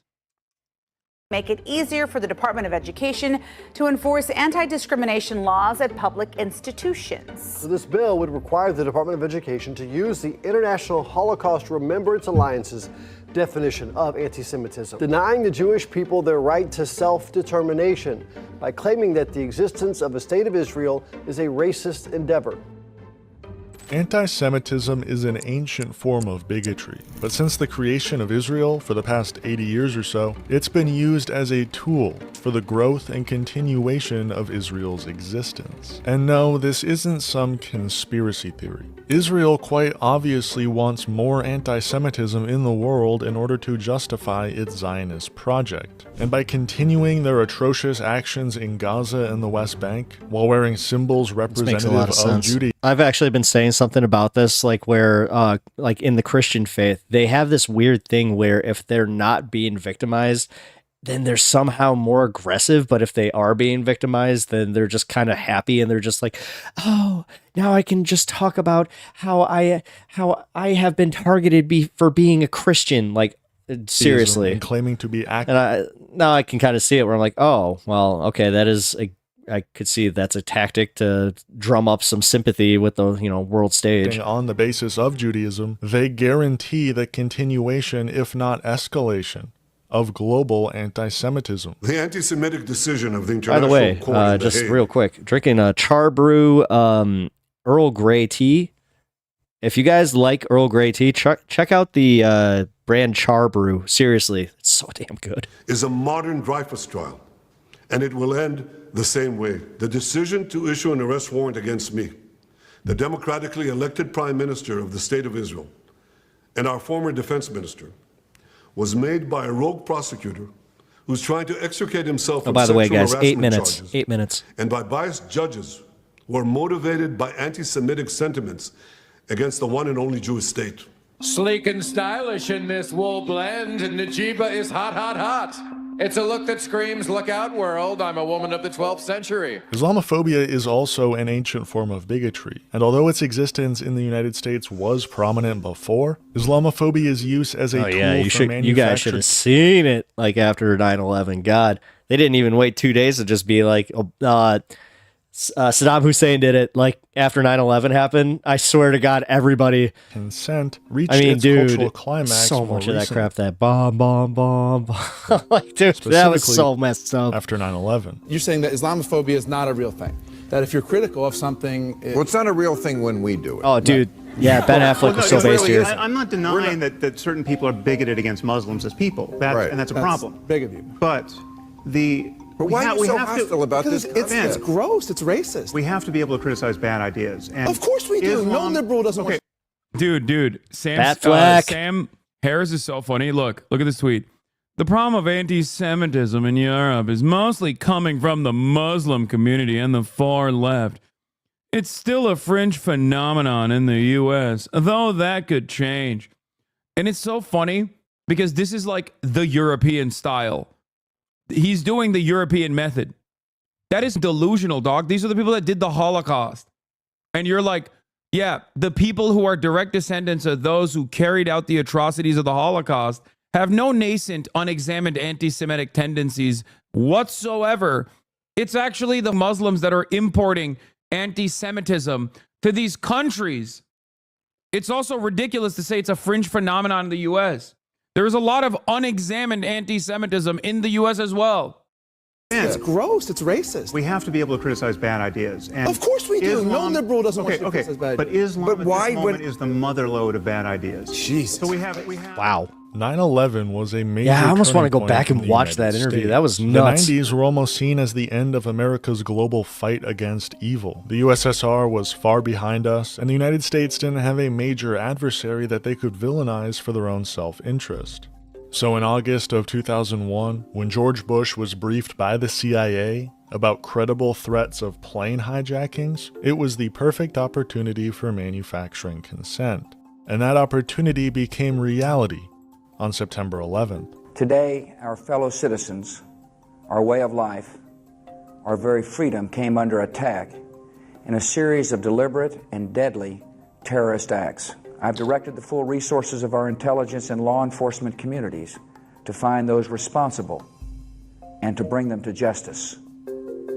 We will make no distinction between the terrorists who committed these acts and those who harbor them. For the next 2 decades and counting, the United States would use this day to not only justify their actions in Iraq, but to justify any sort of potential war crimes inflicted on an Arab. Real quick, I'm going to just take this opportunity to just say thank you for all being here, and like the stream if you haven't already, and also follow me on Twitch if you have not already. Muslim population. The 9/11 attacks were carried out by Al-Qaeda, an organization headed by Osama bin Laden, which had openly declared war on the United States and was committed to killing innocents in our country and around the globe. And so we went to war against Al-Qaeda to protect our citizens, our friends, and our allies. And 9/11 was only the catalyst. Growing up in the United States post 9/11, I was surrounded by subtle yet quite obvious in retrospect anti-Arab propaganda. 2013 saw the release of World War Z, a zombie apocalypse movie, where at the movie's climax, we see a mob of zombies scaling the walls surrounding Jerusalem and attacking the civilians taking refuge. And who's on the other side of that wall in real life? Palestinians. This movie literally illustrates Palestinians as blood-hungry zombies. 2014 saw the release of American Sniper, I missed that. a film following U.S. Navy SEAL Chris Kyle and his deployment in Iraq and then New Orleans. He then later said that when he got back home, that he was on top of the Superdome, and he Dude, that's like, dude, Chris Kyle. Oh my God, Chris Kyle. Oh my God. Yeah, fuck Chris Kyle. Oh my God, he's such a racist, lying piece of shit, dude. Go. Du annem mi aldı? Emin sucks. misin? Annemin aldığına eminsin. Sordun mu? Sipariş ettin. My dad has ordered the fattest cannolis I've ever seen. After I told him, please don't buy any more desserts and treats. I keep eating them. I can't stop myself. I have cannolis upstairs. Yeah. I love cannolis. Chris Crawd. Chris Kyle is a liar. Which also, without saying when, yeah, my birthday is, it's either happened or it is happening, or it is happening right now. We don't know, but yeah, it's the birthday weekend, so, or the birthday week. fraud, a racist. He's just an awful dude. Shot over 30. And the irony is, the one time he was trying to do right by his fellow veterans, he got killed by a fellow veteran who he was trying to help with his PTSD. The irony is, the one time he was trying to not be an asshole and, like, you know, try to help out a fellow veteran, he killed him. It just popped him when they went to the gun range together. It's nutty. Looters during Hurricane Katrina. I mean, maybe it wasn't the best idea to take a PTSD-riddled veteran to the gun range, but I'm just saying, like, his intentions seemingly were good in that instance. What a preposterous lie. How stupid are you if you believe that? Throughout the film, he's seen as both a hero of America's freedom, as well as a victim of our own actions, almost making it seem like we had to be in Iraq, but it was still a sad situation. God, I love neoliberalism. And what was happening during the release of this movie? The United States was propping up and funding rebel groups in the Syrian civil war to overthrow President Bashar al-Assad. And whoops, we just created ISIS. We also grew up with master works like Captain Phillips, where Somali pirates are given zero humanization or explanation for why they're hijacking ships, the only explanation being they're just a bunch of crazy Arabs. Or the beautifully innocent movies of Sacha Baron Cohen, a British man who's made an entire career off of perpetuating dehumanizing anti-Arab stereotypes. In my country, we have KFC. Kazakh fried cat. These associations in our media create an anti-Arab bias in the minds of its audience. But where those biases are confirmed, you cannot take my wife away from me. American imperialism reach a point of retaliation, like the events of October 7th. Today, the people of Israel are under attack. In this moment of tragedy, I want to say to them and to the world and to terrorists everywhere, the United States stands with Israel. I got up this morning, started this at 7:30, 8 o'clock, my calls. Hamas terrorists crossing in Israel, killing not only Israeli soldiers, but Israeli civilians. Entire families taken hostage by Hamas. Just days after Israel marked the holiest of days in the Jewish calendar. So you just watched this whole video? For the past year, ever since October 7, 2023, Islamophobia has seen a resurgence in American media. I'm going to go to the especially because there is never like but Islamophobia is permitted if not encouraged. Yesterday he proved my point. Ethan has a long history of Islamophobia, stretching all the way back to his time in Israel. Go figure. Like when Ethan and Hila visited an Arab village, and Ethan was afraid of the call to prayer.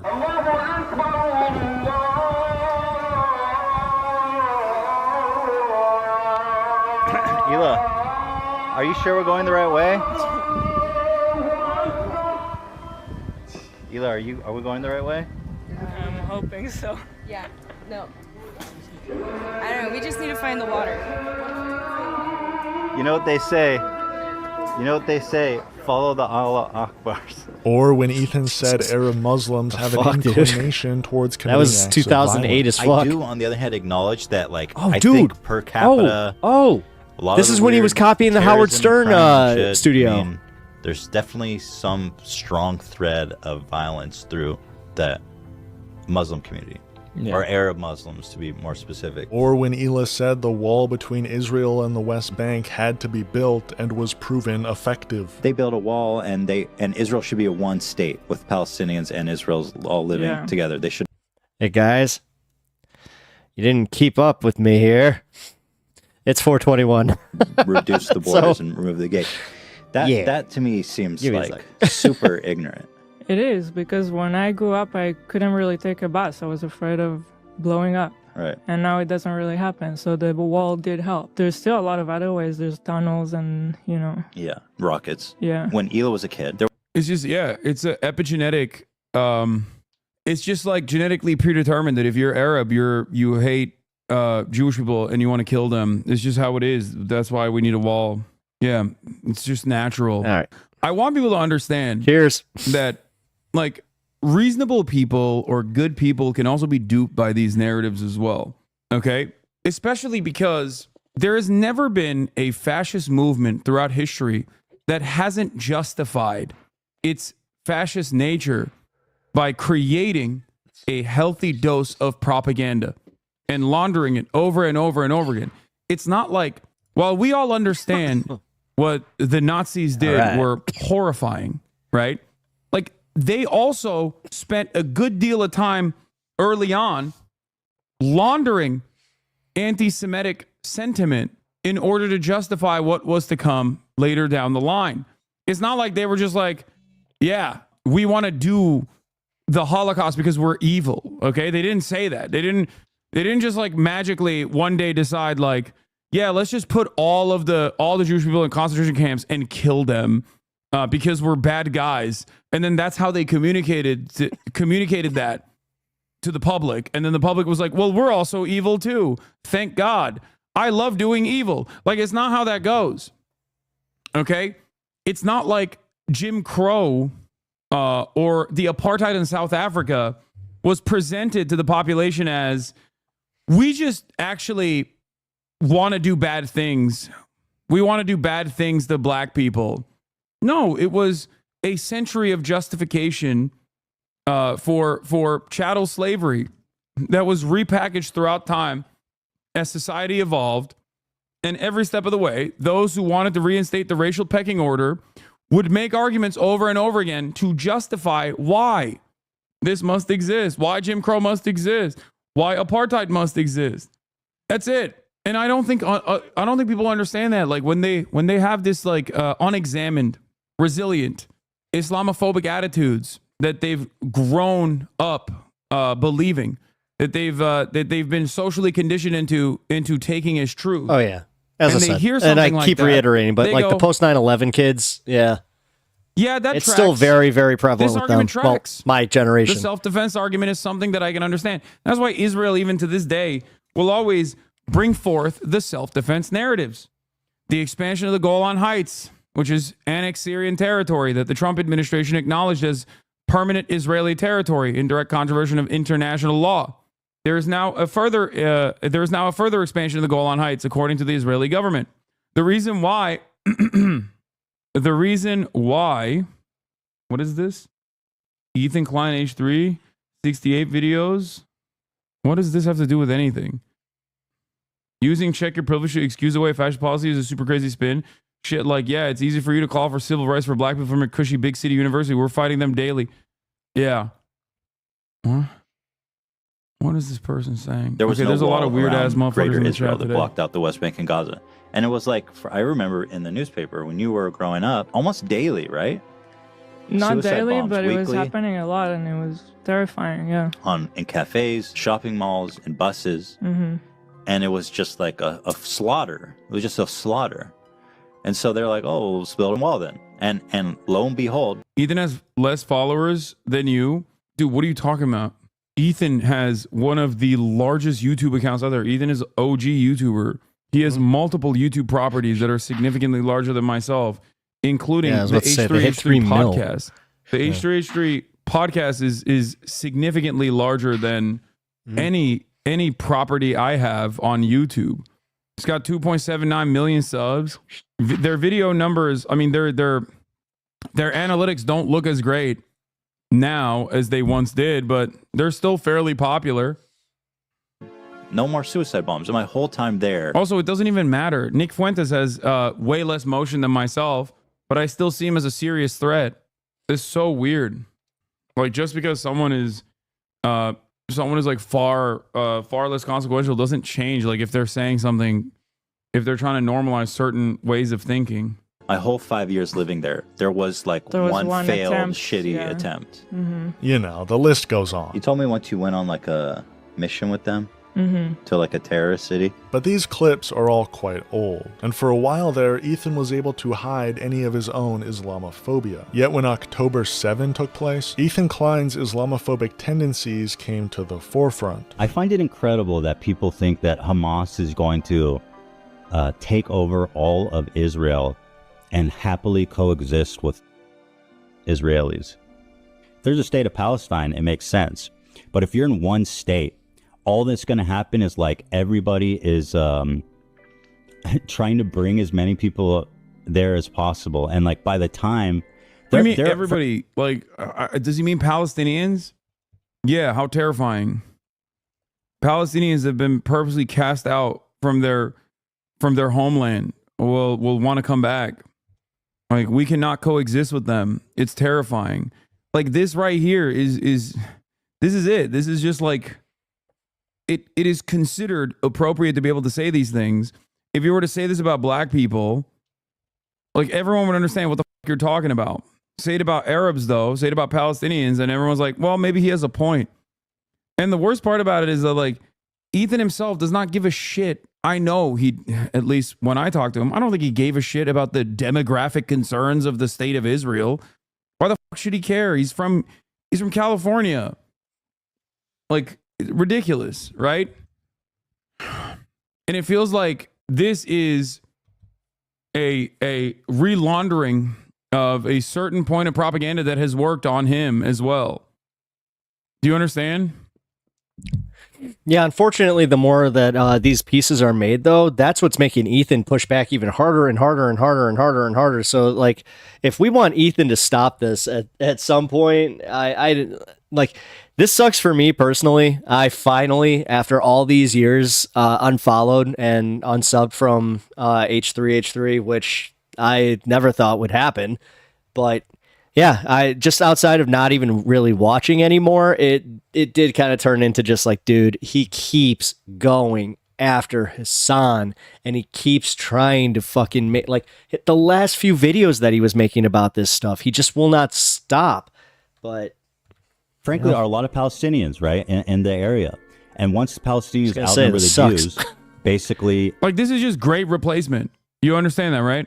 Yeah. I'm sure Ethan would understand that. When people say this in America, that's why I always point out, we here in the United States of America, the royal we, have demographic concerns. But when someone says that to you in the United States of America, virtually everybody understands what the f*** is going on. Okay? Especially those who are well-read, or especially those who are at least somewhat liberal-minded, very quickly understand when a person says, we have demographic concerns in the United States of America. What does that mean? Dış kapı açık. Kimse yok ama dışarı. Başka bir şeyler daha mı order ettin? Kafayı yiyeceğim ama. They keep ordering food. That sounds like what why racist people would say pre-desegregation. No, that's exactly what it is.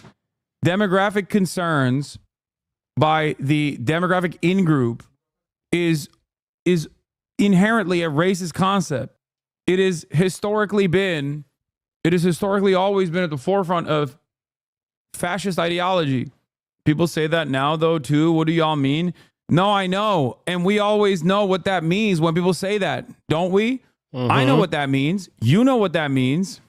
Okay? Yeah, exactly. Yeah, but it's so coded. Like, the way that they code it. White people are losing the majority argument from like 2 years ago is a racist-ass argument. Yeah. Everybody here understands that. That is a racist-ass argument. The question always is, what are you talking about? So what weird if how it's been there aren't normalized, a majority of white people? What is whiteness? What is the solution to that? It's a Nazi argument that is portrayed as a defensive posture, as though there is a valid claim here that America must be a white nation. Why? What does that even mean? What do you mean when you say it must be a white nation? Who is supposed to be white? Who is considered white? Throughout history, if you go back far enough in time, you will get back all the way to Benjamin Franklin, who considered Germans to be swarthy and not white. Only wasps were considered white. Whiteness as a concept has evolved throughout time. And in many instances, it has nothing to do with just the color of your skin. After all, many people don't consider me white, even though I say I'm white all the time. I am white. I look white. I'm pale as, and yet people say, Hasan, you're not white. How could you be white? You're Muslim. Your name is Hasan.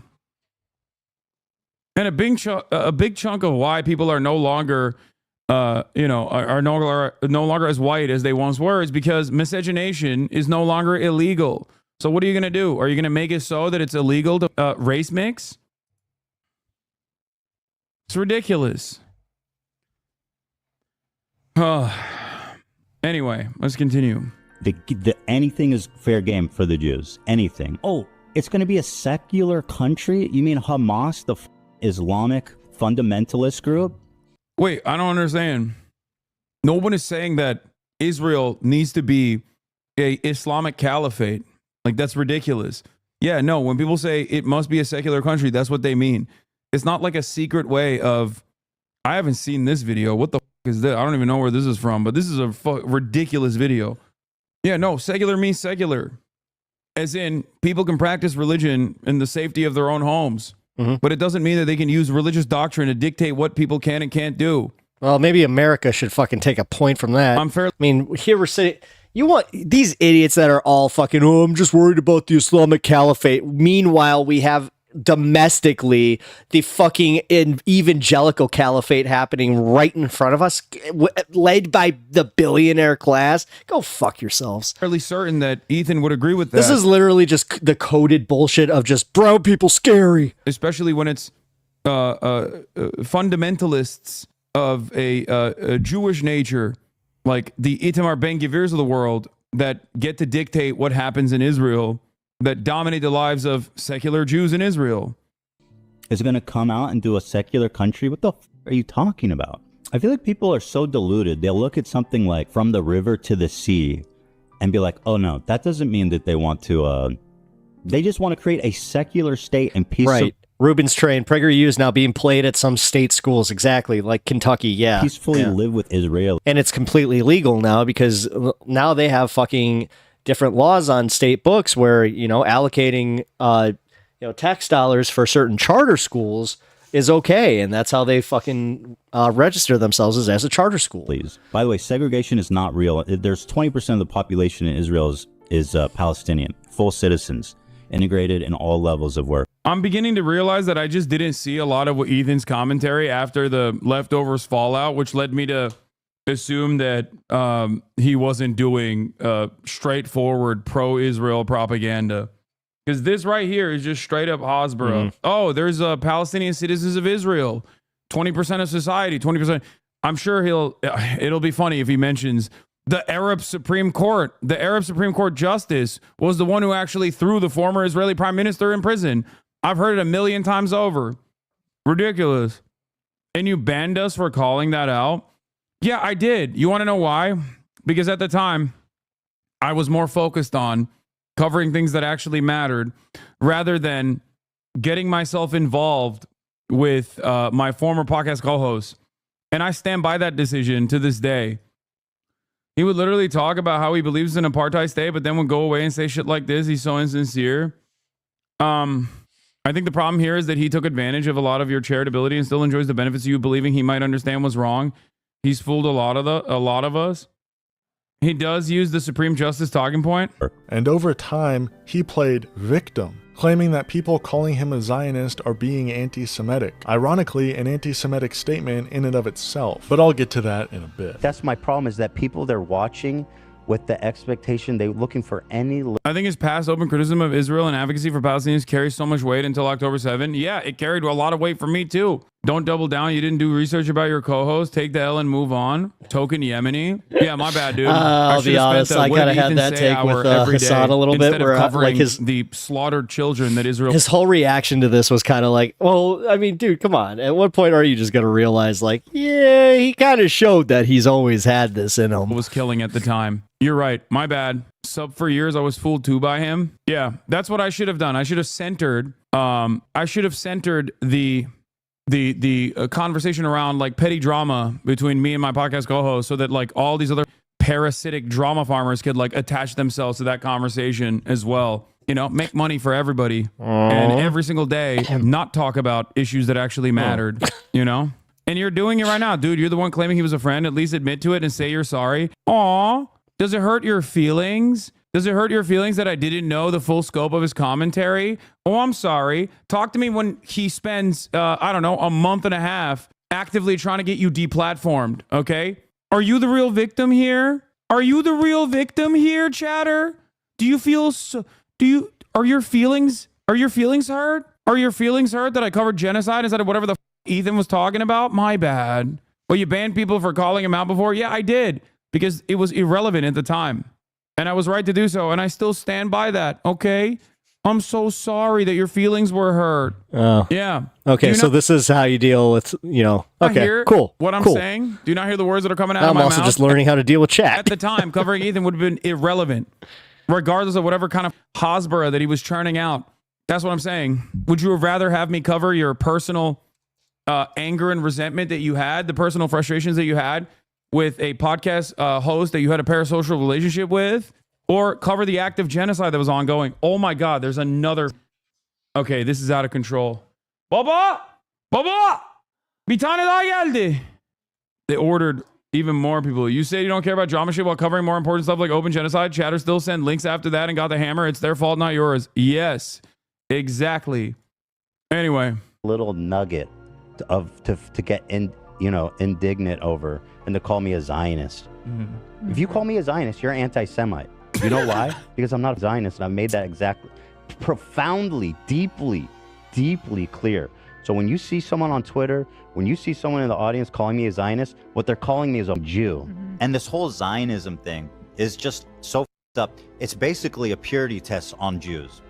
You got to be, are you a good Jew or a bad Jew? it's so crazy because like there are hella Jewish people, many of which I collaborate with, many Jewish people that are on this platform that simply don't agree with Ethan. Yep. And yeah, if someone I would is love an to see Sam anti-Zionist, Cedar and Ethan actually, debate this. Okay, and Jewish, and then someone turns around and goes, "Oh, you're a Zionist." Okay, yeah, I would assume that that person is anti-Semitic. But it seems like Ethan has given enough. It seems that Ethan has given enough information to people who are passing by or people who are actively tuned into his podcast, like large chunks of his progressive fan base that don't agree with him on this issue and have made up their own conclusions.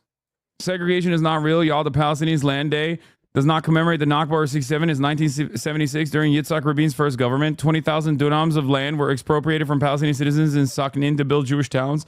As a part of the Judaization of the Galilee, the Palestinians protested with a general strike. The military shot and killed 6 unarmed protesters. Since the 1948, over 700 Jewish towns have been built on Israel, 0 for Palestinian citizens.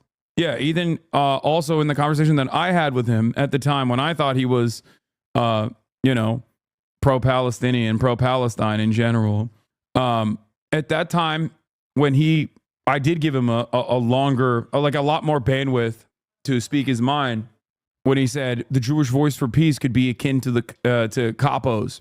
I personally thought that was an insane thing to say. And if you go back and watch, like so much of my back and forth with Ethan could be demystified. If you go back and watch that last conversation that me and him had, it's on my YouTube page.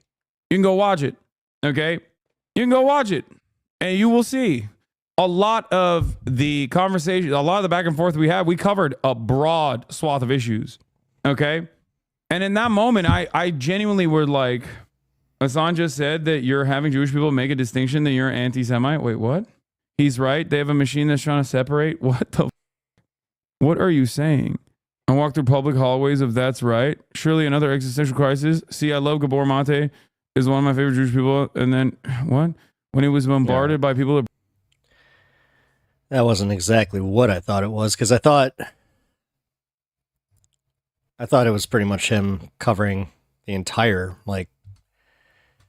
Ethan thing. I mean, it's nice getting the update, though. It is kind of nice seeing that he's like, hey, you know what? I'm kind of getting over it. I didn't know that this was still going on, kind of thing. But, hey.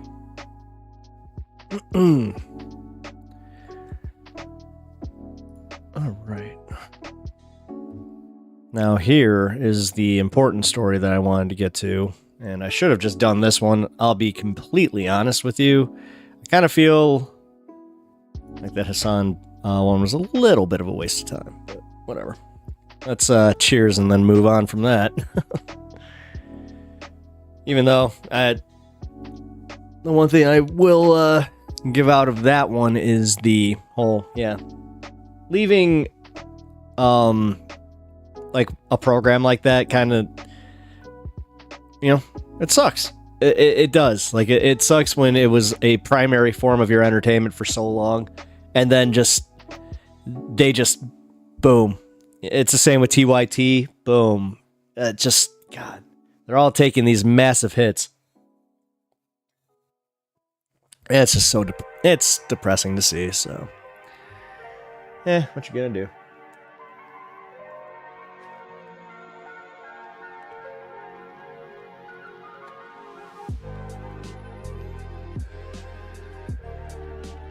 Either way, I appreciate all of you guys, honestly.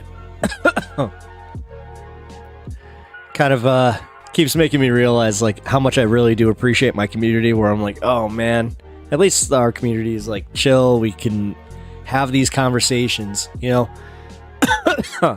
It is so weird not being able to talk openly to people. I'll take some flack for this, but I feel like that about JRE. Well, JRE, yeah, Joe Rogan showed them the way. That's, you know, even Hasan admits that. Like, yes, JRE's also lost his way, but, you know, that I could say, you know what? I dare say that JRE is the first one that I felt that way with, where I kind of was just watching, God, this was right before he did the Austin move. It's when he was kind of talking about it, though. So it was like the coals were in the fire for him to just kind of be like, nah, you know what? I'm going to move to Austin, become a right winger, and just ignore anybody that even was even considered left wing. Because again, like the fact that he would have David Pacman on, Kyle Kalinske, he would have, you know, more leftist voices on. He would also have comedians on that were, you know, a little bit leaning left. And that's what, you know, moving from LA took away from that, because all these guys would go and work this, you know, the Comedy Store. But dude, when he moved to Austin, opened the mothership, and then I've just heard from other comedians that, you know, they're little industry insider stuff, but it's one of those things that, you know, they need to go work it. They want to go on the Rogan show, but enough of them have told me that they can't sell. Like, they're not selling shows. They're not doing good business, you know, like where if they were playing in LA, it's a no-brainer. Like, every show was sold out. Like, they would have to, you know, go do 2 rooms, which for a comedian, especially that's trying to get all the money they can and all the exposure they can, fuck, dude. Like, that's make or break shit. So, I don't know. He ate the blue pill. I mean, he kind of did. Wait, are you saying... Wait, you're saying that... Wait. H3 is way more entertaining than TYT. I knew Chunk sucked from the second for a second I didn't like Ethan. Well, Ethan is... He's always been, like, pretty consistent in his, like, shock commentary. That's why, honestly, I always put him in the vein... Like, dude, what was really shocking to me, personally, was when he had Sam Cedar on. I had no idea that was a thing. I didn't even know he really had the, like, interest in Sam like that. Like, I knew he kind of, like, talked about Hasan. He would always kind of insinuate that him and Hasan were friends. But, man, like, it was kind of weird just to see just him all of a sudden pivot into the political scene. And after that Steven Crowder thing, man, it kind of took off, where he was definitely a fixture. And all of a sudden you started seeing him, like, interviewing with other, you know, political commentators, where I was kind of like, what's going on here? And then sure as shit, you know, October 7th happened, and that was pretty much it. And that was like where I even was kind of like, man, what's going on with you? And I'll be honest too, the program was getting less funny. I felt like the engagement with everybody, like his cast, was kind of taking a backseat to just making his broader points, which now that he's doing that on his YouTube channel, I feel like, I don't know. My personal opinion is somebody, like, they had an internal discussion about that, where they're just like, hey, this isn't working. So, but, alrighty. Speaking of Chunk Yogurt, did you guys see that he was on Tim Pool? Yeah. Yes, Chunk Yogurt on Tim Pool. And apparently he had nothing but nice things to say about Mr. Pool. Like, he even kind of went as far as to say, I'm sorry for the criticism that we gave you before. Maybe we were a little too mean. Yeah. It kind of sucks to even think about, but here we are. Alright. Why is this not working? There we go. Oh my god, dude. Sorry, guys. I don't know why the hell my Streamlabs is so finicky today. Because even with, like, my new setup, whatever you're calling it, it shouldn't work like that. So, all right. Let's go. Because also, this is done by the Surf, so this is also, we get to add that caveat that Cenk hates Lance. And I would say that it's kind of reciprocated by Lance, because Lance has finally kind of decided, like, nah, I'm sick of Cenk shit. And so for the left, I'm trying to break that down and guys go, let's hear them out. Are they actually anti-war? Before you make up your mind, are they actually anti-corruption? Blah, blah, blah, blah, blah, blah. I got you, brother. Don't forget, by the way, just a few months ago, he was literally fundraising, asking for money from his audience in order to prevent the incoming fascism. His words. He used it multiple times. Donald Trump is a fascist. He's a fascist. He wants to destroy democracy, destroy America. And I'm a break in case of emergency candidate to try and get Joe Biden to drop out, because it's paramount that he drops out so that we can defeat fascism. Please donate money to my campaign. Yep. And buy Justice is Coming. She was saying that after she got assaulted by this homeless guy, she's not only was she called racist, but she saw these other progressive channels were making things up about her and lying about her. And that was like a wake-up call. So my response was, yes, this is what we see from the larger left space. An example I have from you guys, and it's not the biggest news story in the world or anything, but just one example off the top of my head, is that there were 5 different studies that came out that said conservatives are more attractive than liberals on average. And you guys did, I think, 3 different videos about me. He's never let this one go. Well, It's kind of he doesn't funny. let any of this go. You should have seen him with Sam. I mean, come on. We both have the same job. We do this for a living. Do you know the amount of people who have released stories that are ridiculous about me? But, like, I haven't been frothing at the moment to just sit across the table and be like, okay, I got to bring this up. You said some mean things about me. You called me a go. All right? And do you mean it? You don't really believe it, do you? Because, come on. Yeah. And in it, in one with Nando Villa, who I know, and Anna, who I know, they insulted me, called me ugly, said I was wrong, having not. They called me I mean, ugly. I'm half doing a bit here, but I guess Man, he really is mad about that. The truth is stranger than fiction. Nothing to do with news. This is what I get from progressive media when I was 100% dispassionate and correct. Are you not going to push back on any of this? I guess this is part of the process, right? We're getting to witness it in real time. You don't normally see the kissing of the ring, but this is it, you know? It's like pucker up. So I was clearly, objectively, 100% correct when I said that right-wingers and conservatives are demonstrably, factually based, scientifically proven, more attractive than leftoids. I want to hear you say it. Say it, Cenk.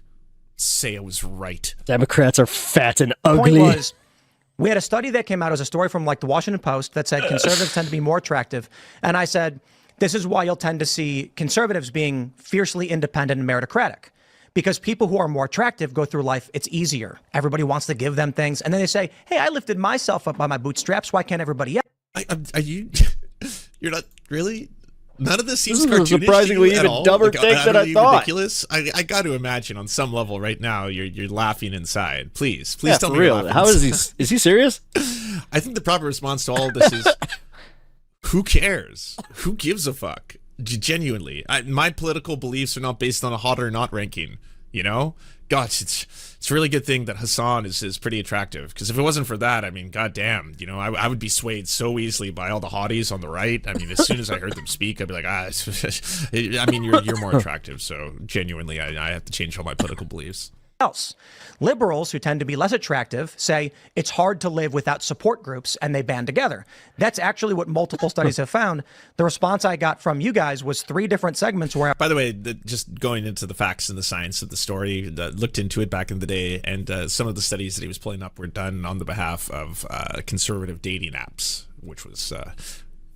not unsurprising to find out, but weird. I mean, I Weird think how that there's a bit of a almost seems bit of like a desire that and information a is problem skewed. of confirmation bias when one is performing that. But also, more importantly, who cares?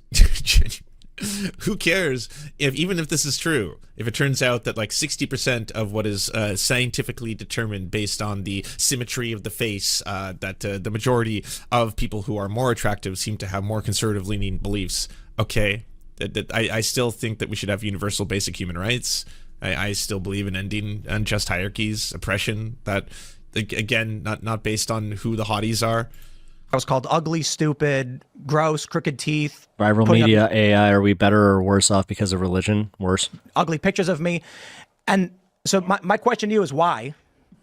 And like, how is that any better from the corporate press? So there's two things there. So number one, look, Tim, we went through this last time I was on the show. Oh, too. thank you, Rosen. So, brother, I don't agree with your interpretation, and I think that it's kind of self-serving to say our side is more attractive. And I know that you think I'm not saying my side. It's not my side. I'm not a conservative. I know. They are. But I didn't make this up. This is numerous studies. No, He needs to stop saying that shit. Look, there's 8 I'm not a different ways to frame conservative. an article. There's 8 different ways to frame a study. So you got to be careful about what the study. So look, that is convenient too, because he is neither left nor right, right? Like, he's a liberal milquetoast fence sitter. That's his own words. So because of that, and as a result of that, he gets to empirically judge this. And it's just a matter of fact. The studies conclusively show that the hot people are on the right. I'm not saying that I'm a right winger, and I'm not saying that I'm trying to push this narrative in order to have people, maybe believe in the same things I believe or I want to believe. I wish I could be on that side, right? They seem so very, very hot. But ultimately, I mean, you all...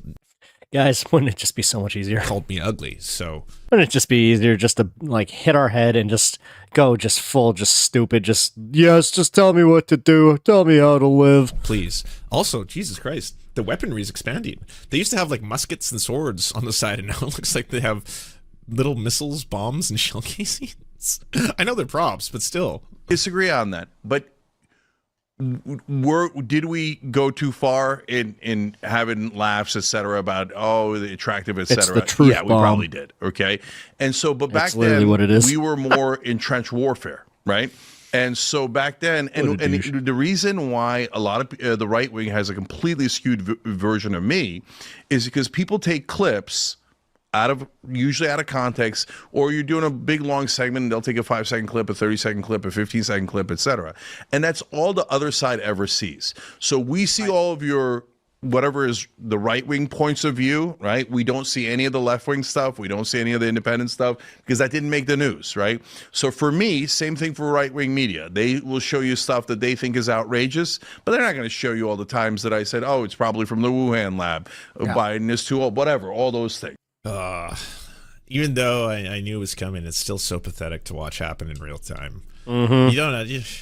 I guess you got to do Like, it. we all see it, right? We're all seeing this. Podcast circuits. You got to sit across from Tim Pool, who's going to bring up the most ludicrous and ridiculous statement ever, that his feelings were hurt. Won't go on Sam Cedar. He was a little bit hurt when you called him ugly, and he's upset about that. And because he's upset about that, he's now in a position where he's like, just admit it. Admit you lied. You lied. I'm not. I'm beautiful. Come on. Right? So that's why... Well, we were in the trenches at the time. I mean, who can really say what was true, what was not? We were in echo chambers and bubbles, but maybe we exaggerated a little bit, all right? I mean, I'm sure in certain angles with good lighting, and if you have the proper beanie, if it's been washed, if it's clean, there objectively could be those who find you to be palatable. Is that good enough? Have I done my part? We started getting a crazy skewed view of all of us, of each other, right? So part of what Anna and I... what do you mean? Thank you very much for the $2 dono. Do you know how early I woke up for this? Oh, well, welcome to the circus. Are doing now is we're trying to break down those walls, right? And so you're here. That's why I'm here. That's why I was here last time. That's You guys want to support me for my birthday? Don't know. why I'm going on Patrick Bet David again. That's why I'm going on Drinking Bros and and these are all over the place. Like Lex Friedman, what's his politics? Nobody even knows. Yeah, right? And I don't really care. I just care about the conversation. I went on Chris Williamson's show. The ideas. I'm not sure what his politics are, right? Yeah, and so I went on Drinking. Lex Friedman is one of those people who falls into the category of I paint myself as a perfectly enlightened centrist, and that I believe the most important thing is conversations, and that is ultimately what's the most important. It's not political ideology, it's not ideas, policies, all that kind of stuff. It's conversations, and if we're capable of having conversations with everybody, You know, Conversations doesn't matter are good. if I want to sit across the table from Ronald McDonald, the Hamburglar, Pol Pot. Doesn't matter who. As long as we're having a conversation, that's the most important part of the entire process, so that people can see a variety of ideas. Merit of conversations are, and then they themselves can make their own determination as to what they should be doing and going forward. It's strictly mathematics at the end of the day. Although it's funny that all the extreme centrists, usually when it comes down to it, you'll see them post, and in the case of Lex Friedman, yet another example of being like, wokeness is dead. Oh, Trump won. We have destroyed the woke. That seems to be some pretty strong positions that you're taking, Mr. Friedman. And I don't know if that is apolitical in nature, but sure. So what? Let's have a conversation. Because part of the reason why we were making fun of each other and insulting each other and doing all this stuff is because we were so separated. We stopped thinking of each other as fellow citizens, fellow Americans. And so for the left, I'm trying to break that down. And guys, let's hear them out. Are they actually anti-war? Before you make up your mind, are they actually anti-corruption? Blah, blah, blah, blah, blah, blah. I got you, brother. But let's take, okay, look, the labor secretary. There's no reason not to like the labor secretary. The Teamsters helped to pick the labor secretary. So take the goddamn win. Take the win, right? So if they really want to cut the Pentagon, great. Are you kidding me? We've been dying to cut the. Don't forget, by the way, just a few months ago, he was literally fundraising, asking for money from his audience in order to prevent the incoming fascism. His words. He used it multiple times. Donald Trump is a fascist. He's a fascist. He wants to destroy democracy, destroy America. And I'm a break in case of emergency candidate to try and get Joe Biden to drop out, because it's paramount that he drops out so that we can defeat fascism. Please donate money to my campaign. Pentagon. Are you now going to say that you don't want to cut the Pentagon to spite Trump? That's crazy, right? So we're trying to break down the walls and have these conversations. To that point, that's something that we actually have, or at least I have, and I've heard Tim mention as well, that we try to do or want to see happen, because I believe that the craziness that has come from the left is from the extreme left and not from the normal kind of moderate left. And there was a time in the United States where people on the left, or people that were left-leaning and people that were right-leaning, could, go to barbecues together and hang out together and do normal things that weren't political without trying to kill each other, without actually, hating each other. And I think that that kind of stuff starts by coming back to the fact that we're all Americans. We all want what's best for the country, or at least that's the common ground we should be able to find. And if you can talk to people that actually do want what's best for the country, best for the people of America, then you can actually start to have a more. Sounds lovely on paper. Yeah, who doesn't want this, right? And we can all agree that, in large part due to social media, AI-driven polarization, the fact that, a lot of these algorithms definitely want to promote incendiary content. The more rage-inducing it is, the longer it keeps your eyeballs glued to the screens, and then they know that, and they've weaponized that, and they've really pushed us into these echo chambers, and we just want self-validation so much, and likes and clicks and retweets, and feeling like we're inside of our safe spaces, that we've really become just completely distinct into two different categories. But when that's proposed, it always comes alongside of, and by the way, it's your side that is trying to castrate little boys. It's your side that is basically trying to impose full-blown communism. All right, you filthy commies. It's your side. Like, a lot of the policies that you're trying to enact are the stuff that you're pushing. Like the culture war. Chen kind of talks like a pastor, his speech pattern and the way he enunciates words. A little bit. Yeah, especially like the modern cool guy, the cool pastor. Identity politics, constantly getting everyone scared. Not wrong about that at all. Trans kids, LGBTQ plus issues, immigrants, crime, stuff like that. Doing that in perpetuity, 24/7. It does eventually lead itself to having people in positions of power, say Donald Trump, his administration, his neocons, his racists, his white supremacists, coming into power, and then all of a sudden they are going to make life worse for everybody. They're going to enrich the richest, the elites, if you will. They're going to be concentrating more and more wealth into the hands of the very few, and everyone is going to be consistently distracted, because it doesn't matter if he's a grifter or con artist or literally an NFT salesman. Donald Trump is a cryptocurrency NFT salesman. None of that matters as long as everyone's really mad at people who have no power. Keep people mad. Keep people mad at minorities. Keep people mad at queer folk. Keep people mad at trans kids. Keep on doing that over and over and over again. And then keep on selling he just that looked idea at me that and he sounds just so nice. said, can't we just have a conversation? These people need to like Can't we and just sub. find out where we agree? At the end of the day, wouldn't that be lovely? And then it's like, okay, fine. You accuse me of being the quote-unquote radical left, the extreme left. And so do you want to hear some of the policy proposals? Do you want to hear how outrageous and insane I'm thinking? Okay, sure. Universal basic rights. I think if America is the richest nation in the world, that it can afford, through the taxation of the extreme wealthy, to make sure that every single American, regardless of where they come from, has housing, has health care, has access to education, and dare I say even food. I think that can be done. There is not only enough production of those things, but there is enough wealth in the country to make those things available. There's the radical extremist policies. I'm not getting into the socialism. I'm not getting into the workers owning the means of production. But if I was saying to say tangible things that could be enacted within my lifetime for Americans, by the way, I say this as a Canadian because I want these same things to be enacted here. But I think it'll benefit the world if the superpower, the largest army in the world, has healthier people, has more access to mental health care, has more access to not having people consistently struggling, feeling alienated, feeling angry. As they get angrier and more alienated, they look for They're talking the language of nationalists. I find more common ground on class lines, not nationality. I have more in common with a factory worker in Mexico than Bezos. Yeah, that's true. Answers. If the answers are being sold to them by the Donald Trumps, that it's immigrants and queer people, then they're going to actually be just made me wonder. Groups. But that's the like I kind of want to talk to like a European about this. The CEO situation. Get their takes on that. Extremism. That's the extreme left. That's the radical left. Oh no. Y'all want to cut off like little boys' penises is what you want to do. You guys want to give sex change operations to minors. That's what you want to do. And so yeah, can't have a conversation, I guess. We can't just have a barbecue. Can't just kick it with the boys, have a couple beers and just like fucking laid back and listen to why you believe that just by definition conservatives are hotter and that's what makes them not have to struggle in life. Which again, that's such an absurd premise because there's a fuck ton of Republicans, conservatives, right-wingers, or people who are conservative-leaning who are poor as fuck and definitely do struggle day to day.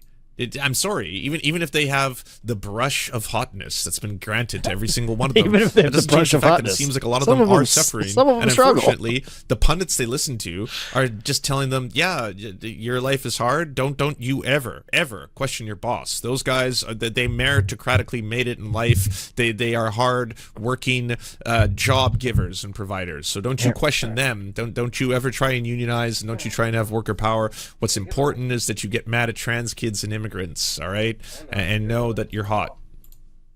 Civil political discourse in the country, and it's something, again, I've talked about this a bunch of times, and it's something that's in my opinion necessary because as much as everyone talks about the meme of civil war, I've talked about we need an off ramp, and the off ramp is being able to talk to people. That's you. That's your show. You're the ones who are always pushing the Civil War bullshit. Tim Pool admitted to Sam Cedar that he knows it's not actually a probable thing that's going to happen. A less than 1% chance is what he admitted to Sam. And so Sam was like, then why the fuck are you always peddling this? If you are keeping your audiences consistently afraid, like, to what goal? To what aim? Well, it's to be able to plan the off-ramp. That's it. Without getting at other people's throats. And that's something that me and Tim have talked about. I think you being here, it's a major win. Absolutely. I respect and appreciate your response on things. I'm sure I've got videos as well. Everybody does. I don't think I'm a saint, but when we can have these conversations, we can pull up stories, we can discuss them, we can disagree on what they mean, like the Trump Constitution thing. You say, "Oh, you're crazy." Wait a minute. But he's already had so many like TYT hit pieces too. Like for him to do this, I just realized I'm like, this is super hypocritical of him. But we're here, and that's massive, and I think that's going to. I'm really optimistic moving forward. I'm glad you are too. So let me say a couple of things about it. First, you're optimistic because your party, I'm sorry, as much as you want to brand yourself not as a conservative, but your party, the one you've been supporting, MAGA, openly, Trump, they won, they have all branches of government, they have judicial as well, the Supreme Court. I wonder why he's optimistic. So, yeah, not surprised you're very hopeful for the future. I was guilty of it, no question. I remember writing after 2020, I'm like, I don't want to know any Trump voters. I don't want to associate with Trump voters. I got no interest in it, okay? And so, but what I've seen is that, first of all, the Trump base changed. I'm the only one on the left saying that. and I'm so curious to see if I'm right or wrong, because only time is going to tell. When Trump does something the base doesn't like, is he tested? You're wrong. What? I can tell you that already. What? He's being way too very charitable. demonstratable. I don't know if you need Trump to have been in power already. He has been, or if you need to see the people that he's now associating himself with, and the fact that they are in fact not the destruction of the elites, not the draining of the swamp. No, they're swamp. They're extreme swamp. How is he looking at like a Linda McMahon and going, "Yeah, this could work and out." His base is still not revolting. There is no revolution on the streets. The fact that he's like, by the way, I am now appointing my cabinet. What's your cabinet going to be, Mr. Trump? Swamp. Yeah. If you like swamp, I've got swamp plus. We're swamp maxing the fucking hardcore extremities right here. And This is sad. This is fucking sad. I'm sorry, man. But we're owning the libs, right? We're still getting the lib tiers. Cool. Et cetera, right? But more importantly, when I started seeing, you're wrong. I can tell you that already. It's very demonstratable. I don't know. He's been swamp maxing so fucking hard, and his base is still not revolting.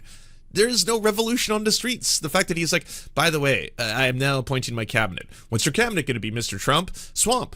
Yeah. If you like swamp, I've got swamp plus. We're swamp maxing the fucking hardcore extremities right here. And it's like, okay. All right. But we're owning the libs, right? We're still getting the lib tiers. Cool. Et cetera, right? But more importantly, when I started seeing, exactly to your point about the Civil War, I not only did a big percentage of the right wing want to separate, like Marjorie Taylor Greene was saying, but then in the polls I started seeing, wait a minute, a huge percentage of Democrats want to separate. Yeah. Like, and so not as much as Republicans. At that time, Republicans had lost, right, in 2020. So of course they wanted it more, but it was a big number for the Democrats. Oh, maybe we separate out the coast, and and we'll leave the rest of them to die or whatever, right? Or live in squalor, all this stuff. I'm like, what do you? Wait. No, I hate this, because we're supposed to be America. It's United States of America, right? So how is he? Where's the part where he sides with MAGA on this? Division was good. Now it's gotten to like a cancerous state where Joy Reid is saying, "Don't talk to family at Thanksgiving." Right? That's crazy. And that's crazy. So some of my family members, some of my best friends are right wing, right? And we do what we kind of are doing on this show. I go, "You're crazy." He goes, "You're crazy," and then we go have a beer, right? That's really good that you can do that. I mean, it was like a few days after the election before my mom would return my text. Yeah. No, I'm sorry to hear that. I know. Yeah, we can't do that, man. We've got to talk to each other. Otherwise, we might not know when we agree. Well, maybe you can reach out to Crystal Ball and ask her to apologize, because I saw that. Everything is so personal. Look, this is why you don't bend the knee to fucking fascists. They're never gonna stop. Look, Tim's only coherent political ideology seems to be Tim Pool. Seems to be, you have wronged me. Sorry, I know that you already basically apologized for the whole calling me ugly thing, and now you've recanted that, and you believe I'm as beautiful as they come. Well, so no, he didn't even bring up Cenk. He brought up Crystal Ball. He brought up somebody they has no control over. We have other issues to speak about. I need to talk about Crystal Ball, and I need to really question what the fuck is going on. Why did she falsely accuse me of taking Russian-funded money to change my opinions and editorialization, when I in fact took the Russian money but didn't have to change anything because all I had to do was upload the videos I was already making? So she's lying. She's lying. See, the Russian money did come in, and I have yet to return it, and I have yet to donate it, and I'm a victim. But like the other victims, Dave Rubin as well, none of us are going to be giving the money back or donating it. Of course, no, it's ours now, and it's wonderful, and we love it, and we want to keep it. But I do want to say, in addition to all of that money, that I didn't have to change my editorializing. They didn't force me to do anything. I actually really got what you would consider the golden ticket, in that I just had to take my segments, cut them up, and then upload them, and then I got to get all the sweet money. So Crystal Ball's a liar, and I need you to say it now, Cenk. I want you to say it as well. Can you talk to Crystal and get her to apologize to me? Can she come on my show? Does she enjoy sushi? Would she like to get sushi with the boys? Does she like to play poker? Because if so, I'd like to hear her first apologize. She's got to obviously bend the knee as well as you have. You know, you're groveling to a decent degree, but then it's her turn. She Okay, lied about me. hold on, Well, real maybe quick. she was I don't know who did it, but the anonymous 999. I appreciate you guys tipping me through Streamlabs. Thank you. just wrong, and she didn't fact check what she was saying. But I get sent this clip where you were Yeah, on her you show, sent it and she said anonymously. I was Thank you. told to push Russian who you propaganda are. or some other nonsense like that. It was a complete fabrication, not true. You were even on that show, which is totally independent. No one told us to host you on the Culture War podcast. Very nice of you. It was a show that got licensed out, and then Whoa, are you being implicated too right now in real time?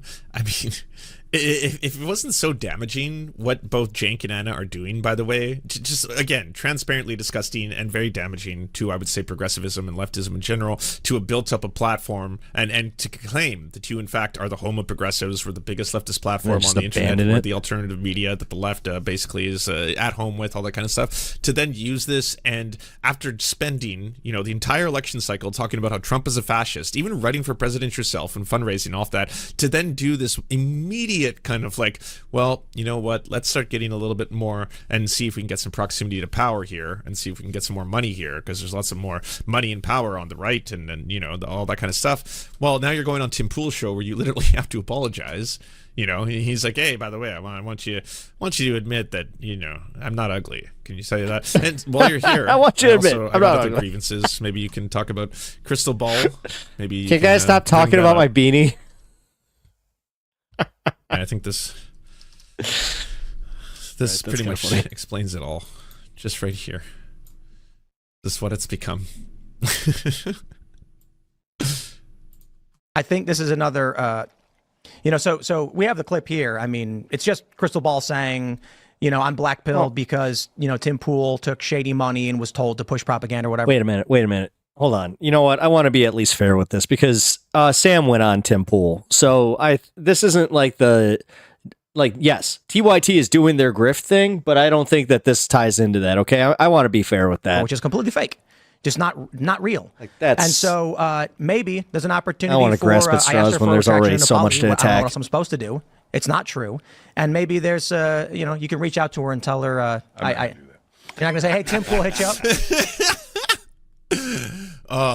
There's still a little bit of jank left in there, Feel like that moment that in the third Star Wars where it's like, there's good in you still, Father. I feel it. It's too late for me, son. Kind of situation. But deep down, if you're getting that deeply embarrassing request, you're gonna be like, yeah, no. No, I'm not doing that. I'm sorry, what? Look, I'll do the whole song and dance. I'll do the whole we're in different camps, and clearly we may said some shit, you said some shit, and for that we're trying to move past it and find out where we agree. But no, I've already debased myself enough. I'm not going to that extreme. No, Tim. I mean, look. So how do we fix problems like this? Okay, but Tim, you're going to make me ask you a question. Okay, but if that's not what happened, what happened? You were on that show, The Culture War, right? I was on big. one episode. You're on one episode for sure. No, I imagine Tim's skull is translucent under the hat. No, I actually legit, I think that his head, it's not only bald, but I think he's got one of those weird shaped heads. Like, I kind of have that. Like, I was kind of told, do not shave your head. You got a little bit of a weird arc to it. It's like, okay. I made that mistake one time in my entire life. Produced it in-house. You came to our studio. Maybe he's like we that. reached out to you, asked you to come on the show. Nobody told us to do that. We produce everything. I own the company 100%, and we licensed distribution non-exclusively to one company that was run out of Tennessee by a prominent conservative podcaster who worked for The Blaze. That's what happened. Yeah, After the fact, if she got money from anywhere else, I have nothing to do with that. Right. So I also it did come from the. Yeah, they're victims. Do you not understand that? Why won't they name Lauren anymore? I mean, holy shit, if there's ever been someone who's just been cast aside in perpetuity, she's become the Voldemort of the right. It's like, oh, no. We just say prominent Republican or conservative or right-leaning podcaster that worked for The Blaze. That's how we refer to her. No, we won't even use her gender. That's right. Just that person. That person of interest, apparently. Duke of Bread, ha ha ha, you would look like Jesse Pinkman. At some point. What's up? Science, No, bitch! So there's a DOJ indictment alleging that RT employees had funneled money through shell companies to Lauren Shen, which she then used to pay out multiple personalities that she had signed agreements with. I don't know about the agreements of any other people.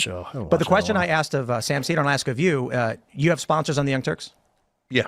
Do you ask them where they get their funding from? When a company comes to you and says, "Hey, do you want to license a segment from your show?" Do you say, "Hold on, I got to figure out what company is providing the funding, what's your revenue sources?" Tim, I would say it depends. If you're a normal sponsor and you had a normal negotiation about CPMs, etc., there's no reason to suspect. But we do check a little bit more diligently. But at the same time, we're not like doctrinarian about, like, for example, Polymarket is one of our sponsors. God bless. Oh, that'll lead us nicely into the next segment. We can talk about the Polymarket scandal. I do want to bring up the fact, though, that, like, yeah, I would think that if someone contacted me, all right, and fair enough, I am not doing the numbers that these folks are doing, but if someone contacted me and said, by the way, we'd like to make you an offer, Lance, you don't have to produce anything new, no new content. You can take the content you're already making. We'd like you to just cut and paste it, YouTube videos, and then upload them to another channel that we've got. And we're going to pay you for that. And then I'd be like, well, how much are you going to pay me? And they were like, $100,000. $100,000. Yes. What, total? Or no, per video. $100,000. Yeah. I would consider that a little sussy. I would definitely be like, wow, that's one thing. That's weird. I think this is so disingenuous, dude. With the way that this fucking no. With the way this platform works, I'm sorry. No, that's not the first place your thoughts would have gone to. And honestly, this is the shit right here that kind of makes me upset. Where it's just like, oh no, I could never. I wouldn't be that guy, but he would be. He totally would be. This idea that he would go and vet the company like right away, like no. Hell, I'm not even sure if he would talk to an attorney with that kind of agreement coming in. I'm sorry, that's just not how it works. Because even on left bread tube, dude, like no. And we're talking internet content that's available somewhere else on the internet already. That does seem like a very, very large amount of Also, has anybody on the left actually figured out what Sake Tanuki does? cash. Some would say a That guy like ludicrous single-handedly amount. like Some would say funds leftist YouTube. comparable to TV networks for, again, YouTube videos that are available in other parts of the internet already. And I don't have to do any work. It sounds a lot more like you're interested in being able to co-opt my brand, to put it on there, to add legitimacy to a network that could have some shady funding capital behind it. Who's the funder? I mean, I can't believe the only person who actually really asked that question was Dave Rubin. And it was just because he was worried if it was woke. Like, I guess he was just worried about it hurting the other aspects of his career. Well, I just need to know, is this a woke? Am I being bought by the woke? Is this woke money? It's like, yeah, no. This is, a very successful entrepreneur. He's a billionaire. I thought there was no money in wokeism. Be consistent with your criticism. I believe is his name, Claude Glorian. You don't have to look him up. You might have some trouble because billionaires, they don't want to put all their information out there. I mean, who's to say? But we do have a very nice shiny PDF. So here you are. Could you look at the PDF? Look at that. Look at the PDF. We're going to jingle it in front of you. Okay. All right. Yeah. No. The money seems fair. I mean, if that is honestly what people at Tim Pool's level are being offered, again, $100,000 plus per video to cut and paste that are found otherwhere, like. Yeah, I imagine even for larger channels, alarms would have gone off.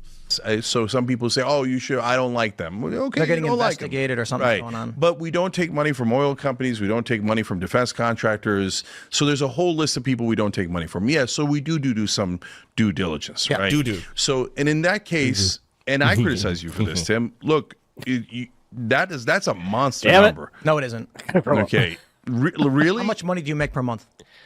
So I'm not going to get into how much money we make per month. Because you never be able to recover. You can't do that. No, but per video, getting $100,000 per video is a monster number. No, it isn't. I hate to say it, dude. No. Not even that. Child. Answer the damn question. This is the responses you get from little kids. No, I didn't. I didn't do it. No. And it's like, okay, you do have to understand that by any metric, that number is just inconceivably vast. But even with your success, even if you get 20,000, 30,000, 40,000 live viewers, for someone to approach you and say, for content you have already generated elsewhere, you have to do no work whatsoever outside of copy and pasting. This will literally take you under the span of about 5 minutes to make. You get $100,000. Yes, that's absurd. I'm sorry. There's just no other way of looking at it. Like, no, but that's again standard rate. It's what I'm used to. You couldn't even answer when Sam was like, okay, who are the other offers? Who are the other people who were offering you anything comparable to that? Because, again, to me, that number is fantastical. You make $100,000 regularly per video? So we do 8 figures on Timcast. A Timcast IRL is an 8-figure per year company. That was a little bit of a... when we... That is not the same thing. No one is saying, hey, are you successful? I will grant you're extremely successful. That's very different than a third party licensing your content at that price. That's a licensing fee that you would be paying for mainstream television episodes. And this is, again, an internet show with a very, very niche market for people who want to watch Tim Pool a second time on another channel. Like, that's why people are like, from their perspective, the ROI on this seems kind of like absurd. You know, like what billionaire who has made himself and built an empire would ever think to themselves, well, you know what I really got to do here is I got to license material that is found elsewhere on like a tertiary channel of someone whose numbers for the culture war are amongst his lowest like viewed shows. So that's pretty wild. Get approached by but that's also a weird criticism in itself, because like just bringing up it's like the lowest tier of his shows, even like, no, it doesn't. It's weird in itself that they went after Tim Pool. Yeah, bunch of different. All right, the one thing I will say is that if he didn't even question, like, all right, how much, like, what is this company? But then again, per his explanation, Lauren Chen is the only one that really knew full on what was going on. And then Dave Rubin, I guess he did go and just be like, who the hell is supporting me? But then when he found out, he was just like, okay. Different companies, and we have sponsors. We have one sponsor that pays us $100,000. We get, in one instance, we got $50,000 for one ad read. So when we go to contract negotiations and we say, hey, guess what? Timcast IRL is the biggest live show on YouTube prime time. That costs a lot of money. So if you come to Tim Pool... Sorry, trust me, I am not trying to stand up for these guys. I don't like to stand up for these guys. I hate when things are done in fucking, disingenuously like that, because that's exactly what that is. Why would I do it? So, this is important, and we're rehashing something that most of my audience already knows. I was negotiating with 3 different companies. We were fielding multiple offers. One of those offers was $30 million. I took a lesser offer with lesser responsibilities. That's it. Mm-hmm. You also notice, if you look at the indictment, that Dave Rubin and Benny Johnson, independent. Oh, by the way, no one's questioning why you took the money, right? Like, again, it's a fantasy. Anybody who's like, hey, by the way, I'm going to offer you $100,000 for content that you already produced on a secondary channel. All you got to do is welcome upload it new viewers on Twitch. I appreciate you guys stopping in. I'm surprised that everyone took it, but everyone's trying to tell you now the reason why you were being offered those, again, ridiculous amounts of money is because it was being funded by state-backed Russian backers. That's the reason why they were willing to spend that kind of money to, again, obtain your brand name. Because you all had to make that ad for Tenant. You all had to record for it. Some people made some original videos like Lauren Southern, but the vast majority of you, it was just basically like, hey, by the way, this is not a Russian channel. This is a collection of American YouTubers, conservative pundits, right-wing pundits, and Canadian pundits as well, who are producing content exclusively for this new media operation called Tenant. Independently of me, negotiated comparable contracts. How is that possible? Well, they have agents. Agents negotiate on their behalf. When you look at Call Her Daddy selling for $100 million, Joe Rogan for selling for $250 million, Travis Kelce you know selling what? for $100 As somebody million. who does this, no, that's too much. Are those crazy numbers in the podcast industry? So, not the same thing. No one is accusing you of not generating a lot of wealth or getting ad reads for high amounts or any of that. This is completely different. This is almost Tim like, Pool, who hosts the largest live show, this is like Primetime on YouTube, Flex, look how much is I make. approached by someone to license a new show. There's going to be a premium rate comparable to any other podcast. Now, that's besides the point. Whether or not I negotiate something or not, All of it goes through lawyers. I own the production company outright. For Crystal Ball to then fabricate this, or maybe she just doesn't know what she's talking about, that I was told to do things, it's an absurdity. It's not correct. My point ultimately in bringing it up is, he kind of just really ruined a potential case there, because if you want to say that someone is defaming you, you have to be able to prove that it is being done willfully with malice. So if you're like, oh well, I mean, maybe she didn't know, maybe she's just defamation has gotten thrown around so much that people are just like on the internet now.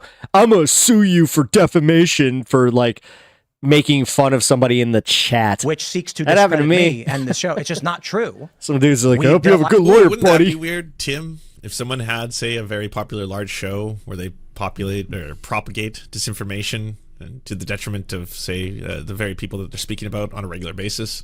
License agreement with a company. I mean, look, someone from the Blaze comes to us and says, hey, we got a VC. I ask who it is. They say, here's the guy. The indictment even mentioned they staged a fake phone call with me and the VC because we did our due diligence, sent it to the lawyers. The lawyers did their research. We then conferred with other people. We had negotiations. To then claim that we did something untoward or we are part of some manipulative thing, it's discrediting the space, and it's bad for independent media. So Tim, the maybe the difference in how we perceive it is because left-wing and right-wing media is not comparable in terms of money. Okay. Call her daddy? Is that she has a Kamala Harris? Podcast is different. Podcast is different because what people were doing was trying to establish market position. Rachel Maddow got $25 million in her new contract negotiations. Oh, it's absurd. She gets 38,000. That's legacy media, and Call Her Daddy is not a left-wing podcast. Views in the key. No. But what he's saying is the talk space. This isn't even. I got what he's saying about this. He's not talking specifically about like TYT and like political talk spaces. He's just talking the broader podcast sphere. I do understand what he's talking about. MSNBC does. Apples to apples, right? So yeah, you're comparing like fucking mainstream media and legacy media, as well as some of the world's most popular podcasts, with, again, internet shows. Podcasts are different. Cable news is different. But Howard Stern made over $200 million on his last contract. So on online media, the left nobody wing talks has about that. None of the revenue you guys have. We just have normal ads. We just have normal subscribers. We're the biggest, and I've asked everyone else. Nobody gets 50,000, 100,000 a video. Nobody gets those deals. You're bad at business. No. Do you know who our sponsors are? No. We have normal mainstream sponsors. We do things like BetterHelp. Yeah, that's kind of proving his point then, Tim. Yeah. It's kind of like, you're very successful. I'll give him that. And as a result of being very successful, you get more mainstream brands that approach you. The less successful you are, the more, not League of Legends, Raid Shadow Legends. Raid Shadow Legends. When you're starting out and when you're grinding and climbing the ladder, that's usually the people knocking on the door, and all the GeForce and then the weird supplement companies and all that, and that's basically we're definitely not bad at business. Okay. I mean, I got ground news, but again, that's the only one that I'm going to be doing. We've been around the longest on the internet, etc. I wish there was sponsors that gave that to left wing. But hey, and if there's any sponsors watching, we've got a gigantic show. Okay, give us $100,000 a pop. There it is. We'd love to take it. Thanks for checking out this clip from Tim. That was nice of Tim to leave that in there. I don't know if it's that he didn't realize it, but it's like, oh yeah, that little plug at the very end. No, we can leave that in. Give Cenk his due. He did bend the knee.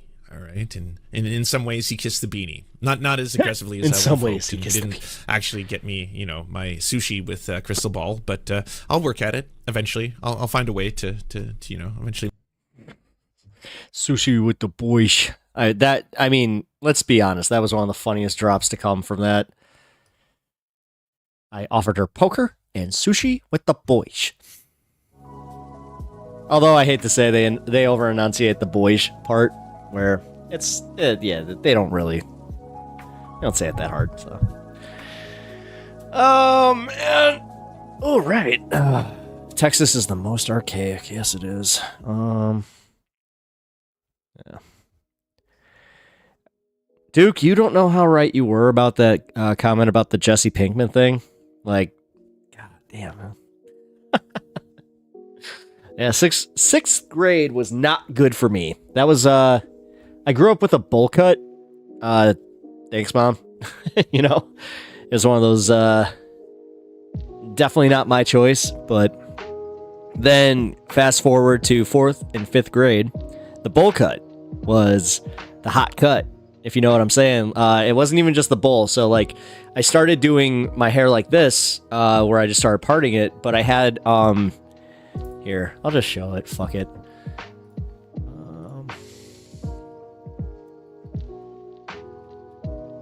Here. This is literally the haircut I had for far too long. Way longer than any kid should. All right, you ready? Yeah. I rocked that for 2 whole school years. Thought I was cool, you know, as shit. And then the shaved head like became a thing. It was right before the spiky hair. Thank God, because it kind of led to me having spiky hair. Man, I regretted that because I'll never forget that. I was at a Fantastic Sam's, right? My dad's justification was, hey, if you're gonna be shaving your head, why spend the money on a haircut? I'm like, all right, yeah, you're kind of right about that. So we go to this Fantastic Sam's, right? And I must have gotten somebody like that was getting away with just the worst type of like, I'm talking razor burns that legit, my pops was just like, ooh, kind of, ooh, you okay there, kid? I'm like, no, it really hurts. And he's just like, yeah, it's all right. So on top of having a really bad haircut, I also had like just so many like red marks on my neck. That sucks so bad.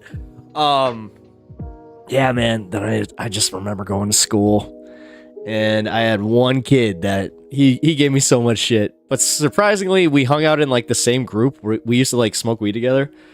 But yeah, he comes up behind me and he does that thing where he starts like measuring my head with his hands. I'm like, yes. And he's just like, hold on, don't move. And he's just like, yo, dude, you need to grow some hair like immediately. I was like, what? He's like, your head is crooked. I was like, what? He was right. So guess what? I'm one of those guys that, shaved heads, not good. Not good. Okay? So we'll just keep that at that.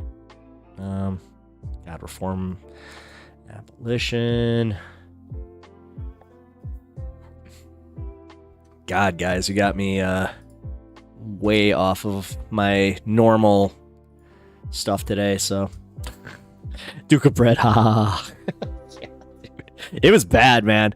It was bad. Having a school bully that like had the same, like had a crush on the same girl you did, and then like I not to brag, but I pulled that girl who turned out to be a lesbian. She told me after her swim meet where she like we had kissed and she was just like, I have something to tell you. I'm like, ooh, what? And I was so excited, and then she was just like, I'm gay. I'm like, it's like, no. All right, Lena. Aron Ra debate. Did I say Aron Ra? Was Aron Ra on my here, let me check. Was he? Wait. Kyle Kalinske. Oh shit. Oh shit. I am so sorry about that. I just realized that. You know what? Fuck it. I do have to change this though. Hold on, give me 1 sec. My YouTube, I thought that it actually changed with my my Twitch. Son on Destiny. And Backlash. And Aron Ra debate. There we go. Cool. Alright, yes, Aron Ra.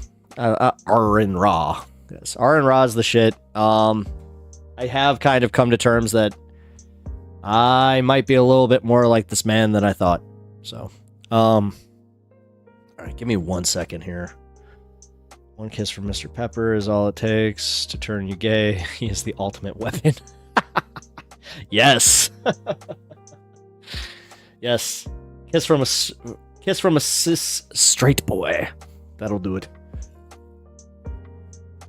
Where did cis come from, by the way? Can anybody like just tell me that?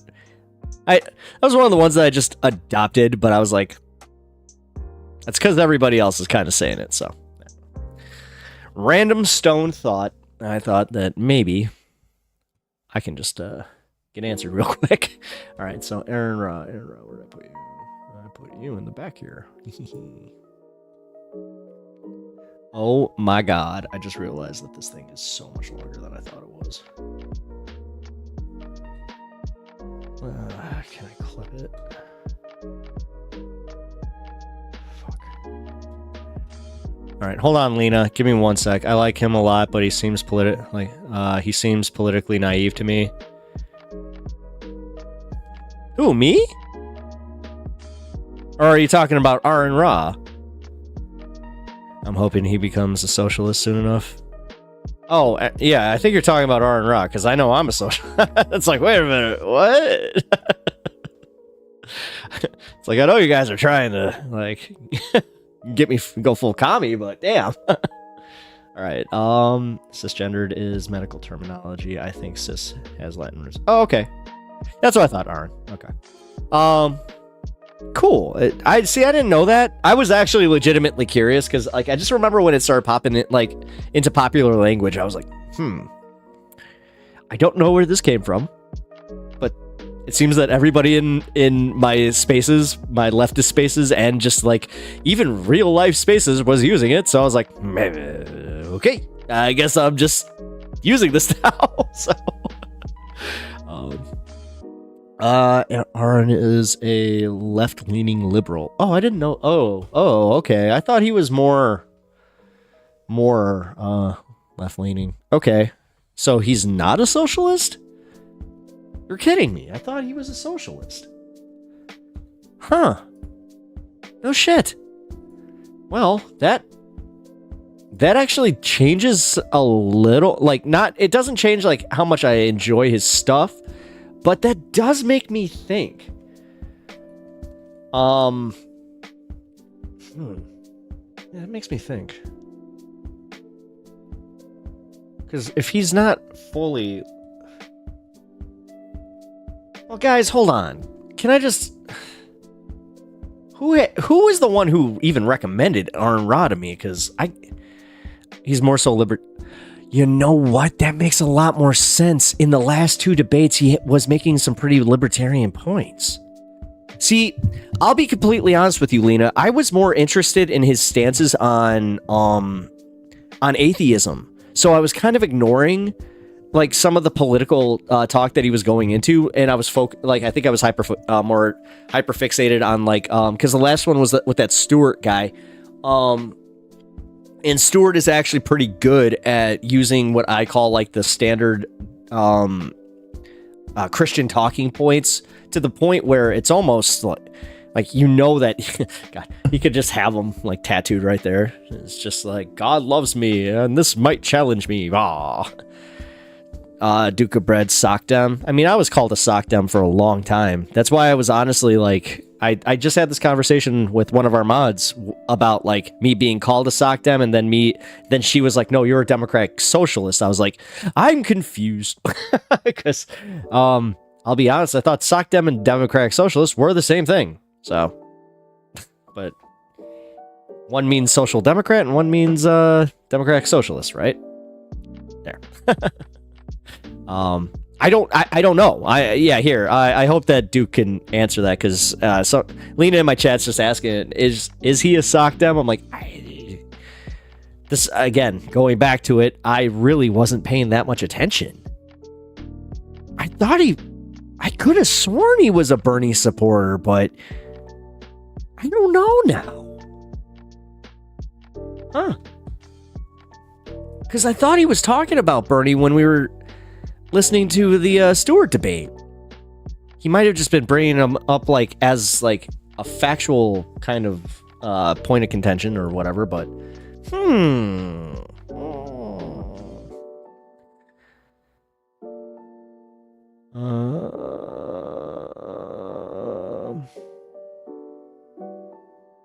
Oh, hey, actually, guys, you know what? Change of programming. Change of programming. Somebody asked Aaron Raw about his politics. We're gonna watch that one instead. Sorry. I'll be honest. The debate's 4 hours long. I thought it was about an hour long, so that one we're probably gonna cover tomorrow.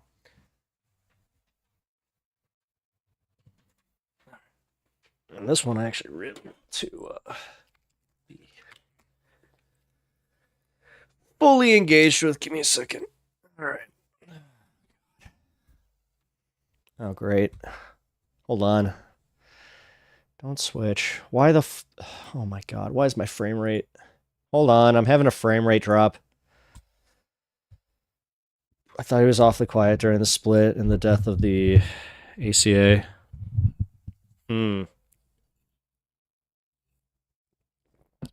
Many socialists will call you a sock dem. There is a big divide amongst leftists. Most MLs, not all, would consider you a socialist. Again, like, okay, fine. I guess I'm not part of the club. Whatever, man.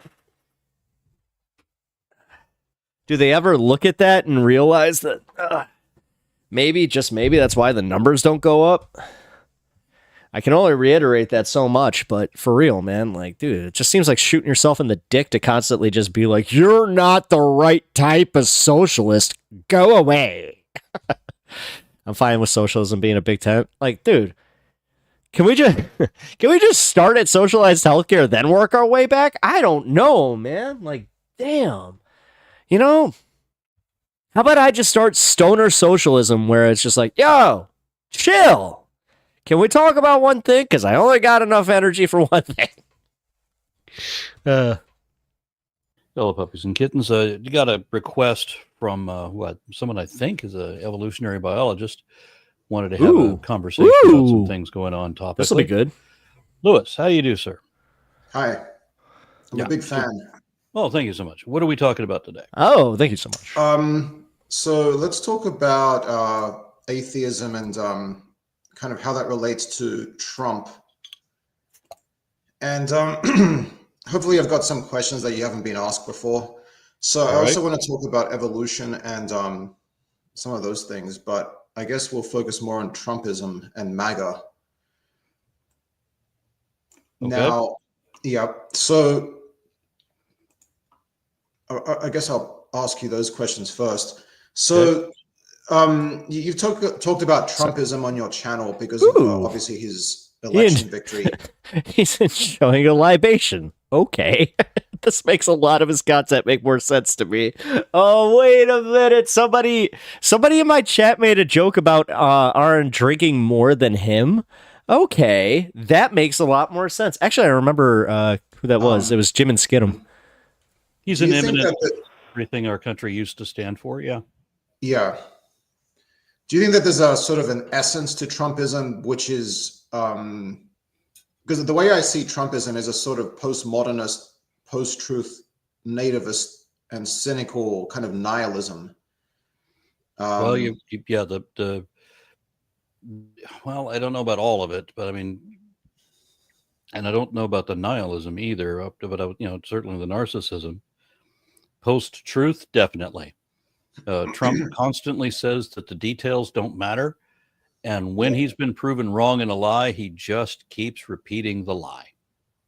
He never, ever admits that he was ever wrong about anything. Mm-hmm. Doesn't matter how solidly it's proved.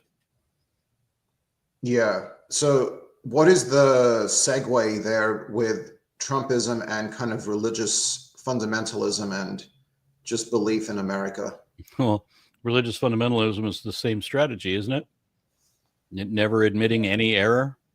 You know, when they say that there's no transitional species, you can go over everything how would we define what a transitional species is, and then produce hundreds or thousands of examples from the fossil record that fit every one of those criteria, thus confirming that we've got hundreds or thousands of transitional species, depending on which definition you're using.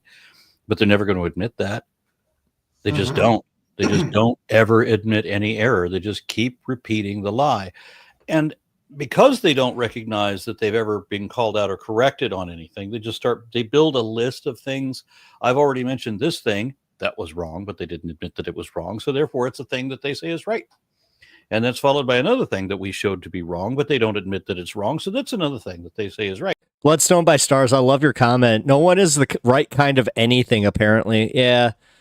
Lena, there's his American exceptionalism. Lena, Aron knows America was built on slavery and genocide. He makes it sound like he believes in MAGA, just not Trump. Like he wants a secular U.S. supremacy.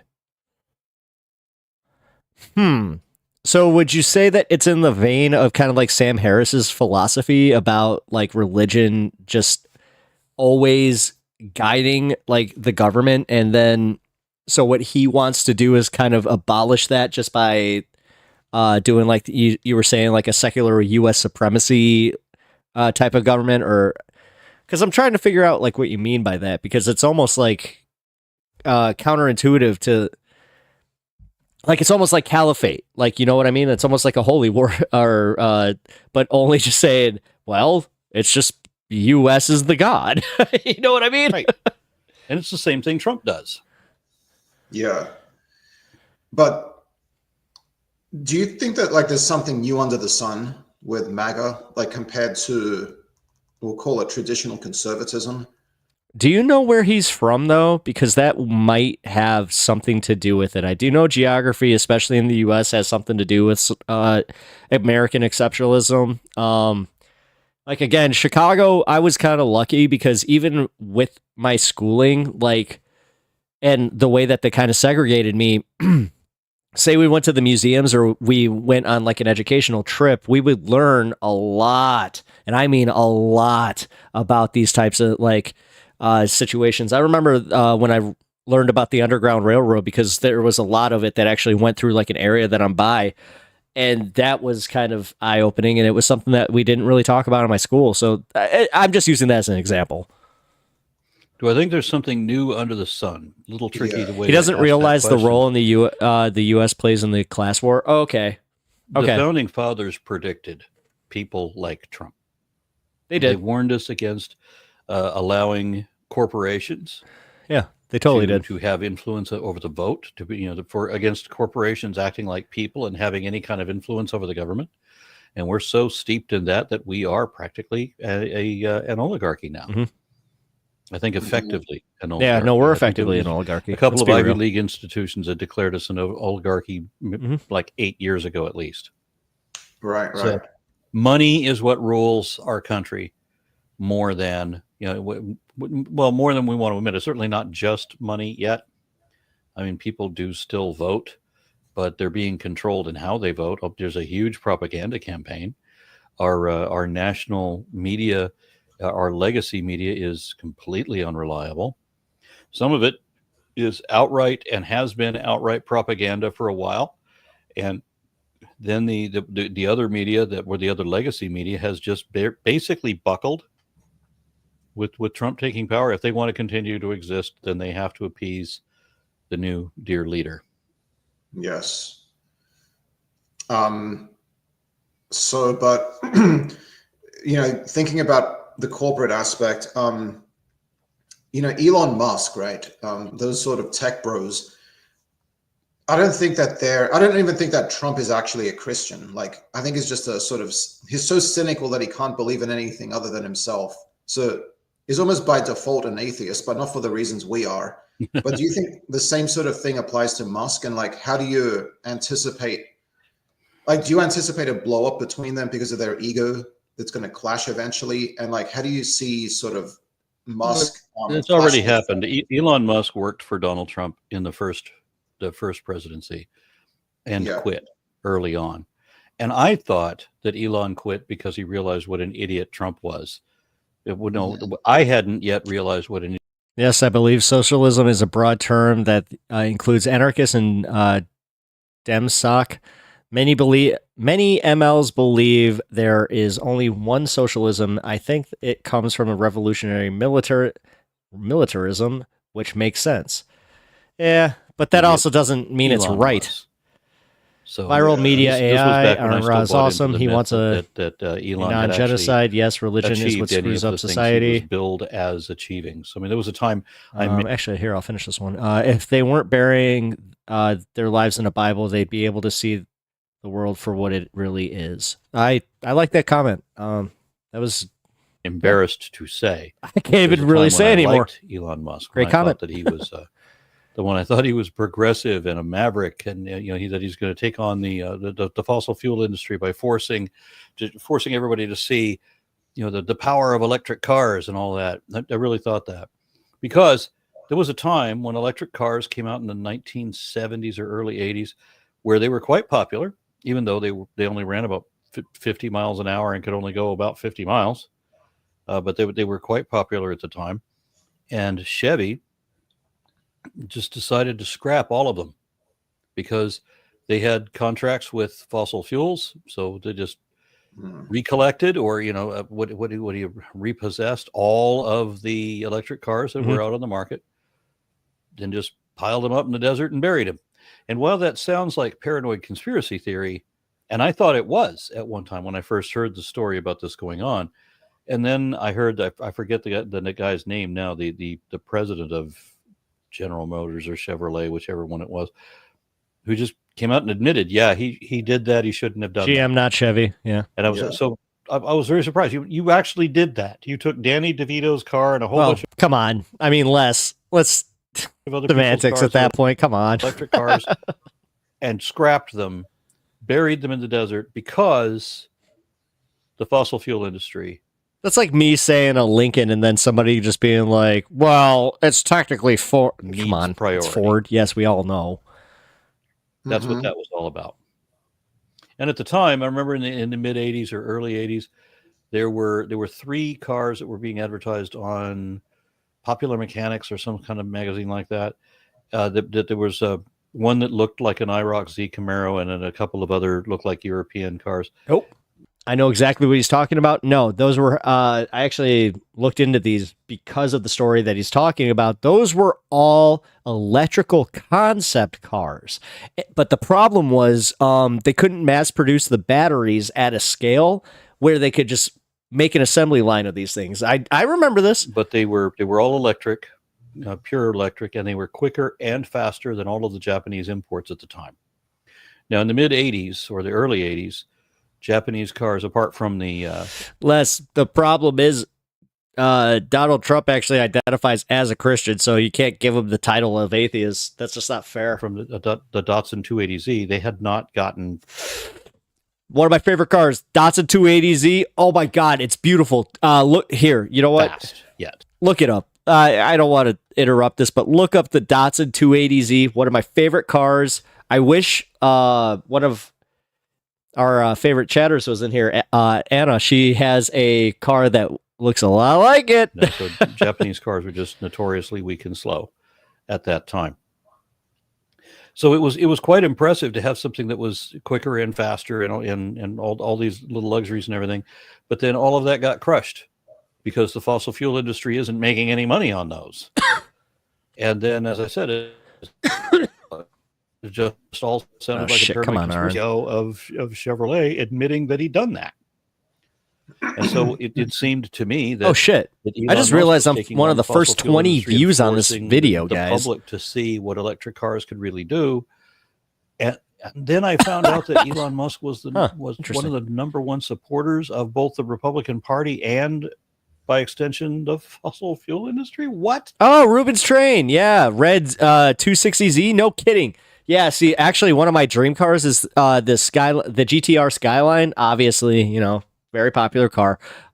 Mine is from a different reason, not Fast and the Furious. Mine was actually from Initial D, but it does actually tie into the fact that was one of the prototypes for that. If without Datsun, we wouldn't have those Nissans. That makes no sense. But yeah, that's the case. He shoots himself in the foot. He didn't invent Tesla. He didn't invent any of this technology. Yeah, he was a consultant brought in by the people who did invent it, and then he somehow got the rest of the company away from them. And the car that is now in orbit around the sun was supposed to be awarded to the guy that actually started the company. So Trump, Elon The Musk. beer swig after that, just like Would you facts. say that he's selling like a vibe and a futuristic aesthetic more than a solution? He became the richest person in the world by seeming to be this tech genius that people thought, well, look how this guy's shaking things up, and he's gonna force progress. You know, what an admirable thing. Only to find out that I hate giving credit. Just give him credit for the shit he invested in and the people he invested in, and the guy he fucked over for PayPal. He didn't actually do any of these things. He's just marketing. Let's not forget that. And that happened. My collapse of that all came with the Cybertruck. I mean, I could understand a number of other things that he did with Tesla cars, as far as not having any creature comforts, not having any manual overrides or, you know, alternative backup systems or stuff. But when your car shorts out and you can't get out of it and it's on fire, Duke, this guy looks like he could be your dad. But you can't get out of it. Listen, Duke, all I can say is once this is fully gray, and if I'm still rocking this hair, you can bet your ass I'm fucking dyeing my beard. Because it's electric and there's no manual override. A funky color, too. The guy wanted the cars to drive themselves and not let people drive them. He was going to market cars with no steering wheel. Yeah. Yeah. No. Yeah. There are people who buy cars because we like to drive cars. You know, and when I saw the outrageous the Cybertruck, I'm like, you just went the opposite direction of everything that I would have thought that just a heads up, guys. YouTube's acting a little finicky. I've had a truck my whole life. I've had different kinds of trucks, but I've had trucks all my life. And if I was going to buy it, hey, anybody on Twitch, can you let me know if there's like freezes happening on your side, or if this is just YouTube? Build a truck. If I was going to design a truck, especially an electric truck, it would have been almost entirely opposite of what the Cybertruck gave. The horsepower, great. The torque, great. No complaints about either of those things. But, and let's just not even talk about the look of the thing. Yeah. The first aspect of it is that when you're building a truck, you have to consider that people. My whole family was. There's nothing wrong with that. In construction. There's nothing wrong with the, people who like cars, man. So they carry sheets of plywood, sheets of drywall, that sort of thing to the job sites. These are all in 4x8 sheets. So your truck has to be able to carry a stack, not something leaned against the side of the rail. No, it has to be able to carry a stack of plywood, a stack of drywall, these type of building materials. And I'm frustrated that car companies who have known this, like Chevy, for example, you know, they come out with a pickup truck that they're bragging about. That you can't put a stack of plywood in the back, and they're calling it a work truck. How the fuck is that a work truck if it won't carry the supplies? If it's just a little too small in the bed to carry the shit you need. Instead of having a truck that is bulletproof only if your assailant brings a small caliber weapon, instead of that absurdity, I want to go completely the other direction. I want the roof off. I want the doors off. I want the windshield to fold down. I want the seats to fold down to make a long bed, or seats to fill back up if I want if I want 9 passengers. I want versatility. I want one truck that does everything. And the idea of an electric truck that runs on 37 or 40-inch tires, but with a little bit more elevation than normal trucks get, that's where I would have gone. And that's every electric truck that I've checked with them. There's only one that can wear 37s. Every other one are limited to 35s. And here I'm wanting 40s. So that is better than a scooter fetish. Bloodstone, we know what your turnoff is. You see a guy on a Vespa, you're just like, ew. The Cybertruck is like a symptom of everything wrong with this country. Well, I wouldn't put it that way, but it was. I mean, because the original Tesla S, there were just issues with it when you get into the thing. We were almost bought a Tesla 3. Okay. I'm glad that we bought a Kia Niro instead, because the Kia Niro has all these tangible, physical buttons on the steering wheel and on the dashboard and everything, where we can drive and adjust the sound, change the stereo. We can change a bunch of different feature settings, windshield wipers, all of this. We can do all of this without the slightest glance off the road. We can do this off the tactile fingertips. My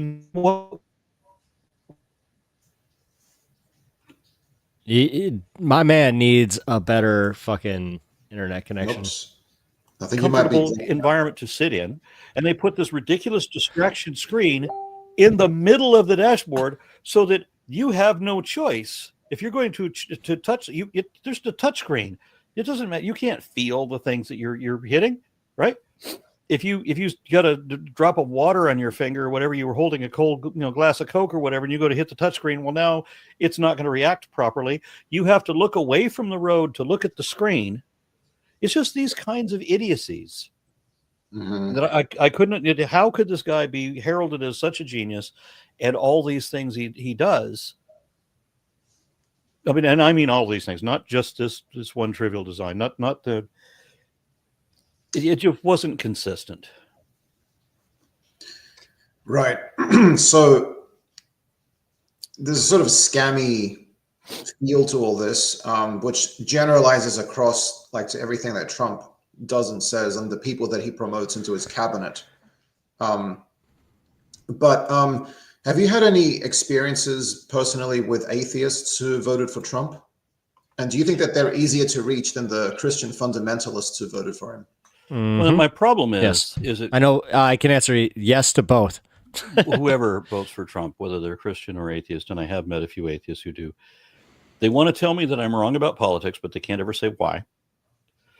Or if they try to say why, there have been a couple examples where they try to pull out a stat or a factoid or whatever that isn't even true, or is just some hyperbolic exaggeration of whatever. And when I so well, here's what the actual policies are.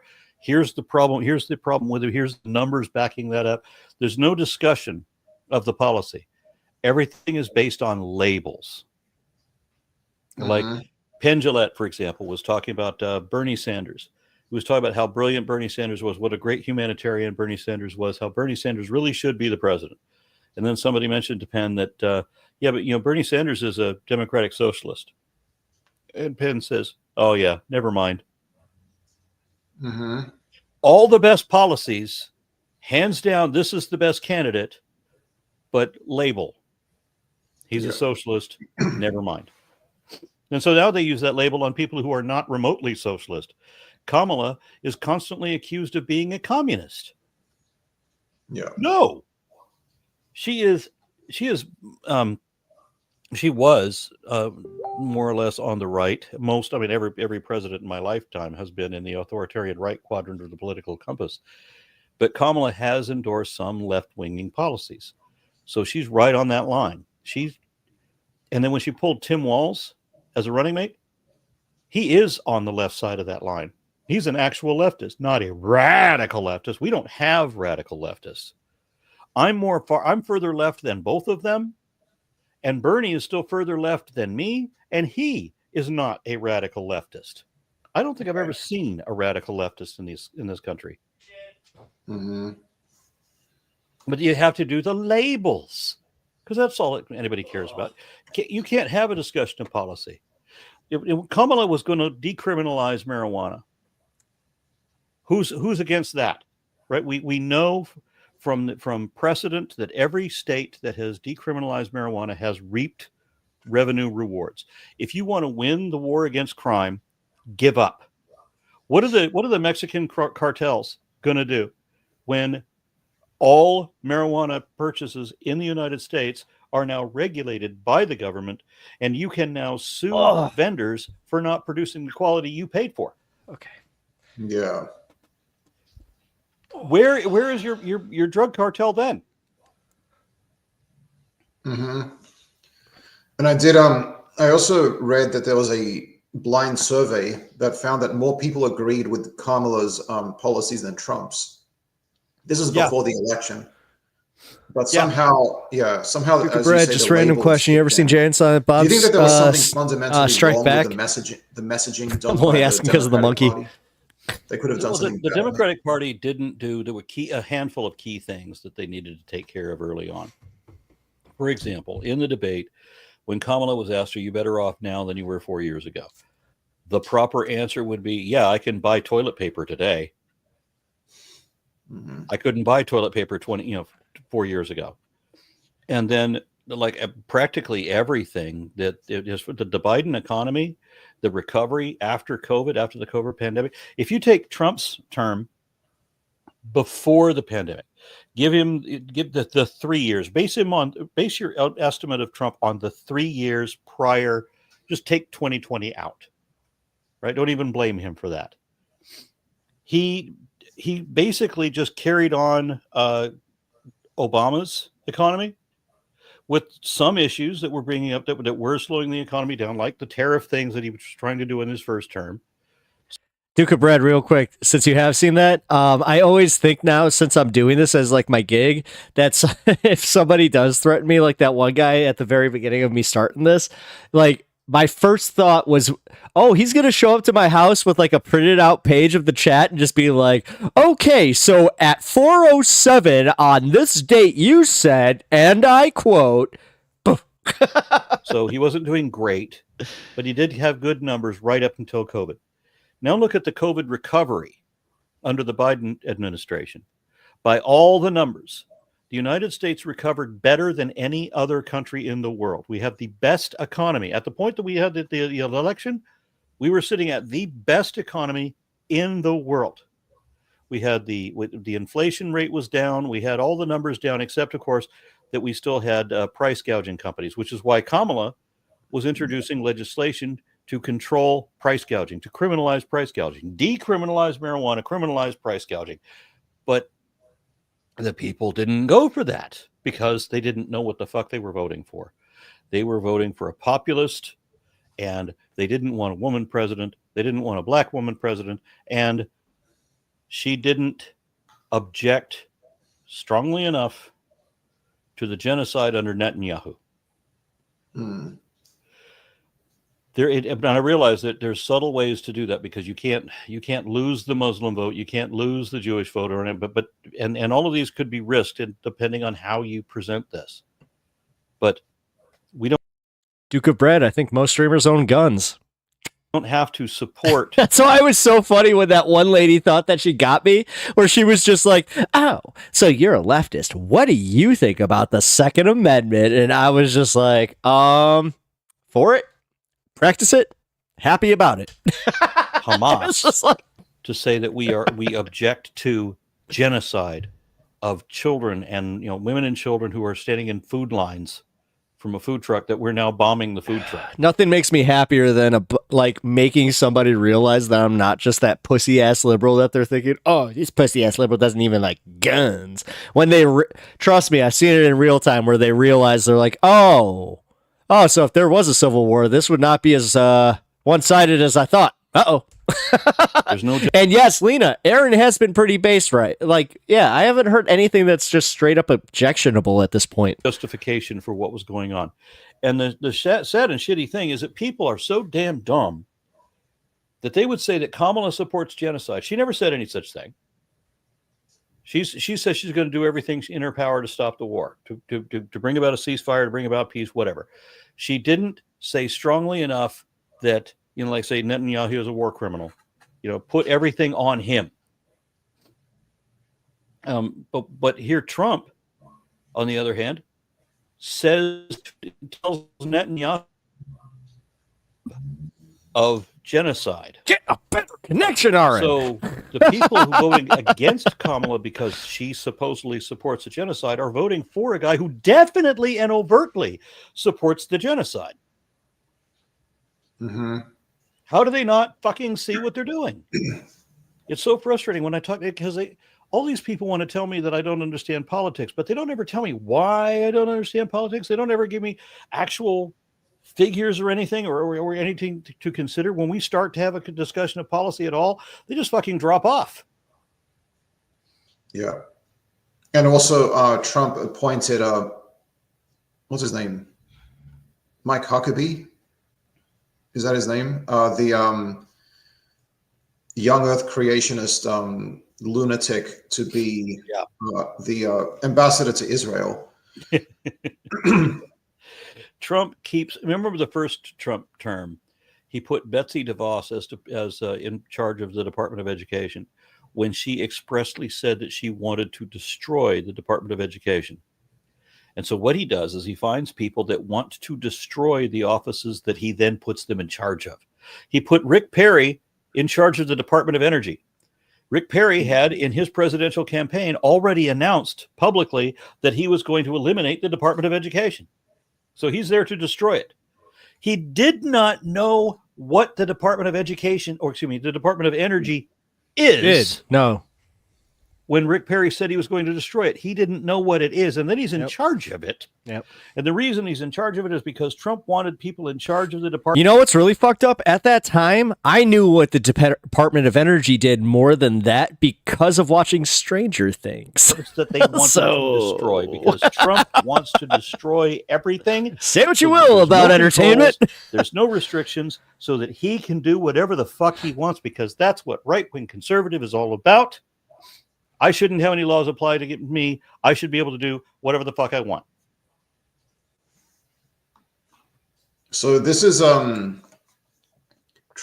is do you think it's a natural evolution of conservatism? Like, No. was it inevitable that we'd get here after Reagan at some point? Well, it certainly it was in line with what Reagan started, because it was definitely a that kind of a snowballing issue that started with Reagan. You would think that a lot of this started with Nixon. It didn't. Nixon was actually far more progressive than many of the Democrats today that would be accused of being progressives. Nixon was more progressive than a lot of the not self-identified, but the people accused of being radical leftists or progressives or whatever. Nixon started a lot more social programs, a lot more left-wing programs than most of these people, certainly more than Biden ever planned to. I was actually impressed. I expected Biden to disappoint me a lot more than he did, a lot faster than he did. He did a lot better than I was expecting him to do. Mm-hmm. And this is only because he has smart advisors and he's smart enough to listen to them. Whereas Trump, give me a sec, hires only the stupidest people and would not listen to a smart person ever. Yeah. Trump is basically a crime boss. Mm-hmm. He's like a character out of The Simpsons. He's like, the guy that runs the thing, except that he's made it a TV personality show somehow. But he's still just a crime boss. He does not know any fucking thing. And this is his friends, his family, the people that worked with him have described Trump this way. They say he doesn't know anything. Epstein described Donald Trump as a horrible person who would find. Epstein said Trump was a horrible person, while also saying that Trump was his friend. He said that Trump would get inside information. He would get to know you. He would. It's working off Wi-Fi against you. I just realized that he's working off Wi-Fi. Oh my God. Mm-hmm. Aron. So why? Trump is come on. Do you think that there's a you sort have of a bigger audience than me? What the fuck? I'm just trying to think of like how a lot of Trump voters who are Christians, they see him. Do you think that it's he's still frozen? Leftist audio, guys. This is leftist internet. Let's just be honest. Let's try this on for size. I was thinking about like, what's the psychology going on here from a theological perspective? So he's seen as a sort of demigod by many of his supporters, right? Because they've relinquished the distinction between him, the man, and the essence of the presidency as an office and institution. So like, you know how in Russia, Putin, there's no difference between Putin, the man, and the presidency because it's personalist rule, right? Whereas in America, it's meant to be this sort of the abstraction of president is separate from the president as a person. Do you think that that's happened here? No, but the reason that's changed, Putin is directly related to the reason that has changed. See, like, Americans don't know don't know politics of other countries. But I was studying Russian for a while, and Putin is the reason that I am not bilingual now, because he just ruined the language for me. I was very there in being able to have a conversation in Russian, and I don't know, 2-3 years ago just gave up on it, because I'm never going to go to Russian as long as Putin is alive. Yeah, but still, it'd be nice to just be bilingual. Like, dude, as someone who has tried so hard, I've been practicing Spanish since literally Spanish 1.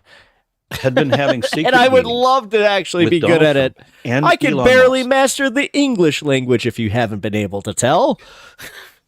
And when I say secret meetings, I mean, and you should have heard of some of the legacy media announced that the meetings were being had.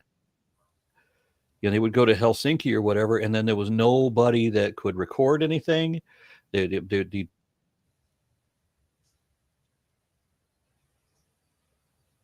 I'm noticing we seem to be having connectivity issues. I don't know if have you noticed it drop? A little bit, yeah. I don't have no idea. I'm going to have to go back and listen to this later and see if it's even usable. But it looks like we dropped offline a couple of times for a second or two. But what Putin did a year or two ago, because he'd been president twice, and you have this limitation. You can only be president twice. And then he becomes prime minister. And then after being prime minister, well, now he can be president twice again. So what he did as president was to go back and change the Constitution himself. He goes and changes the Constitution to give the prime minister more power, because he's about to be prime minister again. So when he does that, the entire Russian government resigned on the same day. So Putin simply replaces all of these career people, the bipartisan people, with loyalists, which is Schedule F. That's exactly what Trump is going to do. He's changing the Constitution. He's already said that. I think he said that today, that he's going to be making changes to the Constitution, but he said it a number of times in the past. Biden listened to Bernie, we could have the Avengers backing us.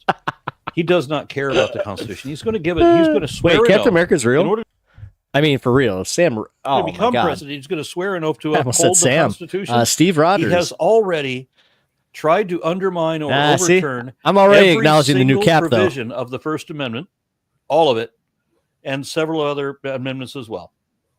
Trump is not about the Constitution. He has said on multiple occasions that he should be able to change the Constitution as he sees fit, and he's going to. And the Supreme Court, which he owns, is going to let him do that. Guys, there's a completely random story locally by me, but a 72-year-old has just died after an oxygen tank ignites while he's smoking at a local nursing home. Because Random? our government is now, but that just more popped up on my corrupt news feed. I was like, than Russia. Think about that. And it's local to me. So, I was like, well, okay. Schedule F. Trump fires all of the career politicians. All of the checks and balances are now gone. He replaces everybody with idiot loyalists so that they swear an oath to him, not to the Constitution. Electing Donald Trump was therefore the end of our constitutional republic. We have very little chance of getting it back. So does that statement not perhaps turn it into a self-fulfilling prophecy, though? I don't understand what you mean. So if we say that the republic's over, doesn't that just make it, people will just sort of I give said up? we have very little chance of getting it back. Okay. So let's imagine we could have midterm elections and everybody. You smoking weed, guys. It says it's not conclusive, but they think that he was smoking something else. They literally said the C word. Oh, guys, I think we lost one. Wake the fuck up and realize, wow, that was a Rest really in stupid peace. thing we did You know in what? 2024. Cheers to my local man who has lost his life just trying to burn one down. We could have restored women's reproductive rights. We could have fixed the Supreme Court. We could have had prices come back down by force of law. We could have had all these things that would have been wonderful and made America a much better place to live, and even have and we would have more jobs because we would have been tuning to green energy, and then the huge industry that we can make out of that. We could have had all these right. great things. It says in the comments section on the story that he totally was burning and that they just couldn't include it in the news. So, guys, let's, as I said, raise one up. You know what? Fucking I'll rip it. We lost a good one because dude, he was on an oxygen tank. He should have known. Come on. But no, we What is decided going to elect on? Trump so that he could put tariffs on everything, raise the price on everything, crash the economy, crash the market, fuck everybody, fuck all y'all, deport everybody, deport my housekeeper, deport everybody. We could have everybody wake up to this fact and realize, wow, we were really fucking That wasn't this stupid. video. We should be mature adults now and vote something else in the midterms, and then maybe take control again in 4 years. But are we gonna really? The choices were so blatantly obvious a month ago, and we just, oh no, I want to put bullet holes in my own feet. That's what we did. Yeah, guys. So, I mean, honestly, let's honor the man who, dude, 72 years old. Number one. Man, I start reading that immediately. I'm like, that's like my mom's age. That's not that old. And then I'm like, oh, well, I mean, no. But then I'm like, oh, no, it's not that old. If either way, rest in peace, my guy. we get another election, is it going to be a real election? Because, Russia still has elections. Mm-hmm. But we know what ends up happening. Either somebody gets thrown out of a fourth-story window for no reason, accidentally, or the election is obviously not legitimate. So Yeah. the frustrating thing for me was that 70 million people were this damn dumb, because this is screamingly fucking dumb. And then half the country didn't think that saving the republic was important enough to get out and vote. Mm-hmm. Well, a book I'm reading called The Irony of Democracy. It's had... Good question. National ballot initiatives. Do you think we could ever have them? I think we should. Because now we have to start asking the question. Do we start making it like, can we penalize people for not voting? Like, where does that go? That's a slippery slope. I don't know. Many editions since 1973. I think that was the first edition. It mentions that even back then, Americans. I'm assuming that's what you meant by that, right? Many Americans have had a disdain for democracy. So, is it just like the chickens coming home to roost now because people are afraid of or sick of what they see as elitist rule, and both parties are using their power, so they just want a non-establishment person. I had a hard time understanding this when I was studying Russian language, that Russians have been under authoritarian rule for so long that they think that's the right way to do it. And I'm thinking that did these people just never have their own voice, their own power? But the problem is a lot of people it's like people don't have any idea what the founding fathers were objecting to. They're now advocating the very things that the founding fathers objected to because they never had to live under this kind of authoritarianism. They never had to live under a monarchy, but there are many Republicans now who say that that's exactly what they want. They don't want a government of, by, and for we, the people. They want a king. They just want a king that they agree with. Yeah, most of the time, your king doesn't agree with you. And already, people are saying that Trump is not going to be a king that agrees with anybody. Mm-hmm. You're not going to get what you want. The country is going to be fucked, and there's no way around that. Shit is going to suck bad. So make America great again means take America back to the worst. Trying to F the S or F the money and sell Bitcoin to the government. Tax evasion, dark money. Yeah, I mean, that's all this is anymore. No, this is the safer. Listen, they saw that mattress stores were no longer the way because that actually required you to do something. This is the way to do it, guys. It has ever been, which would be like 110, 120 years ago, because they want to take away compulsory schools. They want to take away truancy. They want to, they're already, before Trump was elected, they were already increasing they were lowering the age at which children could work later hours, more dangerous jobs, that sort of thing. So, child labor is becoming, more like it was 120 years ago when there are children working barefoot in factories, that kind of thing, without any of the left-wing stuff that used to make America good, like, having weekends off, having regulations on the quality of your food and your water. We're just going to get rid of the FDA. No more Food and Drug Administration. So you can't trust your food anymore. In the United States, in the 21st century, we can no longer trust our food because we're not going to have an FDA. Because we've got some batshit crazy moron who's decided that, no, we need to bring back polio. Yeah. This is going to go bad. And people are telling me that I'm just exaggerating all this. I'm not. No, look it up. The guy's saying these things. This is what they're actually trying to do.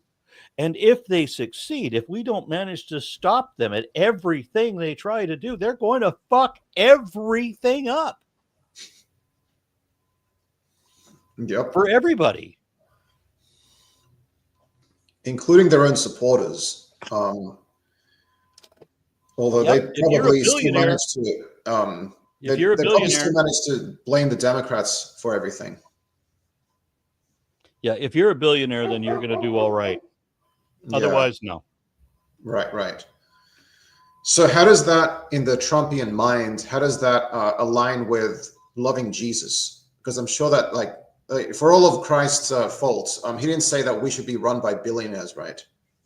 Once again, the people in Trump's orbit way back in the day, the people who've known him for the longest, the closest, say that he makes fun of believers. Yeah. Trump is not a believer. Now, does he believe in God? I bet he does. I bet he does believe in God. But then, like most believers, he thinks that God agrees with everything he says and thinks.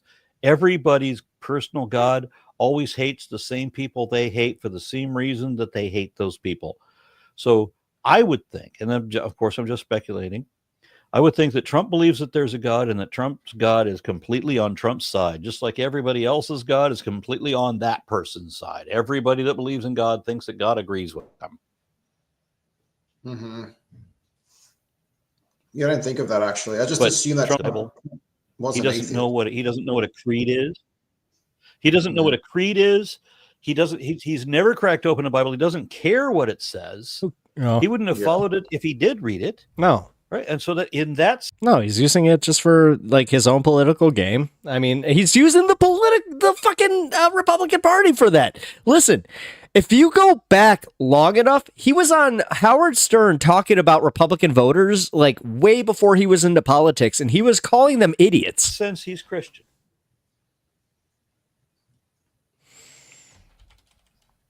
Yeah. So is America just irredeemably stupid? Oh, I hope not, but hope is dwindling. Yeah. And in many people's minds, I think Trump has even usurped Christ. Oh, yeah. Yeah. And there's a lot of preachers. Last year, I was listening to this thing where these evangelical ministers were complaining that their congregations were objecting to the teachings of Jesus himself, quoting Jesus directly from the Bible. Quoting Jesus, the red letters, because the congregations, these Christian congregations, are saying that this is entirely too woke. Yeah. Too woke. Now, let's just think for a moment about what woke is. Woke is realizing that there are some other people who may have it harder than you. And maybe we shouldn't try to make it even harder for all those other people. Like maybe you've got a pretty good deal, I mean, you've got adversity, sure. But on the whole, you got a better deal than most people, and you certainly got a better deal than these people, all these other demographics. Having a degree of compassion has somehow become the worst thing you can do, according to Republicans. Compassion. Having some consideration for another person's plight. If it's a problem that they have that you don't have, modern Republicans say, no, fuck them. Mm-hmm. I don't have to care about it until it affects me. Yeah. Christians too. So is Trump Christian? No. Are the Republicans Christian? No. Not anymore. Yeah. Jesus definitely would not have been a Republican. Nope. Not Even- now. Right. Would he have been a Reaganite? I was just going to ask that. Damn it. I was literally just going to be Well, like, oh, maybe he would have been a Reagan Republican. Going Fucker back beat me to it. And there were still Christians in the Republican Party who were I could see Jesus more aligning with, because the difference between the Democrats and the Republicans.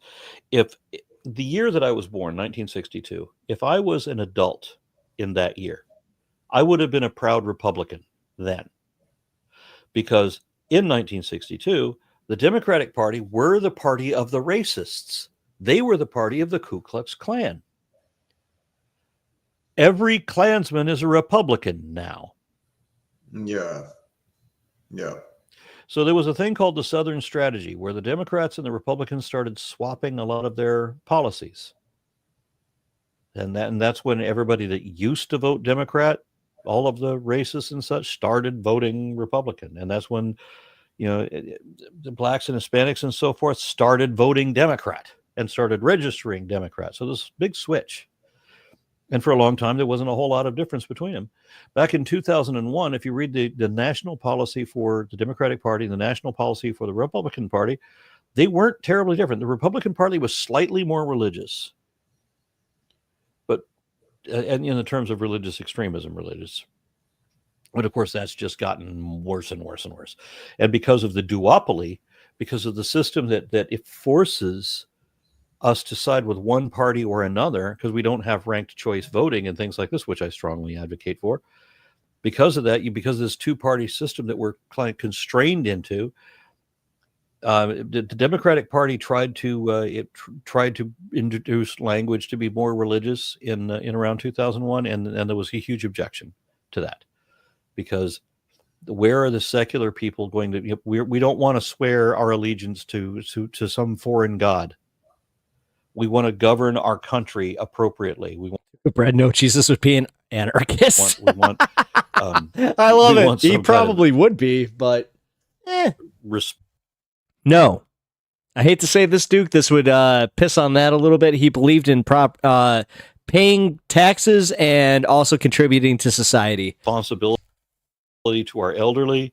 But that's post-Nicene Jesus. That's like, if you go back to the Old Testament, you got like the theoretical Jesus, the Messiah who has not yet been born. So if you go based on that, we want responsibility to the environment, to the economy, to protections, to regulations on food and housing, and make things safe. It's not just about national defense. There's much bigger issues than that. The quality of life and so forth. We have to be able to protect all of these things. And then the right wing just wants this position of from my perspective, they want this position of, I got mine, fuck all y'all. And all of you, all these laws should apply to you, but not necessarily to me. Mm-hmm. So, now you've talked a lot about how it's a complete myth that religious people are more ethical in the way that they live and what they do. Do you think that? Here's my question on this. I've got it listed here. Basically, do you think that people who come to atheism themselves, like freely, because of their own investigation and questioning religion, do they tend more towards like a particular political doctrine or philosophy, like for example, some sort of libertarianism?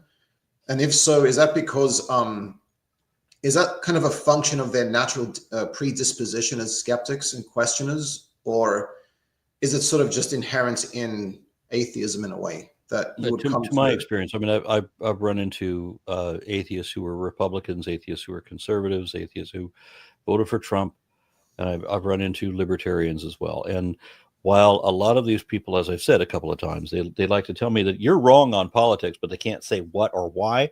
They can't get into any specifics and prove the point. They just Sorry, I am taking care of an editing thing, so can't do that. I'm kind of in the same situation with libertarians. Yeah. Every time somebody identifies as a libertarian, I'm like, okay, well then let's have a conversation. Oh my God, dude! It's not a connection issue. I don't think libertarians do. It's the fact that you're using Wi-Fi for this. I know exactly what's wrong. Yeah, well, my position on libertarians is they're just in the category of they don't want laws to apply to them. They don't want to pay for taxes for things they're not directly using. They would take the option of, ideally, they would take the option of living on a private island and shitting in a bucket rather than paying taxes for roads or for a fire department or anything like that. Mm-hmm. And they don't want to privatize the police department and fire department and other things like that. They know that they would rather, have a blanket sum that they pay on taxes that takes care of all of these amenities and provisions and roads and such. But they just want to be selfish about it. It's unrealistic. I've never had a conversation with a libertarian where they seemed competent at all about what we're talking about. And I'm saying I'm comparing libertarians to Trump supporters now.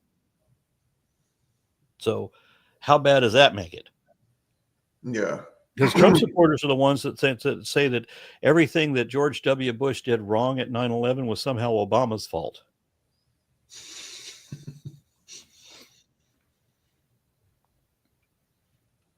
Do you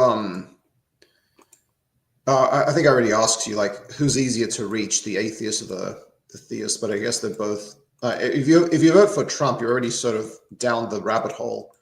Well, my thought on that is that politics is far less rational than religion. Ooh, he's got a good point there. Which is a sad thing because politics is unavoidable. Politics is real, unlike religion. You could go your whole life without having a religion, but you're going to have politics. Mm-hmm. And if you are managing in any capacity, tell that to the 12 million fucking Americans that just have never voted in their lives. I know it's actually a pretty low number for America, but you're going to have to take their needs into consideration. And that's politics. You're making moral judgments, moral estimates based on how you're going to take care of the people in your community, how you're going to have them support themselves, however independently they want to be.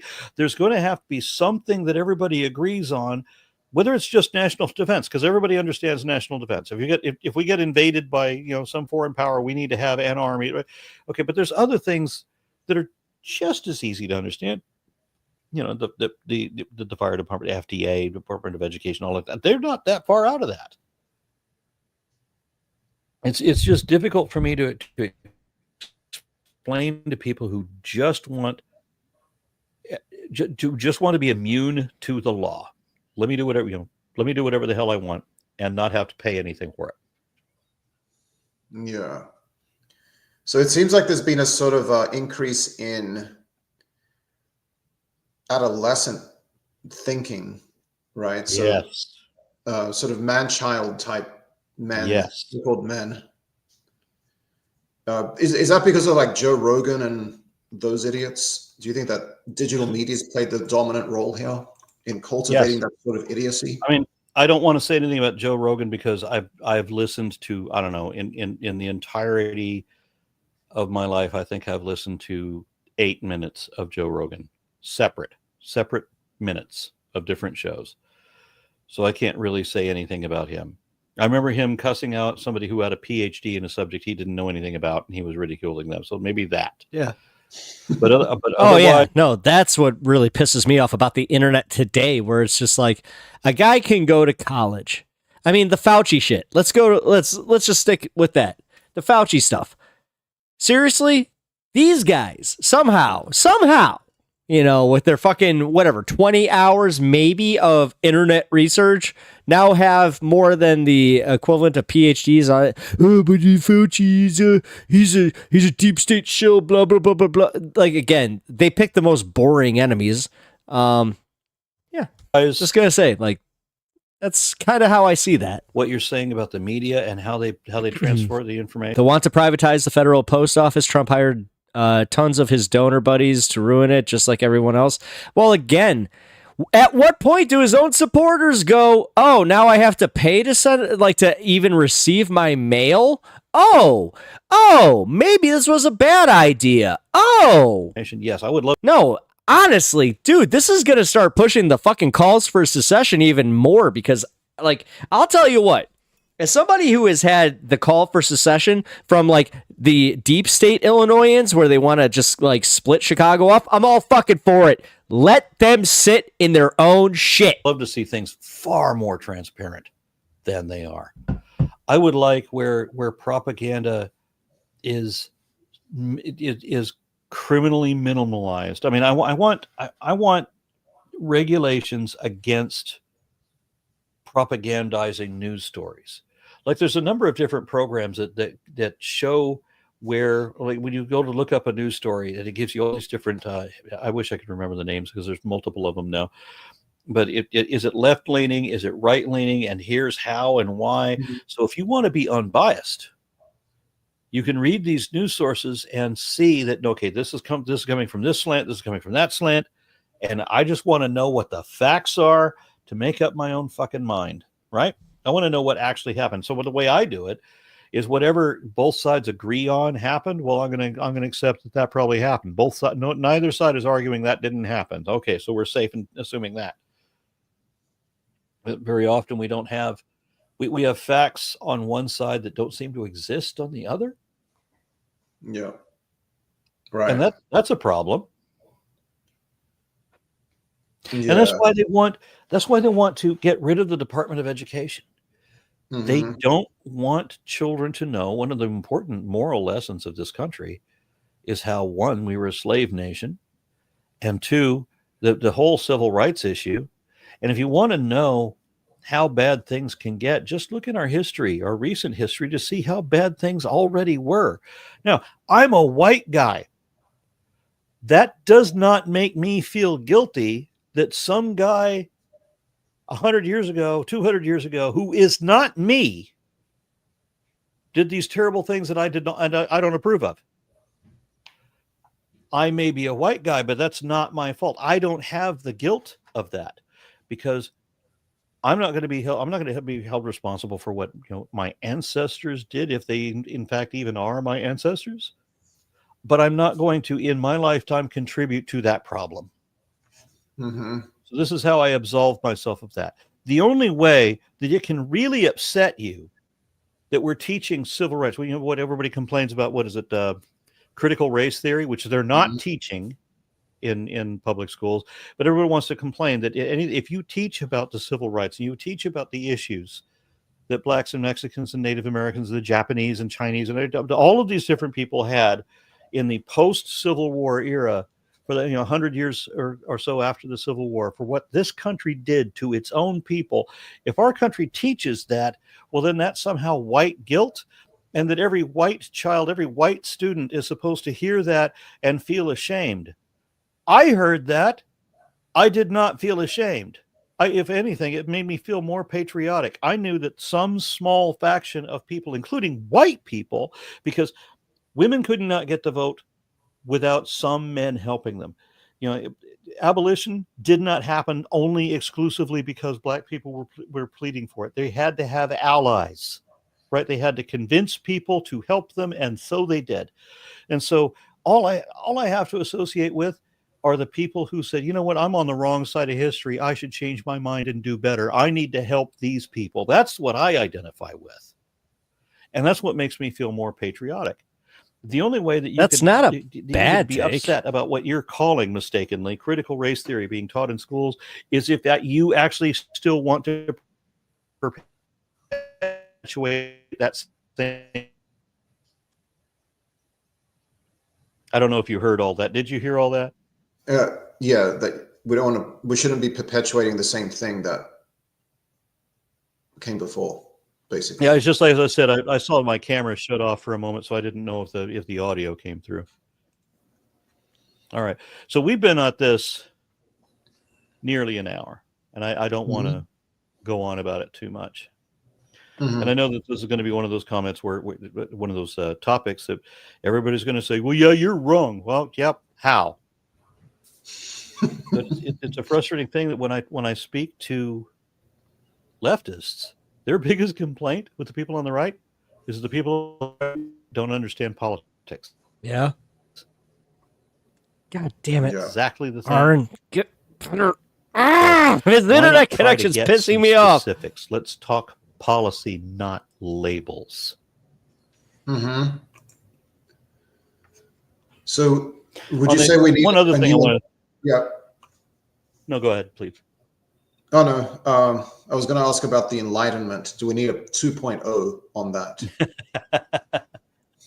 Yeah, because we haven't learned our history, so we are doomed to repeat it. Any public intellectuals, apart from yourself, who you think are promising, who could be sort of leaders in that movement? I wish that I were more learned than I am. I wish I had time to read other people. I mean, so far in my life, everything that I have heard Noam Chomsky say, I've agreed with. Almost everything I've heard Bernie Sanders say, I agree with. But I don't have the leisure to read as much as I want to be as informed as I wish that I could be. Because I insufficient information. Get a hard line. My guy. Oh my God. I'm sorry, what were you going to say before I cut you off? I think at one moment I was going to bring up, what everybody wants to bring up with me is somehow the right is all fired up about trans people who are like 1% of the population, and they want these people to have to prove that they're physically, biologically, physiologically, genetically a dysphoric position, or that they are chromosomally, if you were identified as male at birth, well, your chromosomes indicate that you're actually female, that you have to have some proof of that. And there are physical conditions and genetic conditions wherein you could prove that. But I don't personally care, because our country is supposed to offer a freedom of expression and a right to life, liberty, and pursuit of happiness. And the rejection rate, or the rate of when people get to go through these transition phases, and then they decided after they've done the surgery and everything that they didn't want to do that anymore, right? The rate of regret, 1%. Oh, base. I was a little worried where he was going. It's lower than the regret of having knee surgery. So why not just let people? I'm not gonna lie, that scared me a lot. To happiness, right? Is that not their right? Right. Why do I have to make it a big deal that you feel that you present as inappropriate or not accurately? I mean, I'm in a brilliant situation because I'm a cisgendered heterosexual male who's very comfortable in my skin. Damn it, this is not making my case any better. I wish that everybody could feel as good about themselves. All right, I'll dye my fucking goatee blue. Feel about myself. but that doesn't mean I'm better than the people who don't. That just means that I lack the ability to properly empathize with those people. Yeah. But that doesn't mean that I can't take steps to be more considerate. But that's one of the problems when you talk about the left or the right, isn't it? Because people on the left are talking about, well, what about their rights? And the people on the right. So, well, what about my rights? Mm-hmm. And there's the difference in a nutshell. Yeah, I hear that a lot as well. People on the right, they claim that they're being oppressed or that their rights are being curtailed. Why? Because they own and control everything. They're called cry bullies. Yeah, they are the most. They want to be persecuted, but they are the persecutors. Well, but they also say, I don't know if you would agree with this at all. Maybe this is a point that leftists or liberals could partially agree on. I don't know. I want to get your take on it. But some people on the right would say that some of the so-called woke stuff has gone too far in certain cases, and that how do they put it? Sort of like that. There's a sort of one-size-fits-all approach that. They also talk about affirmative action in this sense as well, that certain policies are not appropriate or things like that. Do you think that we should take it on a case-by-case basis, or? Okay. Yeah. All right. Well, let's look at that. Let's consider that for a moment. Some, which means not all, some of the woke things. Distracting. Aron Ra has never been based. Or never not been based. Oh, I misread that. Okay. Well, I mean, dude, from what I'll be honest, when he was giving his little his trans take there, I was like, oh, let's see. Gone too far by what measure? And the added reason dictome they're saying this is because apparently they want to stop panacea, all of according to the wildebeest. right? Yeah. They don't have What's up, an Govic? objective criteria that we can point to and say, okay, well, this is where the line is. This is where the too far is. It's always things that never really happened, right? You understand that you have a greater risk of having your children molested in the bathroom by Trump's cabinet, by Trump's administration, than you do it by trans people? Trump's administration, the people he's already has already selected and appointed and promised positions to, most of them, many of them anyway, have been accused credibly of sexual assault, if not already proven in a court. Mm-hmm.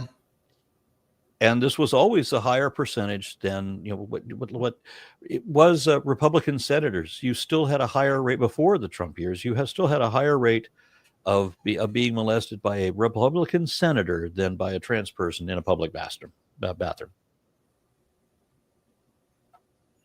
So I don't understand where these same people who say that they are for liberty also want to take away other people's liberties.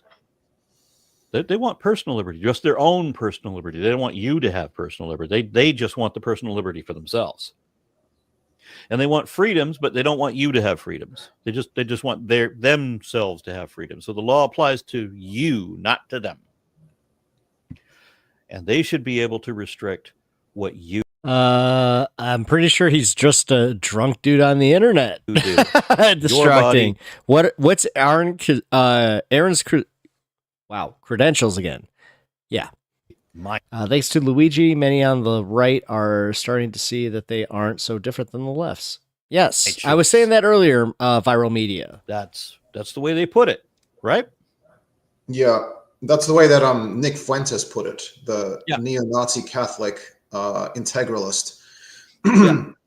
Those people are coming out of more of, in the last Trump administration, a lot of the racists were coming out of the woodwork, doing outrageous things. And I think now we're seeing that again. And my whole position is just let people be. We're talking about 1% of the population. If they're going to regret their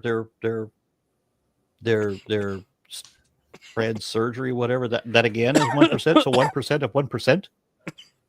Let them fucking go. why make that this big damned issue? That it can't be the priority on your life. There are so many things that you, as a rural Texan, as a farmer, a rancher, or whatever, even a factory worker or whatever, there are so many things that are more important to you than whether somebody wants you to use a different pronoun. Thanks to Luigi, many on the right are already starting to see that they aren't so different from the leftists. Great point, Aron. Than what you feel inspired to use. That can't be your biggest fucking issue. There are other things that matter to you more than that, and those same things comment posted twice. that really matter to you, farmer or whatever, are probably going to be the same things that matter to me too. That wasn't him, and that I would advocate with you. Yeah, like soil erosion, except that they don't want to accept climate change. Yeah. So the Texas Republican Party platform is a frightening thing to read. If you read the National Republican Party platform, that's a sanitized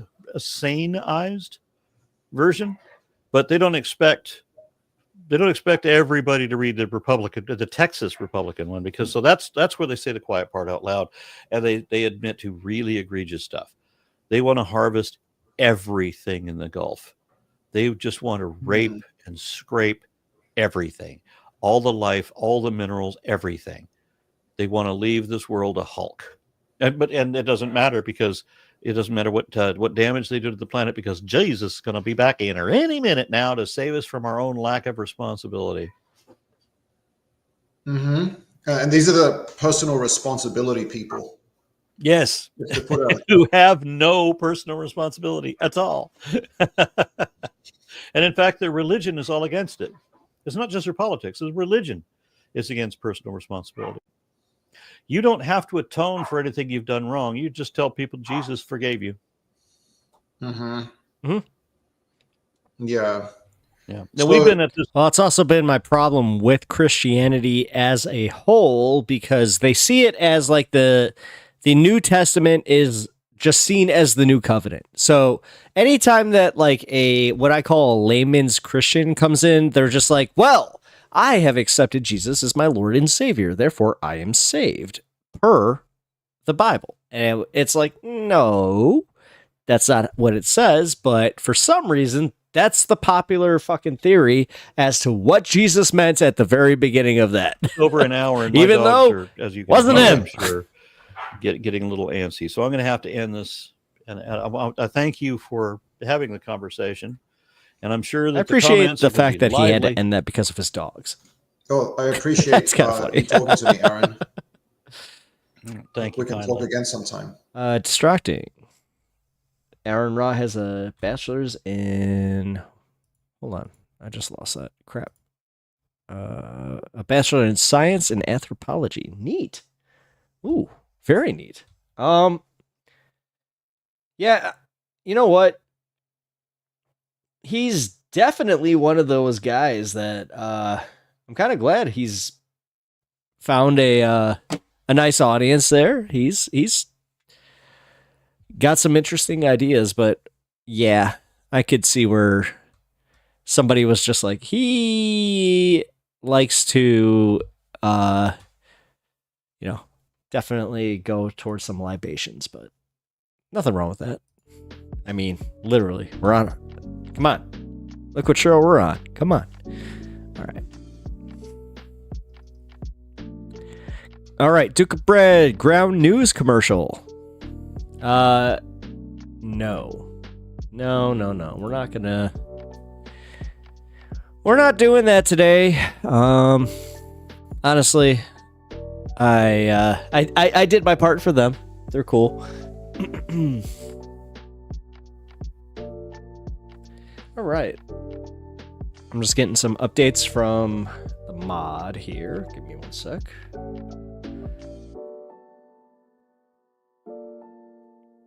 Okay. I think she just saw the beginning of the show. So, interesting.